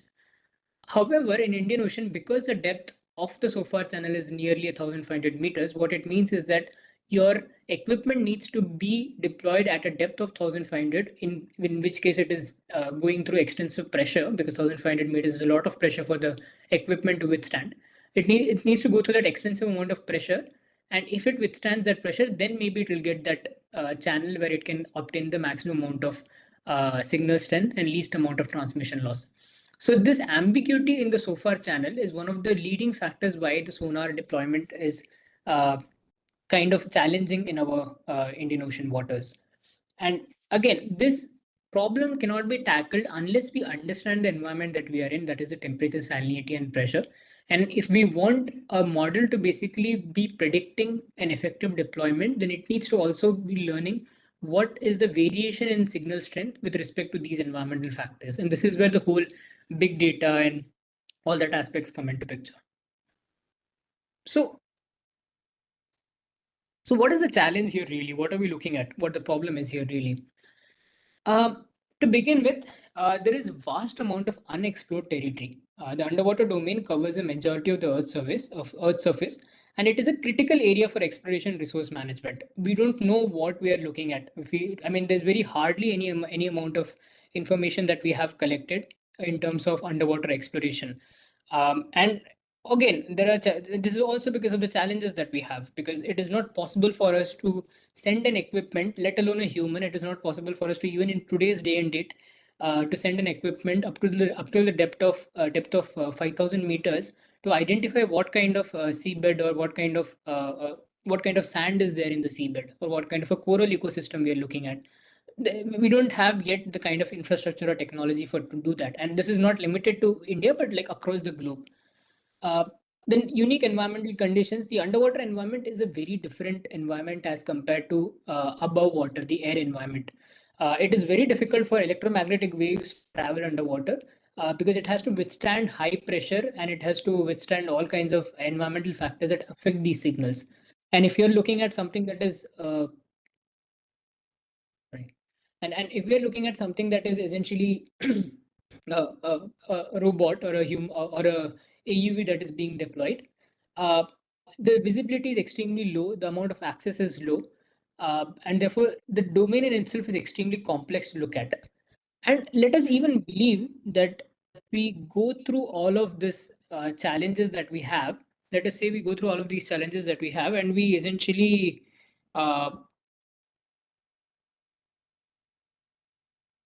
sorry. So let's say we go through all the challenges that we have, and we say that we have overcome these problems where we can, let's say we have the equipment to go deep, we have the technology that allows our equipment to withstand high pressure and low visibility conditions and all this kind of complex domain. We still have a big problem to tackle, which is ecosystem preservation. Now we need to ensure that the preservation of marine ecosystem and biodiversity is in place while we perform this process. We cannot go around and keep saying, like, our exploration cannot come in the cost of destruction to the ecosystem that we currently have. Yeah. Now, again, when we look at data collection, now all of this challenges, even if we have to overcome these challenges, we need to perform data collection. And there are challenges again in terms of data collection in itself. So gathering data from underwater domain, again, the sensors cannot withstand these kind of pressures. The data, like no one single sensor is enough for you to collect information. A sensor that you can probably put into water can maybe you might have a side scan sonar which could basically scan the area for the kind of a seabed and provide imaging. You might have a temperature sensor which basically identifies the temperature level in the water, or you might have some other sensors that perform certain operations. But information from all of these sensors together is what we require to actually tackle the current problems that we have. Now we are moving towards that. Now AI, where AI comes into picture. AI plays a very crucial role in fusing the data from all these kind of disparate sources, so that we can gain a very comprehensive understanding of the underwater domain. Because remember, it is not just about collection of data; it is also merging the data and making sense of the data. And that is where the whole when we talk about data analytics in UDA, it is not just about getting the data, or it is not about like deploying sensors and getting the data. What do we do with that data? If we have data that is coming from 5 different sources, we need to combine that data and make some sense out of it. That is where the machine learning models that we just talked about, the regression model, the classification model, assigning features and then basically making some sense out of that. That's where machine learning comes into picture, and that is where the role of AI is in terms of the fusion of the information that we have. So taking that example that we just looked at further, that effective deployment, where will the ML will basically come into picture in terms of the refining of the data collection and the refining of the estimation. So when I say refining of data collection, we so if I want to, let's say, if I want my sensors to record the temperature levels in the water, or if I, let's say, if I put a hydrophone in the water and I want my hydrophone to record the noise level in the or the sound that is coming from a ship, let's say in the water or whatever, any kind of noise level. Now, this is going to have a lot of, like, the data is not going to be complete in itself. Again, because as I said, hydrophone has to withstand that kind of environmental conditions. So the data that the hydrophone is going to record is going to have a huge amount of noise, and the information is going to be broken. We are not going to get a seamless amount of information that we can work with. We sometimes we can maybe get information in the morning hours and evening hours, something we like, maybe hydrophone records only complete noise in the afternoon hours and all this kind of things. So what we do essentially is that we deploy the hydrophones, we deploy it for a period of 2 months or 3 months throughout the cycle, throughout the cycle of the weather. And we then basically extrapolate data from there, and we see that on an average, this is what has been the recorded noise level of the region on the given set of, let's say, biurinal cycles, or in terms of quarterly cycles, or seasonal cycles. So we want an on average information that needs to be extracted from that data that we have. Now that on average aspect is essentially coming from the part of a machine learning performing that kind of a refining that kind of a data collection that we are performing. Now, second aspect is essentially refining the estimation that we have. Even after we perform the data collection, we need to have, so this transmission, when we say I want to compute the transmission loss, the mathematical model is not enough in today's day and age, and I'll show that in the in the next few slides. The mathematical model is not enough in today's day and age to obtain real-time calculation. So if for example between ship, let's say between one ship and one sensor, it requires, let's say, 1 second for me to compute transmission loss for the ship.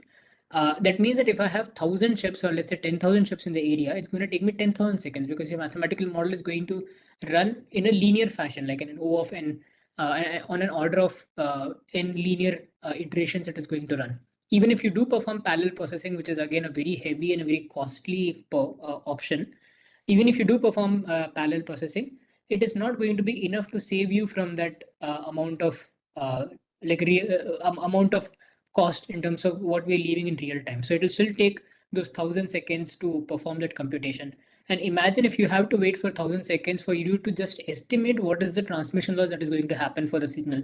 That is a huge amount of time. And with the AIS data that keeps changing in every 1 minute or 2 minutes, waiting for 1,000 seconds, which is more than 10 minutes, waiting for 10 minutes to just obtain the data that happened in the first minute is huge amount of delay, and we cannot have that kind of delay. So this is where again machine learning comes into picture, wherein this aspect of estimation, we refine it. We use neural network, or we use some other kind of machine learning model to refine this process as well, so that we can get it as close to real time as possible, while at the same time making sure that we do not lose on the efficiency or lose on the accuracy of the data that we have. So what is the role of AI? So let's look at some of the case studies or some of the articles that basically depict how AI is being used in the underwater domain currently. Now, AI powers most of the AUVs today to perform all kinds of complex tasks without any kind of human intervention that is required. These vehicles essentially can navigate challenging underwater terrains, and they can also avoid any kind of obstacles. And that is where the part of AI comes into picture. You put image processing in there, it basically identifies an image and it says that this is an obstacle for me. And so again, if you think back at the classification that we looked at, for a very simple example, if we look at, if the image captures something that is let's say brown and something that is large and that is made of a material which is close to a stone, the AI then tells the AI then classifies that as an obstacle. And the moment that is being classified as an obstacle, the AU then maneuvers across the obstacle rather than just going and bumping into the obstacle. So again, AI helps here again in terms of avoiding obstacles and all that kind of thing, and also in terms of data collection and performing mapping. The environmental monitoring is again an important aspect where AI comes into picture, where it is used to monitor the changes that are happening in the underwater ecosystem. We essentially try to track the pollution levels and sorry. We essentially try to track the pollution levels and study the marine life that is present. And we need AI. So we need AI for analyzing this kind of vast amount of information. As we have already spoken about this, so I won't repeat it. But even though you collect information from sensors, satellites, and stuff like that, we need AI to make sense of that kind of information from different data sources. Underwater search and rescue, a huge aspect in terms of role of AI. Now, underwater, no, it is humanly, it is difficult to identify any kind of like personnel or any kind of a human present underwater because of the limited conditions that we have, limited visibility, no light and nothing. And also in terms of the efficiency of a human, like how efficient a human can be, how in terms of physical power, how long do you human can survive in those kind of conditions, and the amount of cost it would require to do that. So AI plays a crucial role in this kind of sense, where it enhances the capabilities, and this is where it will quickly process the sonar data instead of uh, the earlier aspect of we using a sonar imaging to identify whether there is an object there, and then we use and then there are people who are sitting through the data to identify what is the object that it has found out, and then concluding whether or not it is what we are looking for. All of that process can be toned down by the use of AI, wherein it on its own performs the whole operation of identifying and processing the data that we get, and then quickly telling us what is the object that is being identified there, and that therefore significantly reduces the overall amount of time. On the right, you can see that there is an article that I found, and this is very recent, as of November 2023, where an unmanned lifeboat was created, which could essentially rescue any drowning people on its own. It doesn't need any human intervention. Now, this is one of my favorite things that I saw, one of the favorite articles that I've read. This is quite old, but I still included this in this presentation. Now, marine biology, we keep talking about preservation of ecosystem. We need to make sure that no matter what we do, the ecosystem is supposed to be preserved. Now, AI again helps in that. This happened back in 2020 in the Vancouver region. We found that there are some presence of orca whales in the region, and they also saw that there are ships that are moving around in the region, and these ships are basically causing problems for these orca whales, because when a ship moves, the noise that is generated by the ship is basically at the same frequency in which these marine mammals communicate with each other. And in underwater, like, marine mammals cannot see each other, so the only way they can communicate is using this concept of echolocation that we employ in other places, like in aeroplanes and stuff like that, where they send a sound signal, they receive a signal, and that is how they basically communicate or do any kind of an operation underwater. Now, it was identified that due to the presence of vessels, these orca whales are basically finding it difficult to they communicate with each other, and there were some strandings that were being seen.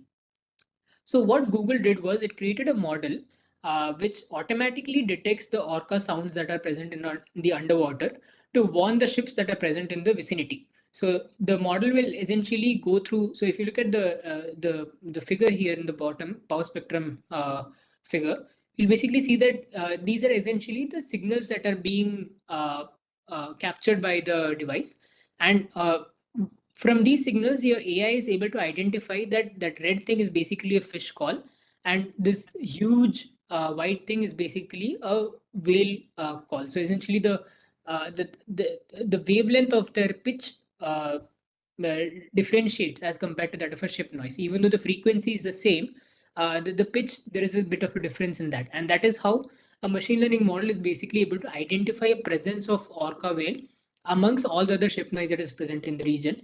And the model is basically trained using neural network, which will identify the pitches using image processing. And then it will basically tell the ships that are present in the vicinity that there is a presence of orca whale and you cannot enter this route. And that is how marine preservation comes into picture. Military and security, again, a very important aspect in the terms of in military domain. Again, this is one of the old articles, but I found it was extremely relevant, where where people have basically created the capability to create swarms, which is basically tiny robots that can go underwater and clear the underwater mines, because that is one of the most leading danger that is present in underwater. Even like after the Cold War period or other war period, we still have some underwater mines that are present in the region that is extremely potentially hazardous to in nature. So in terms of maritime security, AI plays a very crucial role again in terms of mine detection, surveillance, and again, your autonomous systems can essentially monitor the petrol waters and detect intruders. The regression concept that I spoke to you about in terms of imaging. So your sensors can basically keep on looking at the images of the petrol areas in the vicinity, and the moment they find something that is suspicious, something that is not part of the regular set of image that it obtains, it is going to go ahead and inform you, saying that there's some kind of an ambiguity. There are AI robots that have learned to dive themselves to the bottom of the ocean. Again, resource exploration or underwater archaeology. Again, India is very rich in terms of underwater archaeology. The site of Dwarka is something that we hold very dear. And AI definitely. So human intervention often causes these kind of resources to essentially be harmed or broken in some way. So it is important that we can extract the resources without damaging them and damaging the marine ecosystem that is present, or that is the overall environmental impact that is being created is supposed to be reduced even when we perform any kind of resource extraction. So these AI robots that have been developed, they have been made to learn to dive themselves up to the very bottom of the ocean and extract resources in the most easiest way. Okay, I'll take 2 more minutes break. Any questions so far?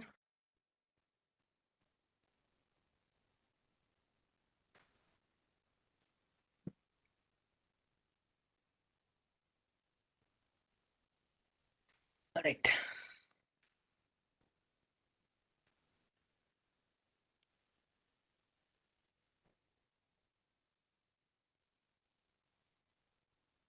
All right.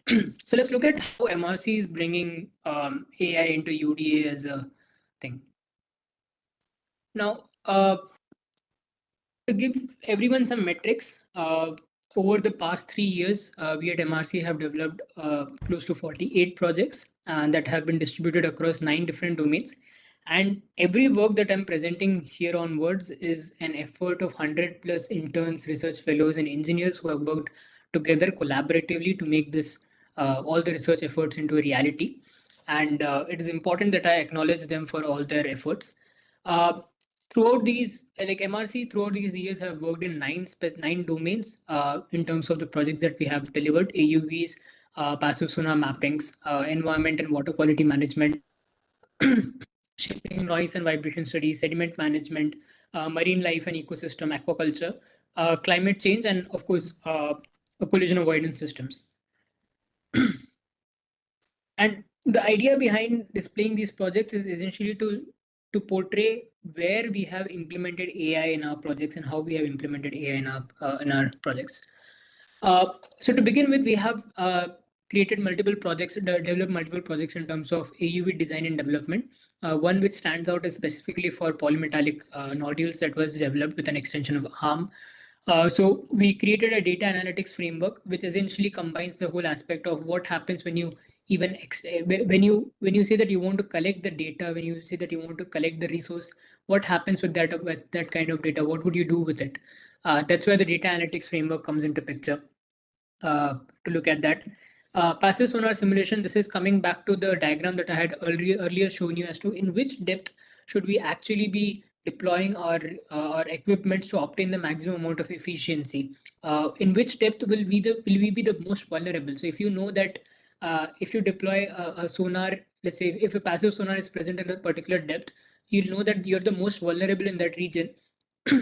Most vulnerable in that region because the signal is going to be traveling at its highest intensity, or the transmission loss is not enough in that area. So your signal is going to definitely be tracking you much more easily as compared to if you place your equipment, or if you place your passive sonar in any other depth of the water where it is a shadow region being an area where your signal cannot really reach you.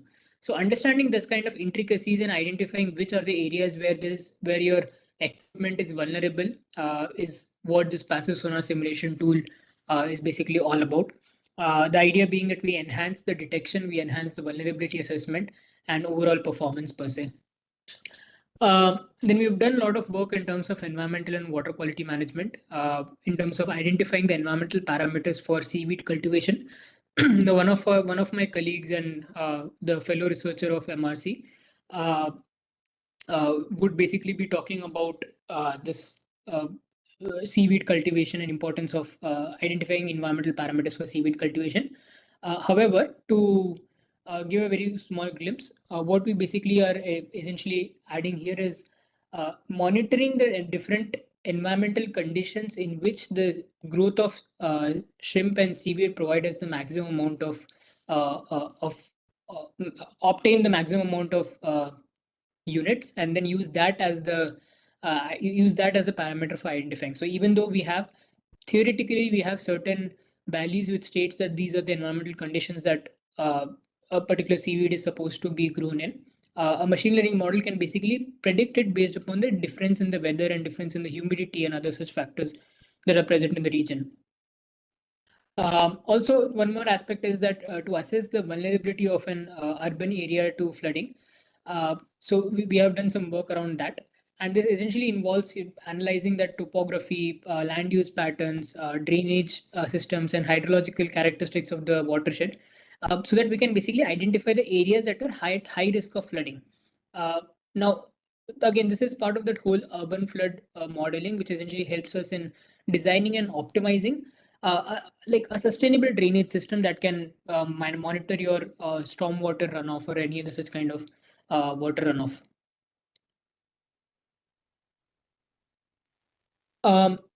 Shipping noise and vibration studies, this is something that I have been deeply involved with. And I'm going to take 2 minutes more in terms of explaining this aspect. But as I just mentioned in terms of the Google AI blog as well, ships and marine mammals, they basically the noise that is generated by the ships are in the same frequency range as that of marine mammals, which essentially hampers the communication that happens between marine mammals and endangering them as a species as a whole. Putting them in danger as a species as a whole. So this noise and vibration studies essentially allows us to identify or estimate what is the overall noise level that is generated by each individual ship, and also the overall noise level that is generated due to the ships in the whole Indian Ocean region. So the graph that you can see on the top, so the map that you can see on the top is essentially an analysis that we did, wherein we basically identified, so all the black dots that you see are ships in the region, and all the color coded map essentially represents the noise level due to the ships in that particular region. So this basically gives us a representation of what the noise levels are. And in terms of marine habitat conservation, identifying which areas are safer for the marine habitat and which areas are not so safe for the marine habitat to basically be in. So the dark red regions being the areas receiving the maximum amount of traffic, and therefore it would be optimal if we could avoid or if it would be optimal if we could shift the marine habitat from that region into some place else where it is lesser amount of noise level is exposed there. We spoke about transmission loss and neural network. I just explained to you. Okay, so before we move into transmission loss, in terms of estimation of so use of AI in this whole aspect of shipping noise estimation, where there are existing theoretical models, mathematical models such as that of by Wittikind, which essentially looks at the speed of the ship, the amount of engines the number of engines that we have, the mass of the engines that they have, and things like that. All of them are basically taken into consideration in a mathematical model to estimate the noise level that is generated. But in a realistic scenario, we do not have these kind of parameters present with us. If we look at an AIS data, these parameters are not something that is easily available to any of us. So what happens if we want to estimate the noise? Secondly, as I just spoke about, the estimation of noise level using a mathematical model is going to be a linear operation, which means that it's going to take the amount of time it's going to take is huge. However, if we use AI, which basically again the same thing that I just spoke about earlier in terms of classification, in terms of regression, if you give like imagine the same regression model wherein in terms of fruits you basically give the type of the ship, and in terms of its parameters you essentially give the ship length, the deadweight, the vessel speed, and the frequency, such kind of parameters for the ship, and then you basically expect the model to predict the noise level that will be generated by the ship. And your model is essentially trained upon the Vatican data, as in like we use real data to train the model, but then we reduce the number of parameters that is required by the ship to perform the prediction for that particular output. And that's where the whole AI aspect comes into picture here. Now, this is one of the most successful work that I believe we have contributed to in terms of the underwater domain per se, wherein we constructed a neural network for acoustic propagation model. The concept being that estimation of transmission loss is a huge deal if you want to look at it from a mathematical perspective. You require information such as the bathymetry, the absorption coefficient, the speed of sound in the water, temperature, salinity, and a lot of such kind of information. Now, what we did was we created a neural network which essentially is trained upon all this data. But then in terms of prediction, all you need to do is you need to give the location and it will automatically predict the overall transmission loss between the two sender and receiver pair just based upon the location. So as you can see, we took the input parameters, we used the existing mathematical model. The output of that model was used to train our machine learning model, which was then able to predict the transmission loss that was happening. And we tested that against the existing mathematical model that is there, thereby establishing that our machine learning model, not only is it equivalent in terms of accuracy of transmission loss estimation, but it is also exponentially faster as compared to what a traditional mathematical model does. So you can see a graph here that we constructed for 100 transmitter receiver pairs. where we can say that for a traditional mathematical model, it took us around 12 hours to run this whole computation of 14 lakh pairs of of ship and receiver pairs. However, a neural network essentially gives significantly lower runtime, where you can see that even though the number of observations increases, the number of time it takes to perform the computation is substantially low, because at the end of the day, it is not performing a linear operation in terms of like a mathematical model. It's just performing the prediction, which is an approximation based upon the inputs that it has, which is much more faster if we don't delve too deep into the intricacies of it. Lastly, I'd like to focus a bit on the sediment management and river studies. We've worked upon some aspects in terms of inland waterways and H2 navigation. Inland waterways is we have some challenges in terms of usability of inland waterways, and our effort has been to try to use sediment prediction to basically allow for a better ability to use those inland waterways in the region. Identifying the type of the sediment will basically tell us what is the probability of what is the amount of layer of sediment can be formed on the top, and how we can basically remove that sediment so as to be able to make it more usable. We have done some work in snapping shrimp mapping as well, and APO analysis of shrimp and seaweed farming. I'll skip these two. I think I'm running out of time, and I'm pretty sure my colleagues in the upcoming presentations will again go through them. Again, this is last. Yeah. We've done some work in terms of climate change, understanding the impact of climate change on ocean acidification, the data that we collect. Again, we apply a regression model, which basically tells us that for a given set of flood, cyclone, drought metrics, what is the kind of heat wave that we are supposed to expect in that particular region in the near future. So collecting that kind of a data, putting them through a regression model gives us such values. Collision avoidance system. This has been something that has been running throughout the globe. We actually even have laws that basically regulates the collisions and collision avoidance. But the idea being that we use AIS data to essentially track what kind of path a particular ship has taken historically, what is the probability of collision happening in that particular region historically, and then we combine that data with the current route of the ship to predict whether or not the ship is going to collide, and if it is going to collide, then with which object it is going to collide. And this also comes with its own challenges, where again AI comes into picture, wherein when we collect any kind of AIS data, it's never complete. We never get a data which is complete in the sense of for every single transmission of data, AIS data, we receive it. There's always blanks in between that we have to fill in. So that we need to basically reconstruct the path that a ship has taken using. So we have done that using LSTM network. We have reconstructed the path that a particular ship has taken, and then use that in order to supply to a model where along with the historical data, we identify what is the probability of collision of a ship with object in the vicinity. This is the last aspect of my presentation, which essentially looks a bit at the challenges and ethical considerations. Now, we have spoken a lot about AI and how AI has helped us. I mean, how AI is helping in terms of the underwater domain per se. How it has been solving problems for us. What are the challenges that we face? Now, let's look at some kind of a some technological challenges that we still have, and that is going to prevent. And this is something that we have to work in the future. So there is definitely a limitation in terms of communication. AI or machine learning models in general, they heavily rely on a transfer of data and poor propagation of these electromagnetic signals that, as I mentioned before, due to the underwater conditions. That is a serious limitation, because the AI, they want the data to be transferred in real time, and like a huge chunk of data to be transferred in real time. But our communication lines do not allow for that to happen. So that's a serious impediment that we're looking at. There's a harsh underwater environment, environmental factors, as again, their temperature, pressure, it is not going away anytime soon. Pressure is not going to be decreasing, or temperature is not going to be decreasing anytime soon. So we still have those environmental challenges, those environmental conditions that we need to face and surpass with use of AI. Energy consumption is a very big aspect. Now, even though we say AI, we keep on talking about how AI is doing this, doing that. It comes at a certain cost of infrastructure. Cost of infrastructure. Any kind of AI operation is very power intensive, and underwater vehicles in general, they operate with a limited amount of power capacity. So it is difficult for any autonomous vehicle to actually employ AI to the full extent because of this consideration in terms of energy consumption.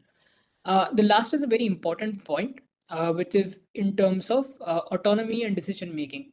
So we know that underwater environment is unexplored. It is extremely harsh. We don't know what lies underwater. We don't know what is the state of any obstacles that are present there, what conditions are there. So if you want a model, or if you want a particular AI that can actually or an AUV that can actually perform exploration in its true sense, you want an AI that can make decisions in a dynamic and unpredictable environments. So that is a scary part of it, because then you're talking about a full AI. A full AI being the one in which you are giving AI the control and saying that if you face any kind of challenges which is dynamic and it is unpredictable, you take your own decisions. And you don't let, like, because you cannot program any model for such kind of, if you don't know what the problem is going to be, if you don't know what kind of a harsh situation is going to be, environment is going to be, you cannot program an AI for that. uh, this is my last slide. I hope I haven't bored everyone to death so far. uh, right. So while there exist certain regulations, they do not specifically cater for the roles of AI. Like, for example, we have certain regulations in terms of from the International Maritime Organization and the United Nations Convention on the Law of Sea, which outlines the responsible use of practices for environmental protection and even in terms of uh, collision avoidance and things like that. We have certain things there. However, there is still not enough amount of regulations that are there put in place that enforce the importance of uh, understanding the impact of environment, the privacy that we gather, how to share that, the autonomy that needs to be given to machine, as I just spoke. The impact that is going to happen on human operators is something that is important. If we are doing this, there are many jobs that are going to go out. What do we do about that? Who is accountable for that? What is accountability? And then what is the biasness? So by again, since AI is something that we train, whatever we teach is what it's going to learn. So if we are going to say that any particular ethical race or any particular ethical gender or whatever may be the case, if we are biased in terms of training the data, it's going to give you the results which are biased. And with that, I conclude my presentation. Any questions? Thank you, Sridhar. Thank you, sir. Get the mic, please.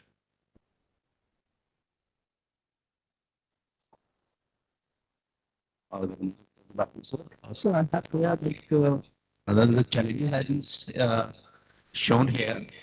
One is the ship generated noise, which is having adverse effect on the marine life. And right. I know it is a very noble concern. If like I am to come some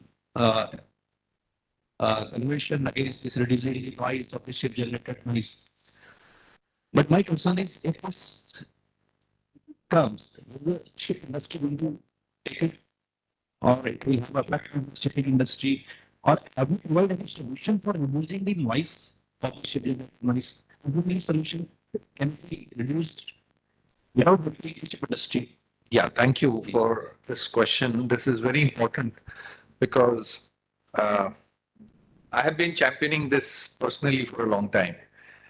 My book got released in 2017 on this issue, and it was our effort. Government of India sent our paper to IMO on this subject for MEPC 76 in 2021. Now, to send this paper as India's paper, you know, it's not a simple thing, right? When Government of India sends something, there is a lot of, so it took us 1.5 years to get that paper cleared. And that's when what you said, the entire, INSA, uh, International Shipping Association, and everybody was involved. So that 1.5 years, I had to make so many presentations to let them know that, see, if India does not take the lead in managing underwater noise, we will be left behind. Now, there is a marine strategic framework document. The European Commission has come out with this.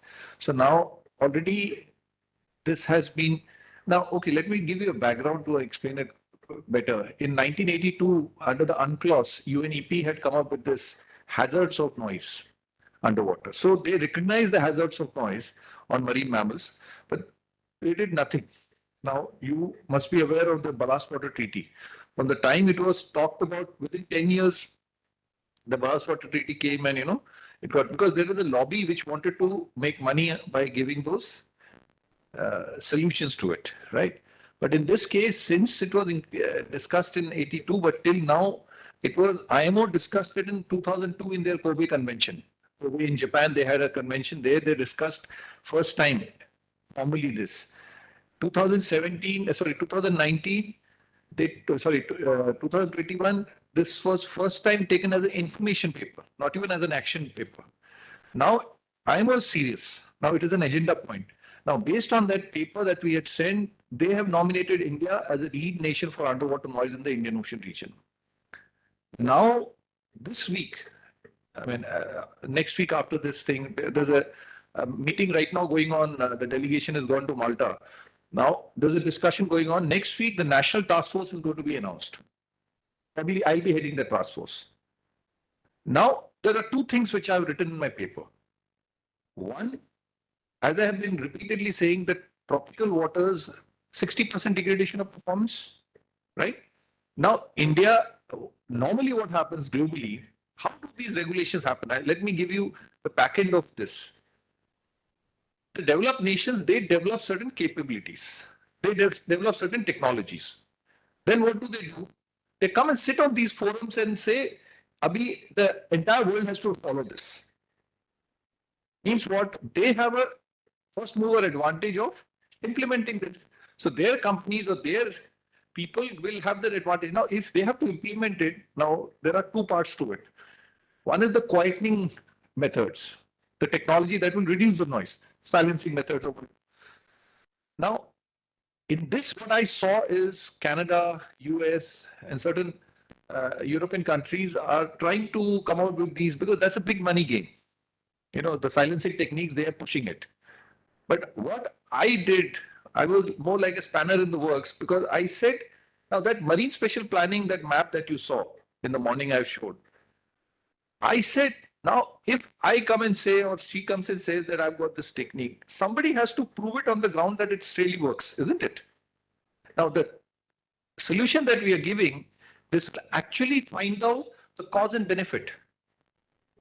Now, with the AIS data which Shridhar has been explaining, you can actually find out which particular, they're saying so-and-so propulsion, so-and-so technique will have lesser noise. But there are even tactical solutions. If you reduce the speed of the ship by 2 knots, you can reduce underwater noise by 50%. Right? I mean, the steaming that we do, if you can bring it down to below the cavitation level, so there are different solutions that are available. उसमें किसी को खर्चा नहीं करना है, nobody makes money out of it. Absolutely. So once you understand it correctly, so now we will be training the entire Indian Ocean countries under this task force, and that's how we'll be driving it. So my point to them was that the tropical countries, now who are the tropical countries? These are developing countries. See, if Europe says this, implement karo, we will be completely left out. Now, under the Marine Strategic Framework document, any ships entering the European waters must have these things. Now, will our ships be able to compete? So that's what I said. Now, even like in the COP, India has said 2070. Now, if you say 2070, you will achieve a certain standard. You have to work backwards. That what all we need to do by 2030, 40, 50, 60, then only you can achieve a certain standard. But unless you dissect it in the way that we are talking, Abhi to it is a happy situation. Nobody understands what's going on below the surface. Now you have to, do it in a very clinical manner. And this is the tool that will give you, and MSP will be the tool that will give you that information. So you want to say something? Yeah. Please use the mic so that, yeah. One more question, sir. I'm not a technical person. I'm a general duty officer. Like you said, the equipment, sonar equipment, they have a different performance in this tropical water. Say in the ship, like if we laid out some standard of some decibel like sound generation, if a ship of a particular class generating certain decibel, some certain intensity of noise in that Nordic region, will it generate the same intensity of noise in the tropical region? No. The ship will generate, the ship will generate the same noise, but your perception will be different because the ship, the source signal, and when it propagates through the water medium and when it is received. Now, this propagation medium is different. The distortions or the modification that happen while it propagates through the medium will be different. Medium will absorb, medium does. So different medium will absorb it. Absorb differently. That's what I said. Now, whether it is sonar which is transmitting or whether it is the underwater noise from a ship, like in a passive sonar, what does it do? It records what you are generating. So what I'm telling the IMO is that we have to get that advantage. If my acoustic propagation is getting degraded by 60%, why should I follow the European standards? Yes. I should have my own standards. Yes. And that will give relief to our, so the shipping lobby actually opposed me. They said, we already are, in trouble. The shipping industry in trouble. You are putting more pressure on us. I said, no, I'm not putting pressure on you. My paper is going to help you. What I'm trying to tell the IMO that the European standard should not be applied here. We should have our own standards. That's what I'm telling the government of India, that you come up with your policy before they come up with their policy. Otherwise, you have to follow them. So that's what now the task force is going to do, set up our own benchmarks, our own standards, and then say that, no, your things don't apply to us, and these are our standards, and this is the logic behind those standards. So that's what we are trying to say. So this is a very significant thing, and it will even be applicable. Now, see, the beauty of it is, I mean, I'll also talk about this in my second presentation. The same work is also important to the Navy and Coast Guard, or even for the defense forces, on acoustic stealth. You have to produce less noise. Now, see, stealth has been there for 100 years, but it has not populated to the merchant marine, because nobody has pushed them to do it. Now, even with so much high technology, the noise has not reduced. Do you know, since 1950, we have data from 1950, every 10 years, underwater noise, low frequency underwater noise because of shipping has doubled every 10 years. Doubled. So where are we going? So now IMO is forced to take note of it, and hopefully something will happen. But in this, I'm telling India should be at the forefront of it. Because the maximum shipping traffic, the slot is going through Indian Ocean only, right? So if it is going through Indian Ocean, we have an advantage. And even I told the government of Sri Lanka that you should be putting, आपके पानी से जा रहा ना? You make money. It will be issued next to the global. Yeah, so there is a lot of things one needs to look at it and understand it differently. But the basic capacity remains the same, whether it is acoustic stealth for the Navy or acoustic habitat degradation for the marine mammals. So that is what we need to understand. Otherwise, what happens is they will come and extract money from both the sides. The AIS data, we don't have AIS data beyond 20 nautical miles, right? Different agencies in India are buying that data from the same source. Right? Government of India is buying, ISRO is buying, then let everybody, Navy is buying, and so many other agencies are buying from the same source. They're all part of Government of India. You understand what I'm saying? So that's what UDA in a larger sense also brings everybody together. If we have a larger, thing, Government of India should buy once, right? Whether it is used for security or whether it is used for, sustainability or climate change, why should Government of India buy from 10 sources? But it is buying from the same. I visited when in 2019, when I went to France, I know those guys who have been selling this. So that is what we need to understand. Our different agencies are not talking to each other. Now, once the data comes into a database of Government of India, it should be accessible to all. And then even if we need to do a bit of processing and make it, see, the raw data is a useless thing. It has to be brought to a usable format. As Sridhar has also mentioned, we need so many databases, but they have to be all annotated and put it in a particular way. Now, just the AIS data is not enough. You have to go to the Lloyd's database, you have to go to so-and-so, you have to go to so-and-so. Now, if all that data is not available at the same time, nothing will work. Thank you, sir. That is something we need to. Yes, sir, please.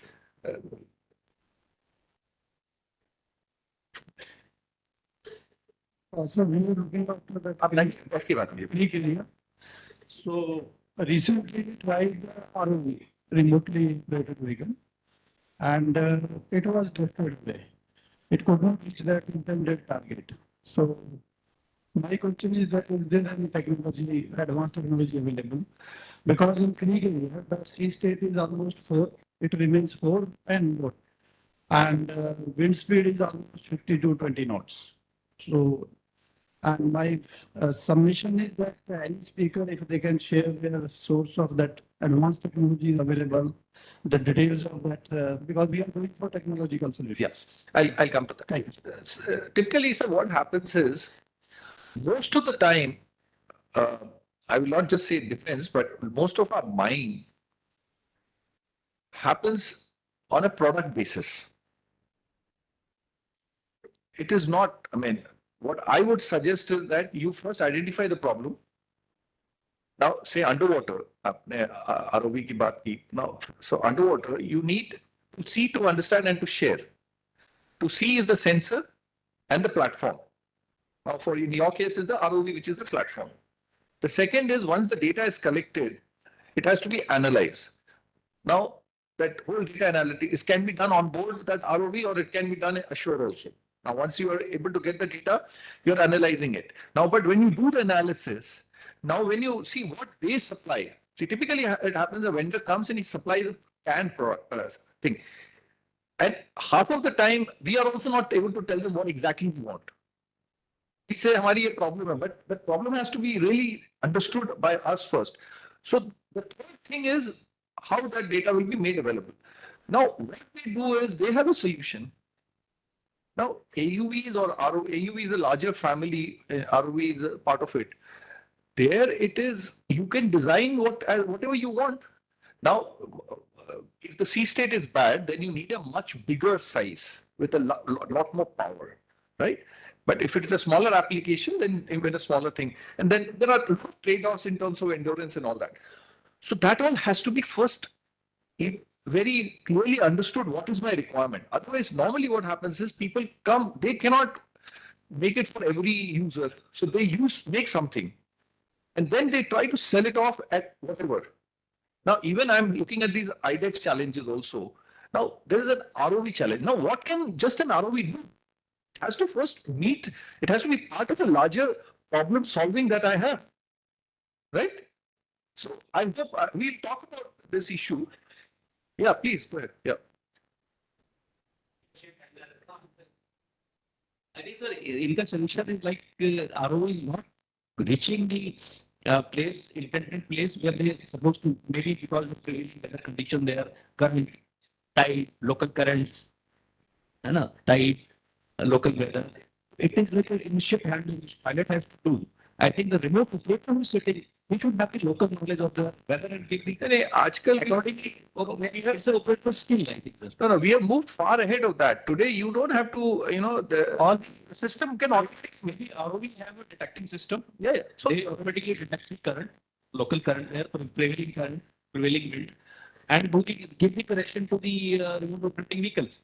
No, that has to be understood. So, see, what happens is you have to, here there is a issue of, operational capabilities, endurance and all that. So we have to first, I mean, there are two ways, two things. One is at the acquisition level, what you are buying, how you are selecting what I need.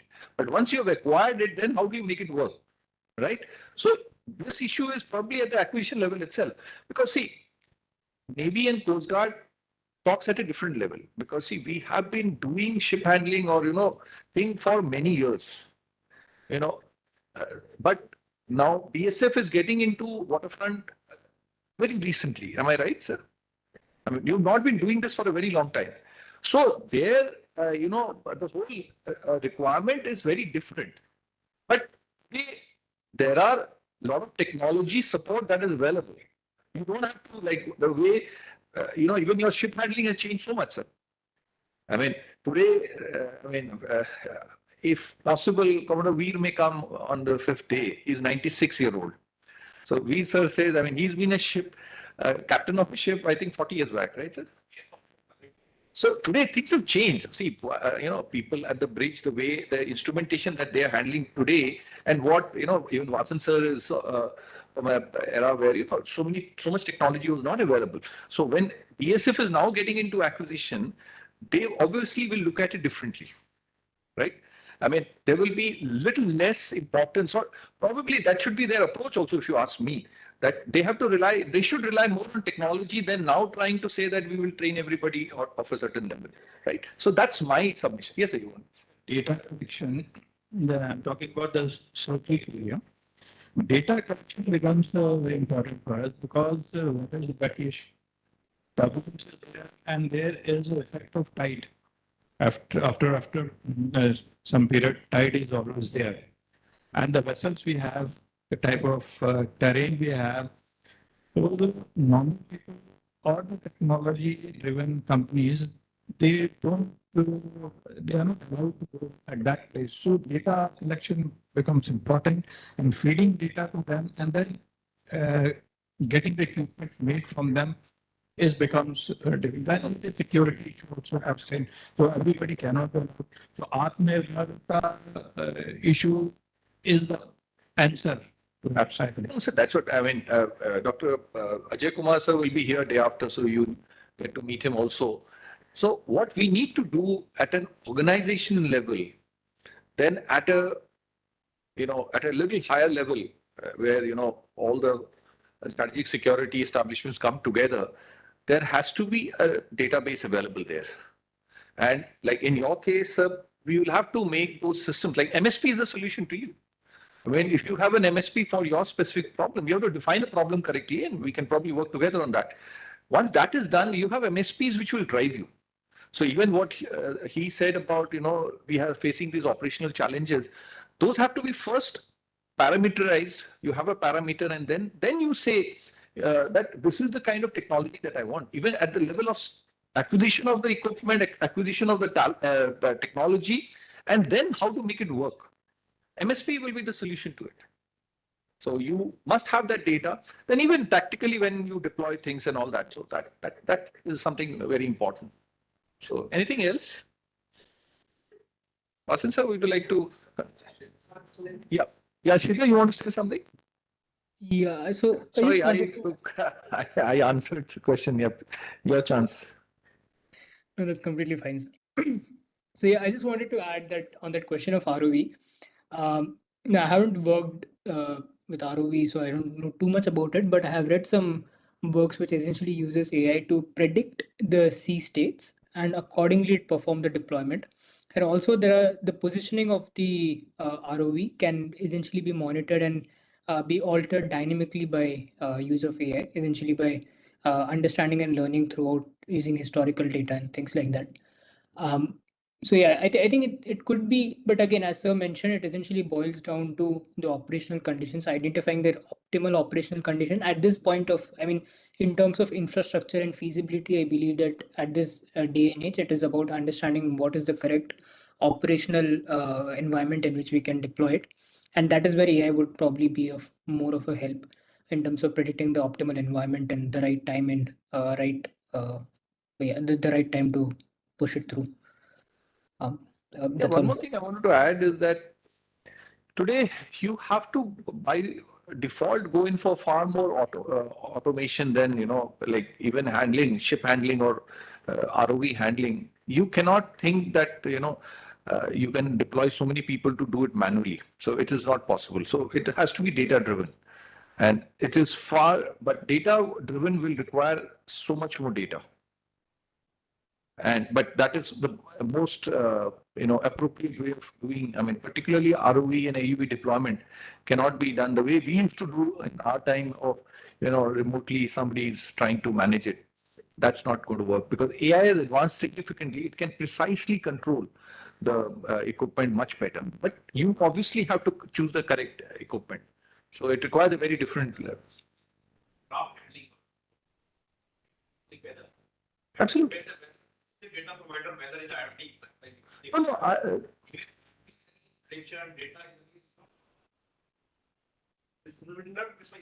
No, no, it is changing now.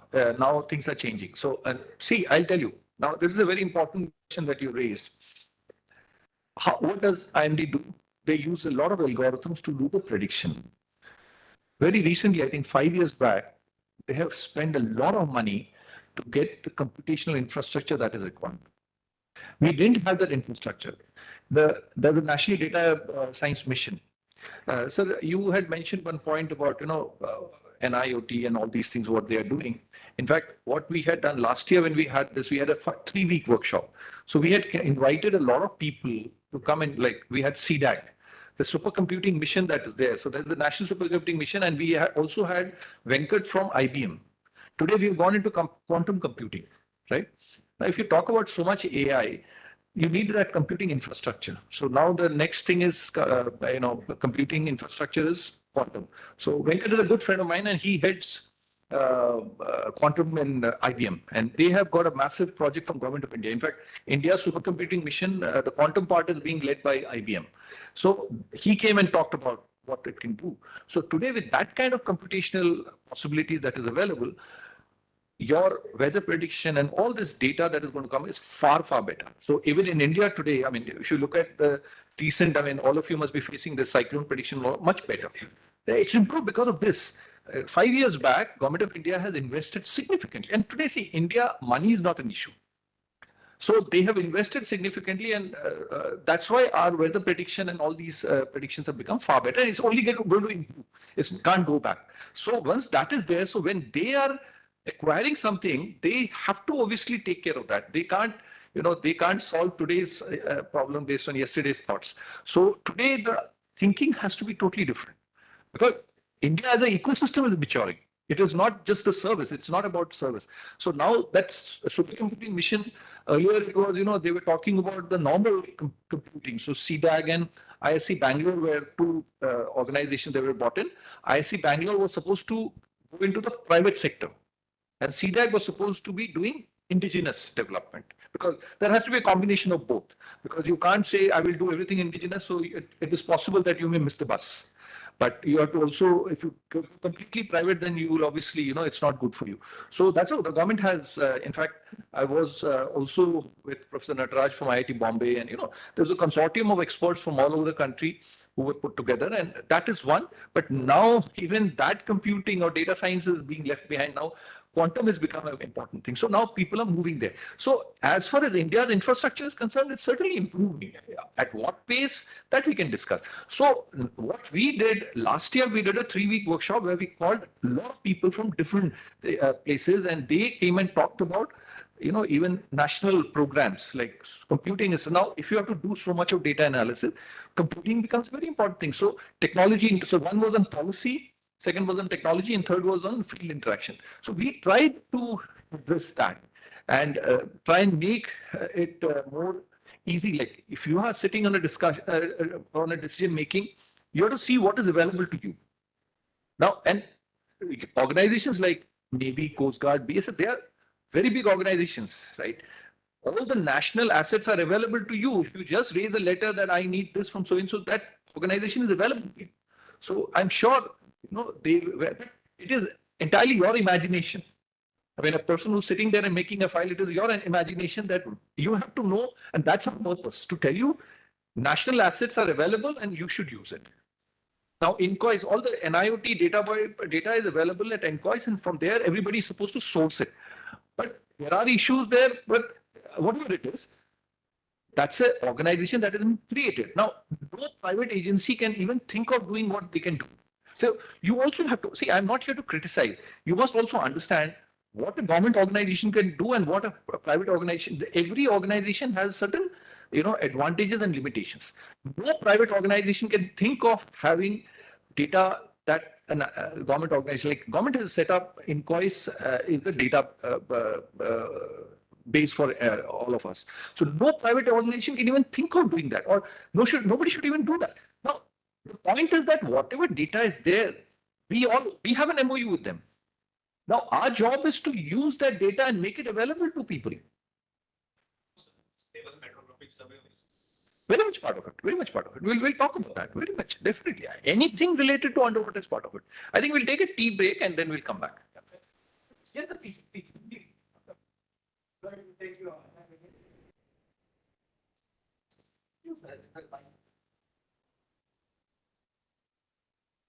I just wanted to put the discussion in proper context, rightly brought out this requirement of your ROV, which is there.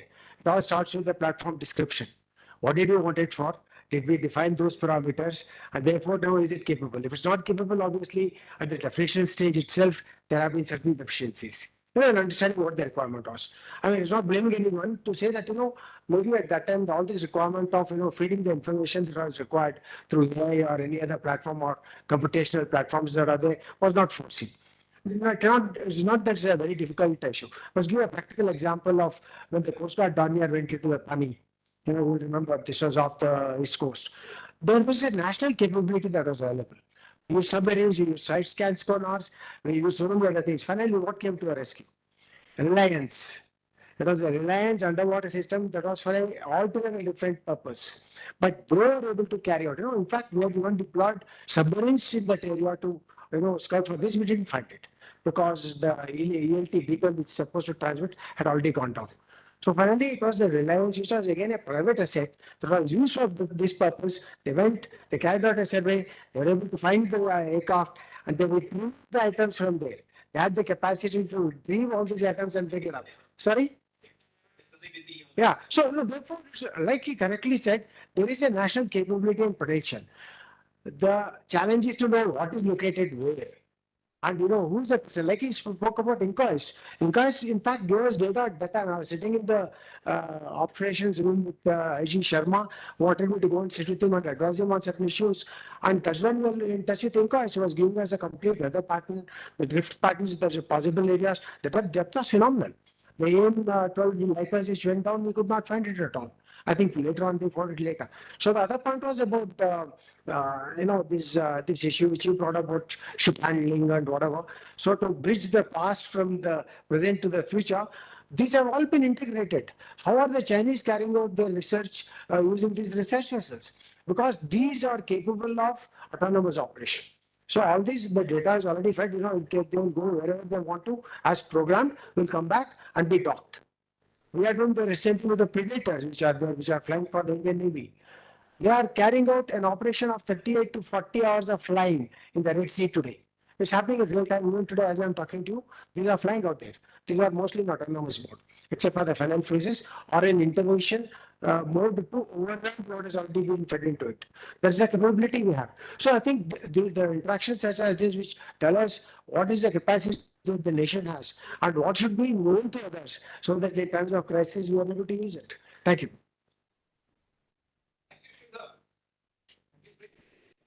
Thank you, sir. Thank you, everyone.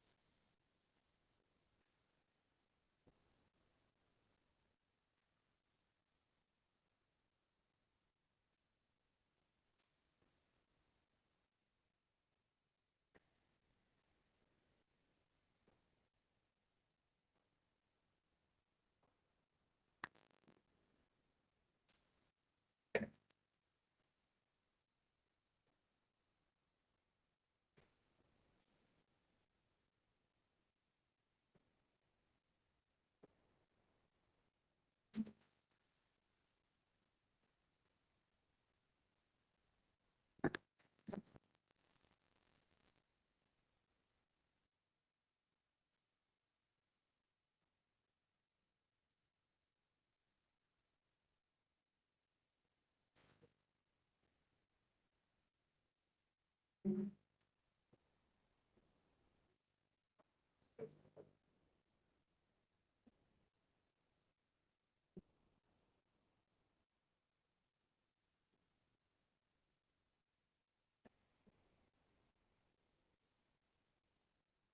got a link, you can just send it.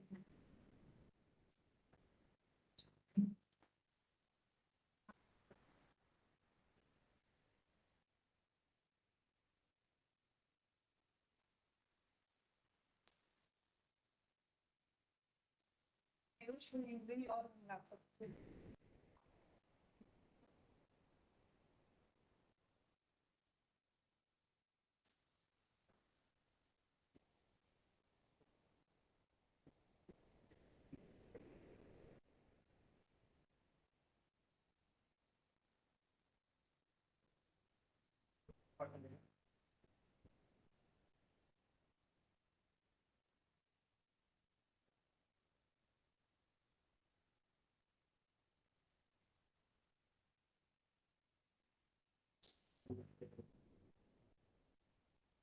Application.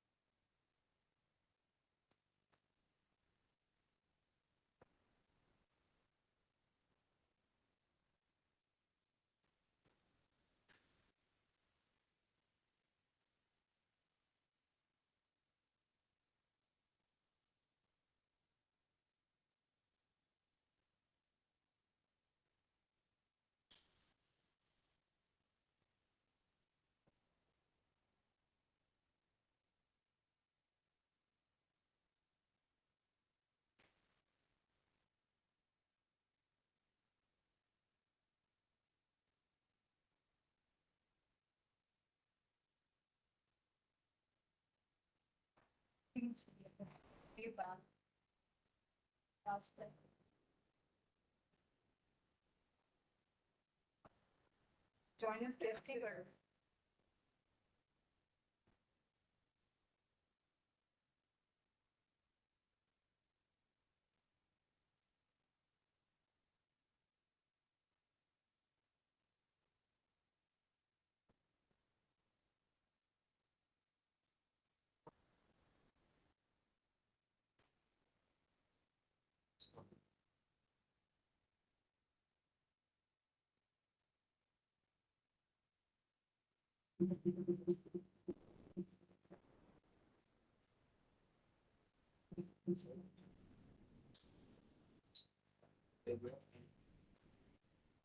Then I can one out.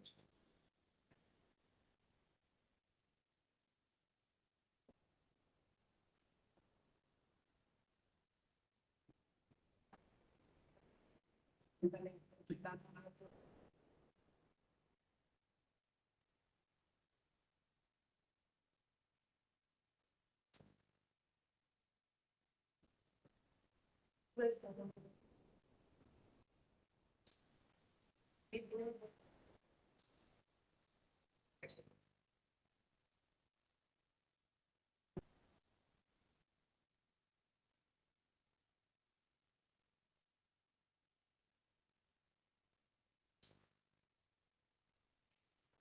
all right.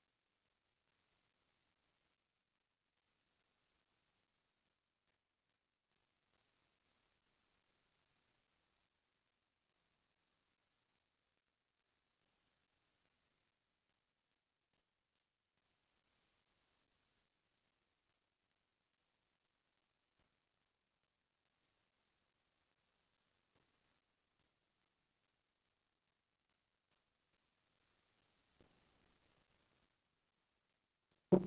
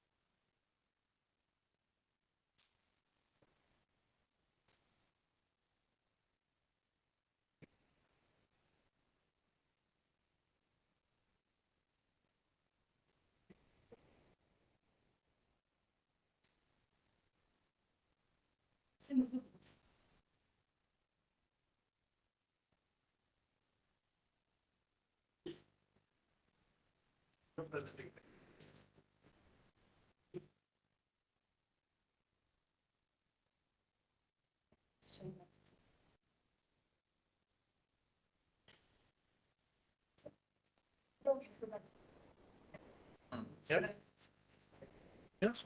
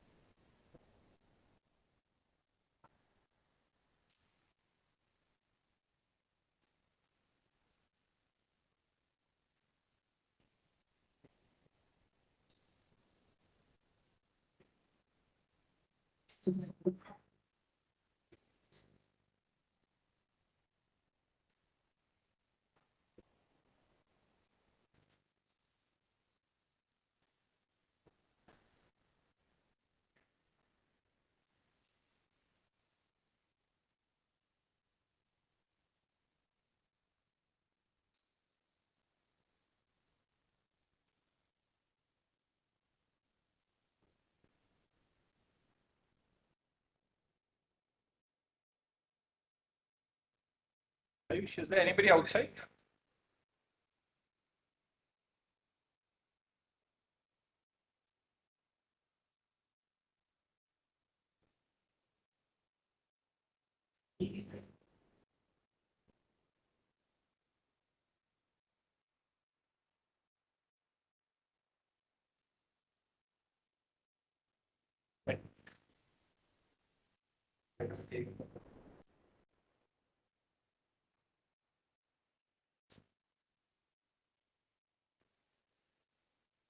Okay, everybody can say.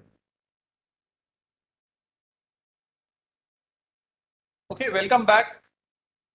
Just a small announcement. Tomorrow we'll start the sessions not at 9:30. First lecture is by Vasan sir only. And then we have Ambassador Mudgal coming from Delhi.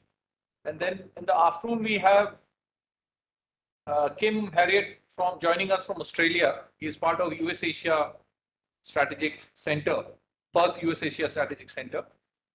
And after that, we have two very interesting presentation by our own research fellows. One is Romit, who will be talking about sediment management. And Romit has been with us for over 2 years now.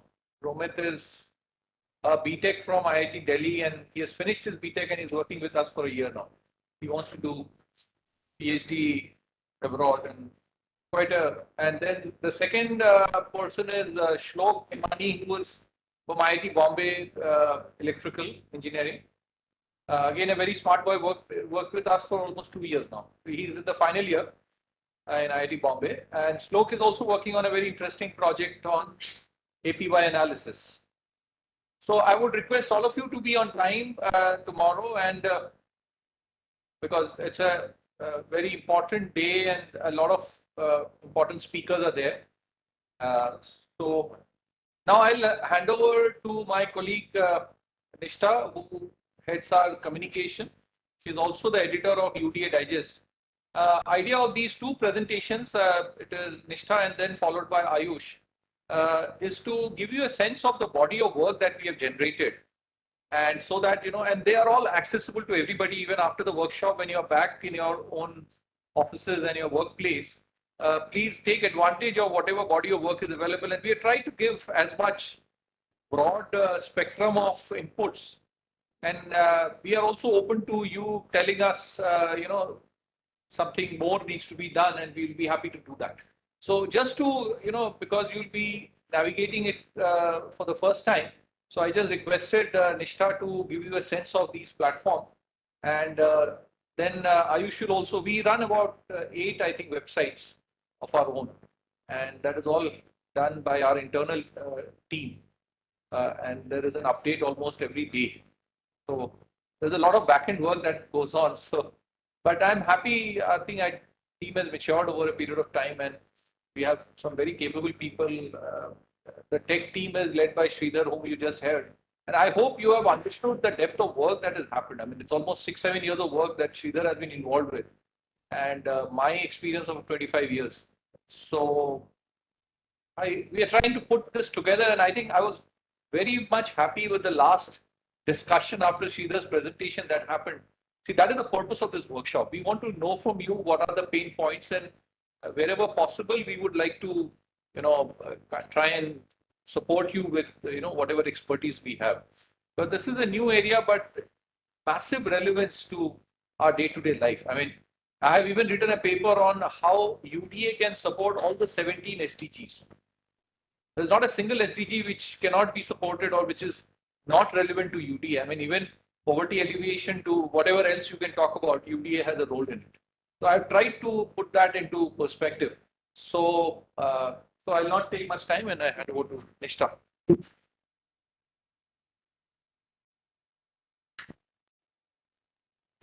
Thank you so much, sir. Hi, good evening, everyone. Thanks for staying with us for this long. I hope you've had an insightful day wherein there were like a lot of sessions that occurred. Like just previously, my colleague Sridhar, he was speaking about AI, and the others like who were there in the dais today morning. So I'm Nishtha, and I'm going to be sharing with you the 4 major platforms that we have on UDA. So I'll just start my presentation. So in today's presentation, I'm going to be speaking about MRC's UDA platforms, all that you need to know. Also, the tips and tricks of writing an article for UDA Digest. I'll speak about it in details as we go forward in the presentation, what UDA Digest is, and the kind of articles that we've had, the kind of speakers that we've had in the past to have written for us for UDA Digest. Introducing myself, my name is Nishtha, and I work at the Maritime Research Center as the communications lead. And I also work as the editor for the UDA Digest e-magazine. What I'm going to be talking about today is not just about the UDA platform, but also the kind of outreach and communication that happens from the MRC's end, and my experience of working on each of these platforms and our achievements in the past. Okay, comms and outreach at MRC. So basically, we say that this is MRC's way of communicating to the world. First is we communicate through the website and social media platforms. We are available on various social media platforms, including Instagram, LinkedIn, Facebook, and YouTube also. And we do have a very dedicated website, which is managed and run by the MRC engineering, the research engineers that we have with us. Next is about the events. So MRC is very proactive in holding such events, the one that you're in right now. And we do have regular webinars wherein we ask people to join us, and we talk on various topics associated with the underwater domain awareness, and also the workshops like the one which is being held right now. Then apart from that, another way that we do our comms and outreach is through public relations and advocacy. Previously, we had op-eds that were written by Arnav sir, and those op-eds were published in media platforms like Economic Times, The Hindu, Sanjay Gajan, and so has been writing very regularly for platforms like Sanjay Gajan in the past. So now, because everybody has spoken so much about UDA, I'm not going to get into like the nitty-gritties of it. And of course, like there were researchers and experts in the domain who have spoken much more and know the aspect much more than I do. So basically, for somebody from a non-technical background, it's an aspect of the maritime domain awareness that is focused on the underwater sector. It is the desire to know what is happening underwater. That is the simplest meaning of the underwater domain awareness that I have understood in the past 3 years of my collaboration with MRC. So these are the various platforms that we have under UDA. First is the UDA Digest. Second is the UDA Knowledge Center. Third is the Learning Center and the UDA Dialogue, which is a work in progress. That's why I've written WIP in the brackets. What is UDA Digest and when did it start its journey? So UDA Digest is basically a platform that brings together diverse views. It's a platform wherein we invite experts to write on various domains within the topic of underwater domain awareness. And I'm going to be speaking about each of those domains that we, welcome like the writers and the authors to write for us. UDA Digest began its journey in the year 2021. So it's already been 3 years for us, and we've been pushing the concept of underwater domain awareness through UDA Digest since past few years now. Okay, what about the key domains under the UDA Digest? So this e-magazine that we have, there are various domains under which we receive the articles. First is the maritime security. Then we have authors writing articles on underwater archaeology. So there are people who have written on science and technology, geopolitics and IR, blue economy, sustainability and ESG, climate change, and so on and so forth. So these were broadly the topics under which we, ask people to write the articles. So I'm just going to be quickly going to take you through some of the articles, not really the articles, but the topics of articles on various domains that we have. Like, for example, under the maritime security domain, we've had articles on IOR. And so this was basically the headline of the article, IOR and UDA framework, India-Sri Lanka relations and the BIMSTEC, acoustic capacity and capability building in the tropical littoral waters, China's undersea Great Wall project. Similarly, under the science and technology domain, we've had articles, we've had articles on subjects such as retrieving the ocean with AI, freshwater management, water quality management framework, and so on and so forth.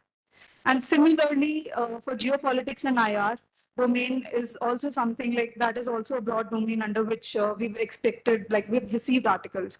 First is creating awareness about UDA amidst the G20 meetings. Like this was an article that I authored. And here I mostly spoke about how G20 meetings could have incorporated UDA as one of the concepts. And there were discussions about blue economy during the G20 meeting as well. Second is Indo-Water Treaty and Kashmir conundrums. This was something that my colleague Catherine had written the article on. And third is extreme weather conditions as a result of climate change. Now, this is again an article that I wrote and wherein I spoke about what is happening, like what major extreme events are happening across the world and how it is impacting and how the climate change is kind of being an obstacle for all of us in today's world. Then IOR and UDA framework. So these articles under the domain of underwater archaeology have been written by Professor Radhika Seshan. She's like one of our mentors and she's part of the advisory board at MRC as well. So ma'am wrote articles on maritime history and traditional knowledge, regional overview of India's maritime heritage, Beneath the Blue Underwater Archaeology in India. So if I speak about the authors of the article, then a large bunch of articles come from the interns who intern with us and the fellows that work with us, because as part of the internships, it is important and it is compulsory for all the interns and the fellows to submit at least one article with me so that those can be published regularly. And some of our fellows and interns who have written for us have been people like Ananya, my colleague, like she was formerly associated with us. Catherine, Aradhya, Sanskar, like who was an intern and later he was associated with us as a fellow as well, and Shlok and Rishika. So we do have a good number of articles coming in ever since this space was thrown open. And now I'm going to be speaking about the prominent authors who have written the articles for the platform. First is, of course, Dr. Commander Arnab Das. Arnab sir very regularly writes articles for UDA Digest. And he has mostly spoken about the UDA perspective in different domains, be it from the geopolitical angle or from the sediment management angle. Then we've had Mr. Pratap M. Heblikar also has written for us. So Pratap sir has been a former Special Secretary of the Government of India, and he's also the director on board of Asian Dialogue Society, Singapore.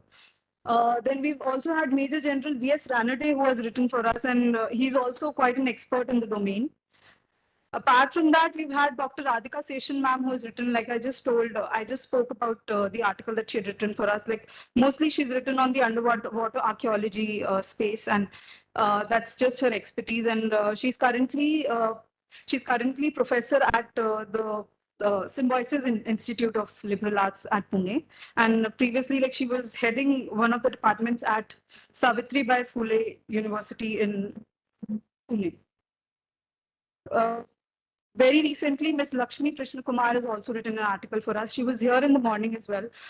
She has been a journalist with BBC, and apart from that, she was also the scholar, scholar of Shakespeare scholar.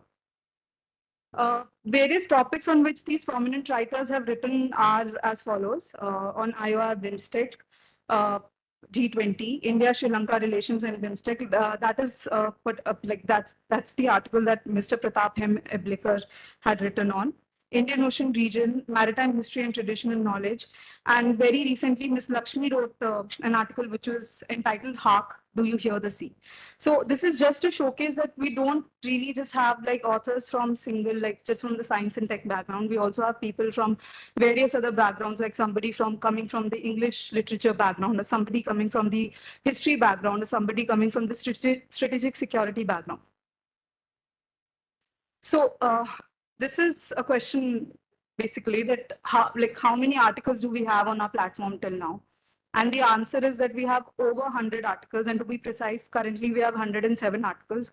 So we feel quite proud about it because within a span of 2 to 3 years, we've made it this much, like these many articles have been contributed by various people.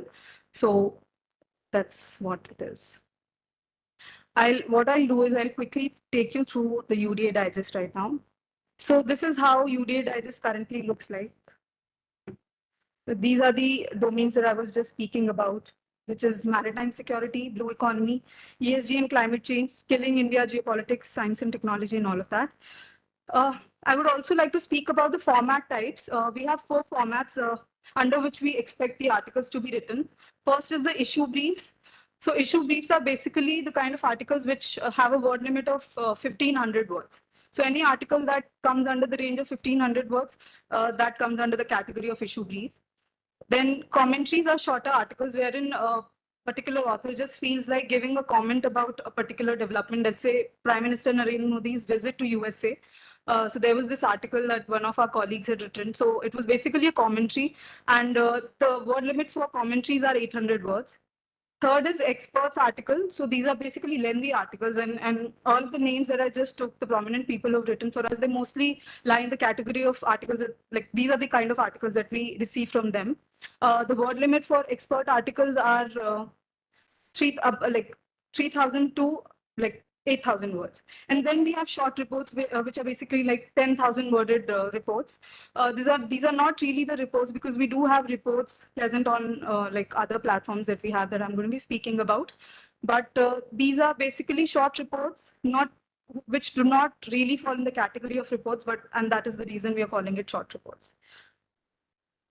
So this was about the UDA Digest.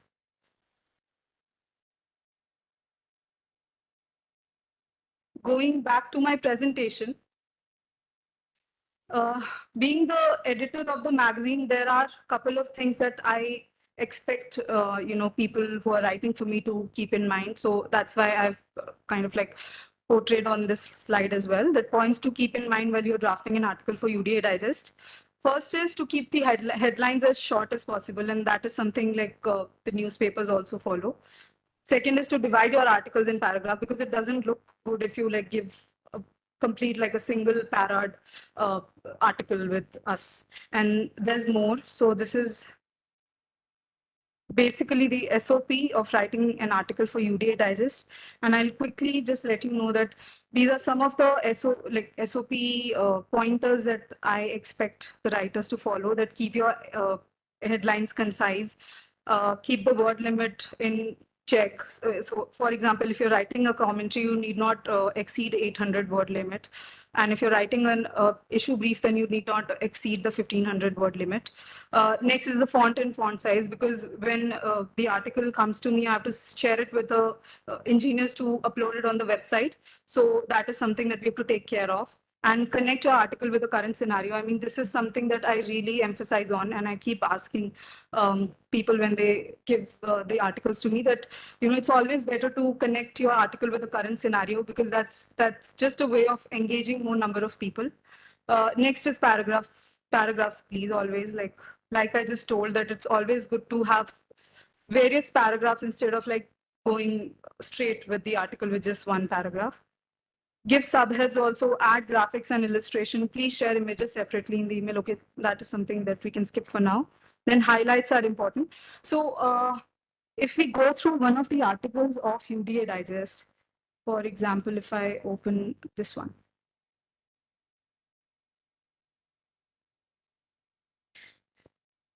Yes. So this is how an article of UDA Digest looks like. This is not the one that I would like to talk about. I'll take a different one.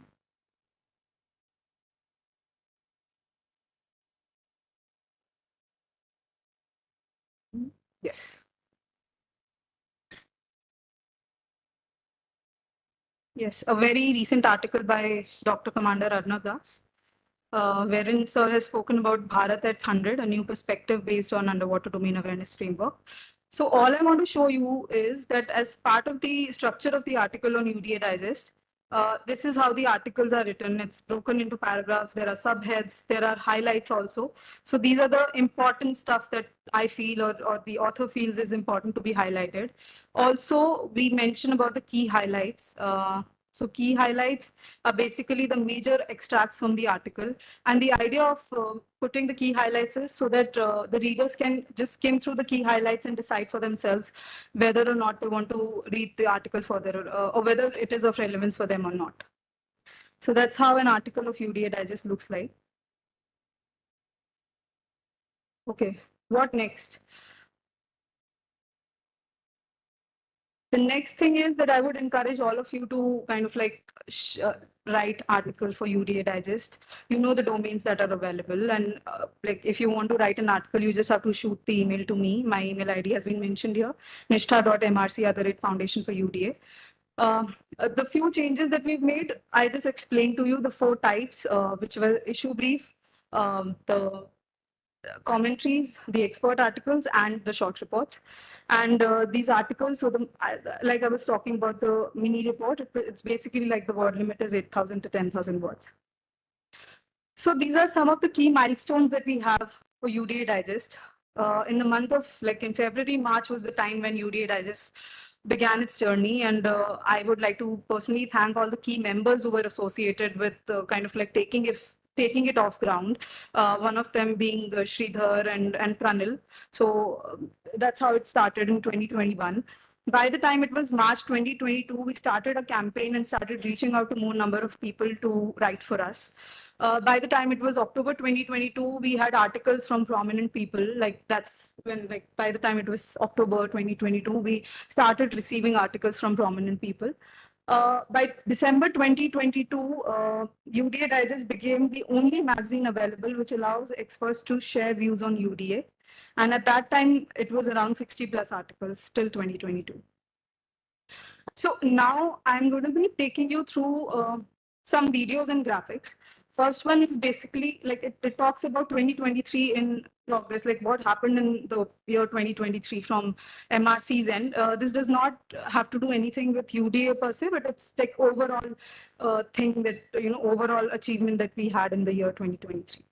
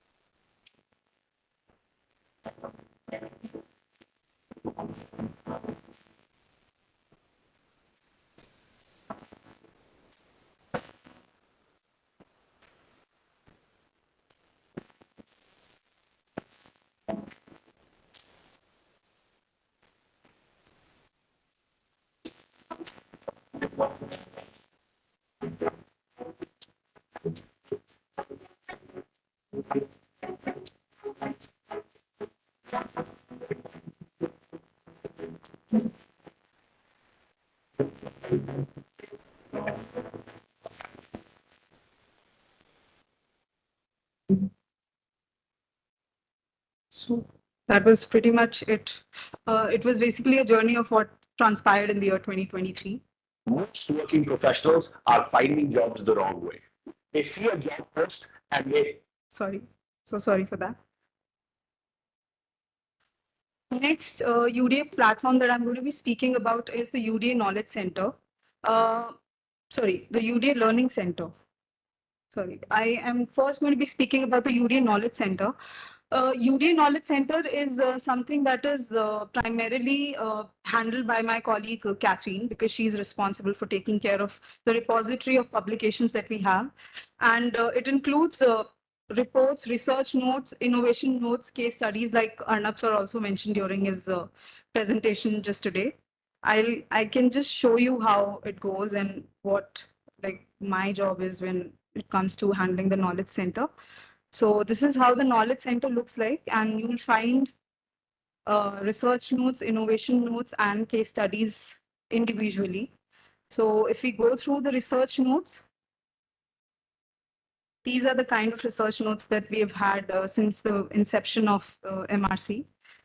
For example, if we see this one, underwater radiated noise management, this is how our our reports are put, that instead of just like putting out the report, we put the shorter version of it wherein we explain about the overview of the report, we talk about the key highlights, we talk about the key challenges, major opportunities, and the quote from the author. For example, this one was written by the former person Yashwant Reddy and Dr. Commander Arnab Das.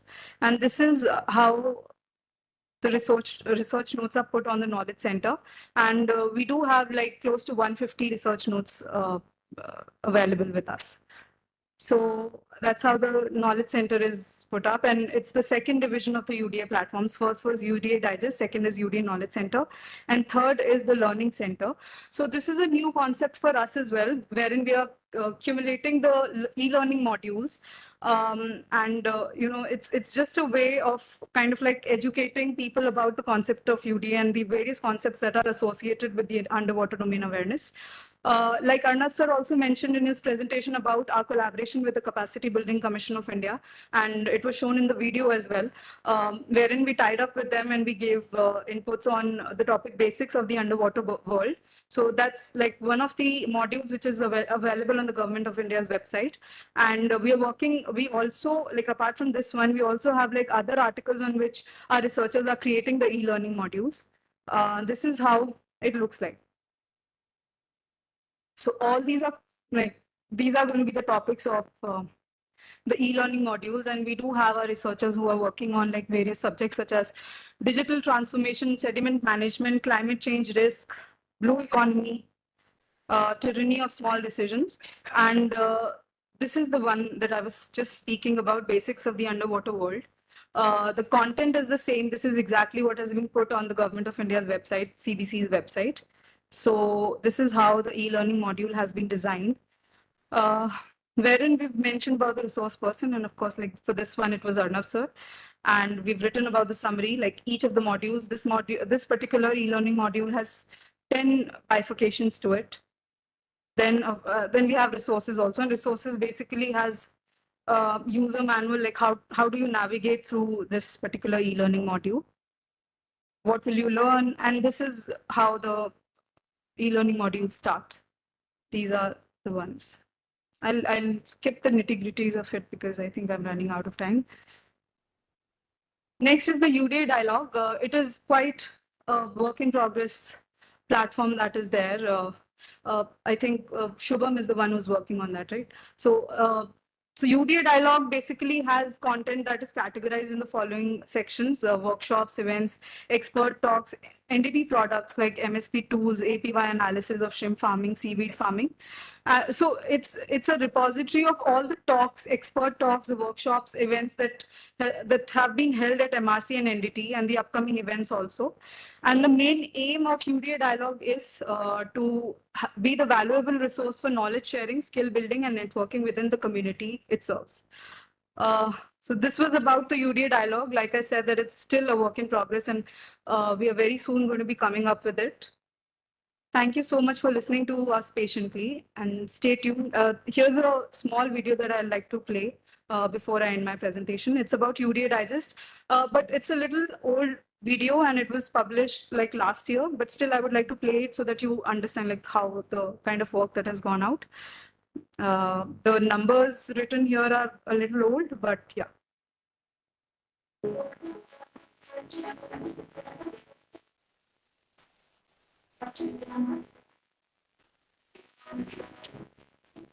The genesis of the UDA Digest was to provide a platform to present the multiple dimensions of the UDA framework.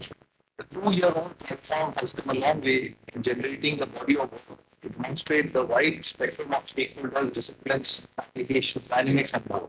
Underwater domain awareness, UDA, in simple terms, is a desire to know what is happening underwater.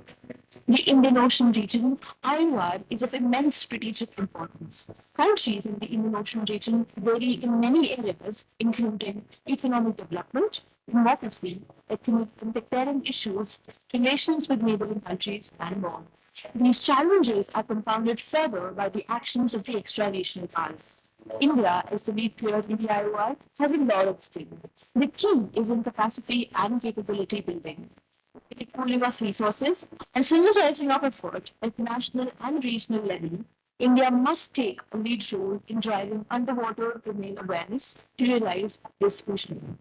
Reading Digest has emerged as a platform that is willing to give space to quality content so that we can deliver in a simple recognized form. My name is Char, and I am the editor of the UDA Digest. Ever since I took over as the editor of the magazine, I've clearly seen exponential increase in the readership of the magazine. Some of the domains under which we expect our experts to write for us are blue economy, underwater archaeology, geopolitics and IR, science and technology, maritime security, marine environment, and so on and so forth. Some of our responsibility to dive into an underwater adventure coming to your inbox every month. Yes. Thank you so much.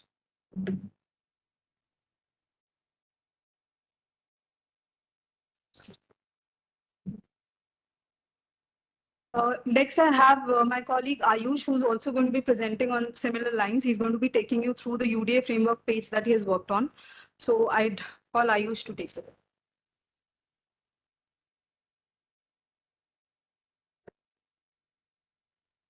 Yeah.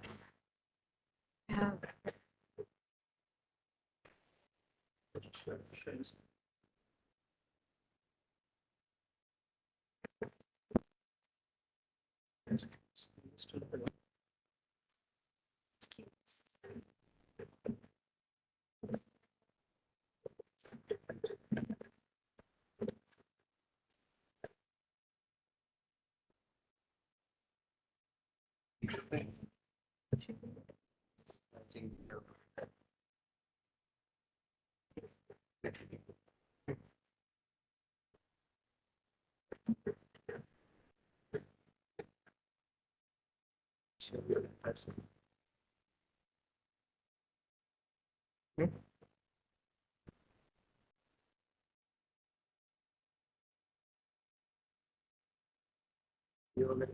Mhm.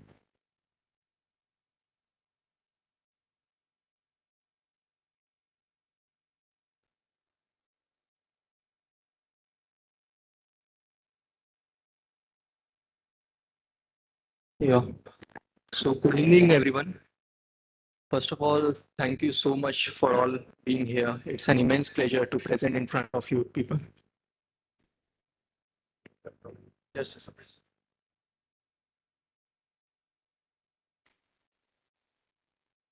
Speaker. Okay.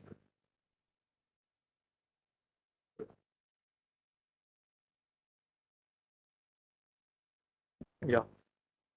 So my name is Ayush Sawat, and I am a research engineer at a Maritime Research Center. And my responsibilities are handling all the websites and internship coordination, event management, and research related work.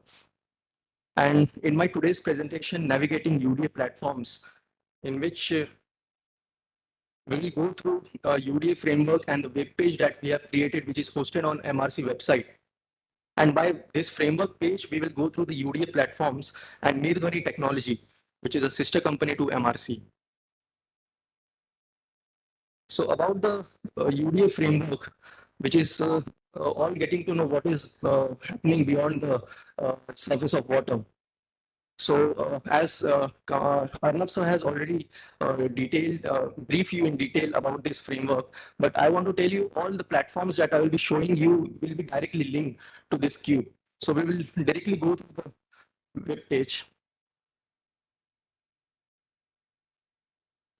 So this is the comprehensive web page that we have created, which covers all the materials, and all of our work has been showcased over here, like the UDA framework video that we have. And we have also created a two-page document on this framework, which showcases that why this framework is essential to understand and for managing and tracking human activities underwater. So from here, you can download this document. And this, as we run these four major platforms, like Nishta has showed you, Learning Center, UDA Digest, Knowledge Center, and UDA Dialogue. So you can go through this platform and access from here. And the newsletter that we have. So the UDA framework is built upon 5 pillars, which is research, skilling, academia, innovation, and strategy. And MRC and entity has made a significant contribution to address each one of these dimension, and it has been rightly presented in this annual report. So you can view and download the annual report by clicking on the image and clicking on this button also. Then the skilling handbook and skilling videos, video is here. So MRC and NDT are working with the partners to establish center of excellences across the world, and along with the multilateral and bilateral partners.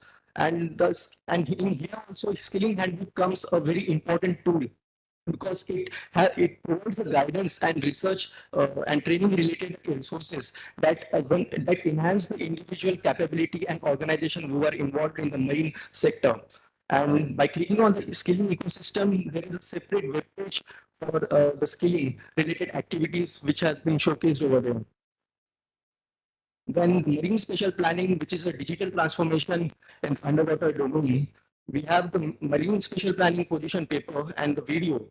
So if I talk about the position paper, it tells about the strategic framework, which showcases the challenges and occurrences of and the human-related activities in the Indian Ocean region that needs to be addressed. So you can view MSP position paper from here, and same as the skilling. MSP has also a separate web page that you can visit, which has all the documents and reports we have uploaded. Then the Narwal Challenge video. MRC team is also being featured in the Global Innovation Challenge, and we were the only team from Asia that were among the 4 finalists. And also the chairman of National Shipping Board complimented the UDA and MRC for their noble work in the acoustic habitat degradation. And we were invited in the Mumbai. So you can also view this report by clicking on this link. Then about our activities, the UDA framework ensures a nuanced policy intervention, technology intervention, along with the acoustic capacity and capability building. So if we go through each one of these, I think policy intervention, Pathfinder Indian Ocean Security Conference is being held at Sri Lanka, where Dr. Das sir was invited. And he presented with a special focus on underwater domain awareness, security, and economic dimension. And in the technology intervention, marine special planning, so we have built a tool, MSP tool, which is a completely digital platform. And in the further upcoming workshops, my colleague Jay will go through the details about that. Then about the capacity and capability building, so the UDA framework itself addresses in 3 stages. If you see outreach, engage, and sustain. So in outreach, we conduct several seminars, events, workshops like this to sensitize students, practitioners, stakeholders, policyholders, and in the engagement, we also offers internships and several fellowships under MRC and NDT. And academic skilling and innovation programs are there to sustain acoustic capacity and capability building. So you can view all the report and documentation by clicking on the read more button. Then coming towards recognition, so MRC has SIRO recognition, which is scientific and industrial research organization provided by Ministry of Science and Technology. Then we have also partnered with CDC, City Building Commission, where we have uploaded our e-learning modules on their government website. And we are also knowledge partner Ministry of Earth Sciences, contributing to the innovative digital ocean program. Then with the NITI Aayog also, we have NITI Aayog has also forwarded our paper on national capacity and capability building to the relevant government authorities. Then the position paper on the underwater security framework was also being accepted by the National Security Council Secretariat, NCS. And with the DG shipping also, it forwarded our paper on the forwarded a paper on the national noise to the IMO, International Maritime Organization. Then at last, these are all the publications which are being hosted on the UDA Digest, and you can find all the domain, various domain centric articles over there. Then we come to next website. This is the Moorings Technology, the sister company of MRC. Moor means essence of water, and 20 means our experience and expertise in acoustic. So a journey has begun in as a startup in January 2017 with a similar focus of pioneering solution in underwater acoustic and signal processing. So NDT also collaborate with government bodies, academia, and several institutions for providing innovative solutions, and it also delivers various services and solutions which I will showcase you very quick. So these are our all solutions, like just a second.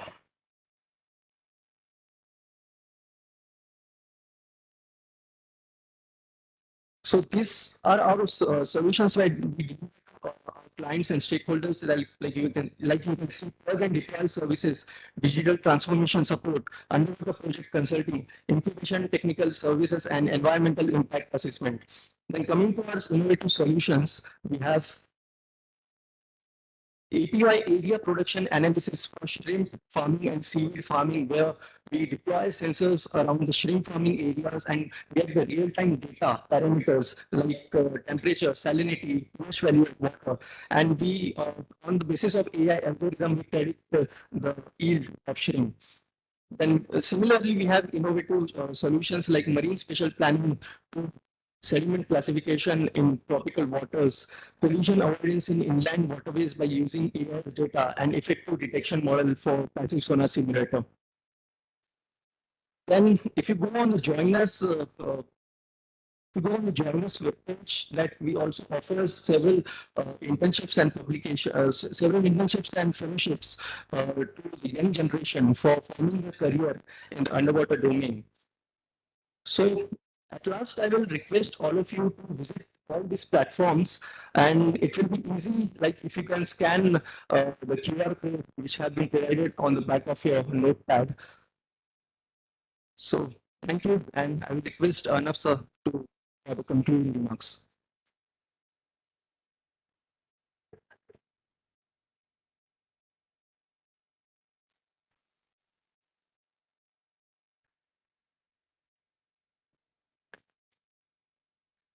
Yeah.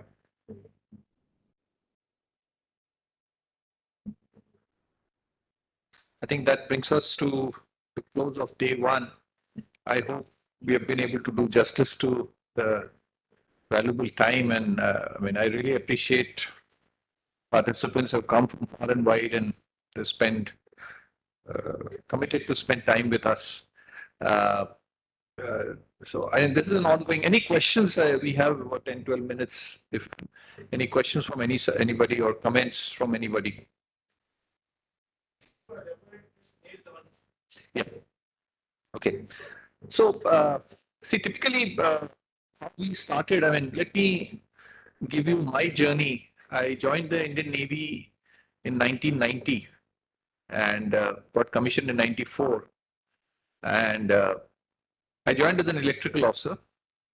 My first appointment was on INS Ranjit as ALO ASW. So I was trying to understand how basically make the sonars and the various ASW systems on board a destroyer available. When that time, the sonars used to not give performance, and when exercises are going on, the task officer would be very unhappy, and of course I had no answers to it. But after a brief tenure in the dockyard, I got my master's in IIT Delhi for underwater electronics. And there, of course, my journey changed quite a bit. I spent 7 years in IIT Delhi. I did my master's thanks to Navy. And again, I was lucky that IIT insisted that I should continue in the IIT for a little longer, and Navy was kind enough to agree to that. There was a position for a naval officer. Admiral Verma was also in IIT Delhi at some point. He's also in underwater electronics MTech. And I joined IIT Delhi and spent 7 years there. But since I was there, then I thought it's an opportunity for me to capitalize. So I also registered for my PhD. But to justify my stay there, I was on an overdrive to try and contribute. But I was lucky that at that time the nuclear submarine project had become very, very critical for India. And we got a project from the ATV headquarters for designing the sonar classifier. And parallelly, there was also, projects for coastal surveillance. So we designed the entire coastal surveillance. We used to call it COAST, Comprehensive Ocean Area Surveillance Technology, how to deploy sensors and collect data. And so, that also became a learning for me, how we can divide the big problem into small problems. Because we used to have 5 officers coming from the Navy, like I had joined to IIT Delhi for masters. And there were 2 more officers coming to the RF department. So what I used to, my job was to break that into smaller projects and give it to the MTech students and, get it done and then put it together and then deliver it. But then, the time was good, we had a lot of support. So we also did a vice chief memo, how these projects need to, otherwise what happens is our officers go to some project, come back, There is no connection with, what the Navy requires or that kind of a thing. So I took it up that, we build a complete framework how when these officers come, Navy should be involved in that project. So even the project review, we used to call a senior officer from the Navy. So what we did, our training establishment was connected, INS Valsura was connected, and the ACM ITNS was connected. And they used to every 6 months come and review what's going on. And they used to also support by funding. So we built this whole mechanism, and it was approved by the vice chief, and that continued. And even for the nuclear submarine project, the project we got, I was involved. That is part of my PhD work also. But at the same time, DRDO was involved. And as you know, see, in a government system, various organizations have a certain role, and you, irrespective of what you think or what you understand, you have to make sure that those organizations are involved, because individuals are not important. Organizations have a certain, deep understanding and certain mandate, because, certain things they can do very easily. So we involved Bharat Electronics, we involved DRDO, and, that's how we go. So 7 years was a very good learning for me.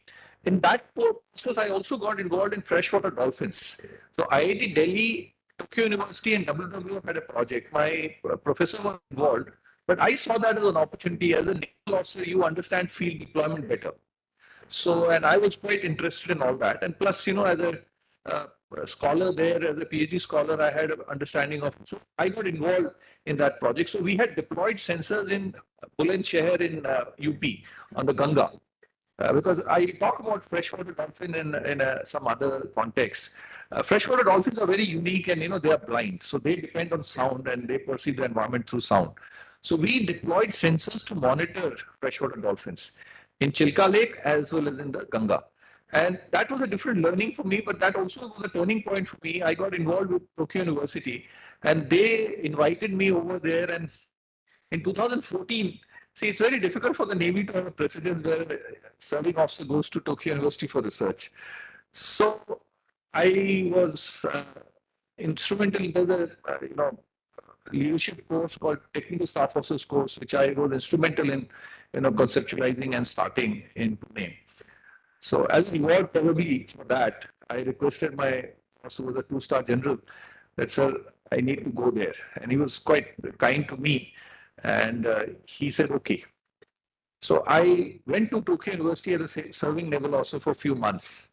And that was a different learning for me. And that was a center which was into AUV design and development. You were talking about that. So I saw firsthand how an international lab, they are probably #1 in the world. They have been designing AUVs for the last 40 years. So I spent few months there. But it was not all because I was there, and it was a very unique thing. They were funding my trip.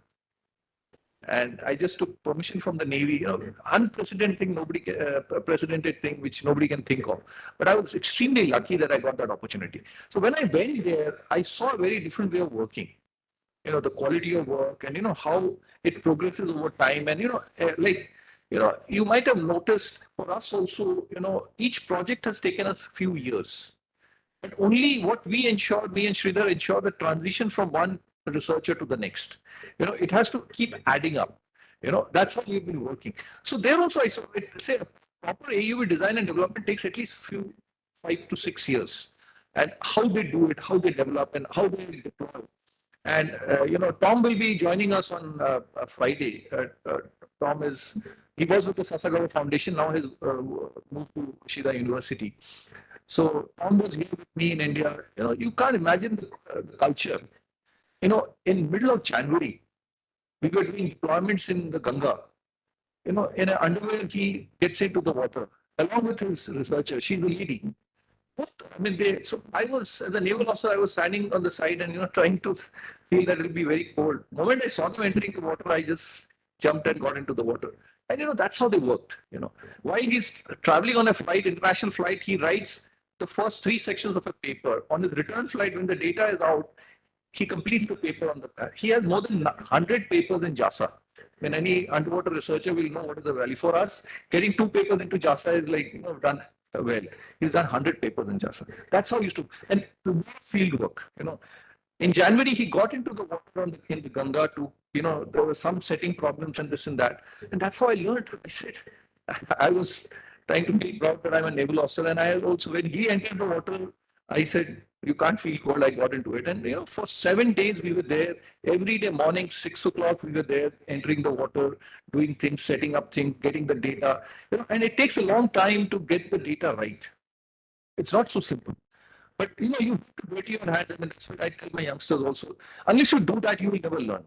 So this project was deployed. So what we did here was, it matured the technology because it started from scratch, right? From designing the sensor to the data acquisition to everything, this group did.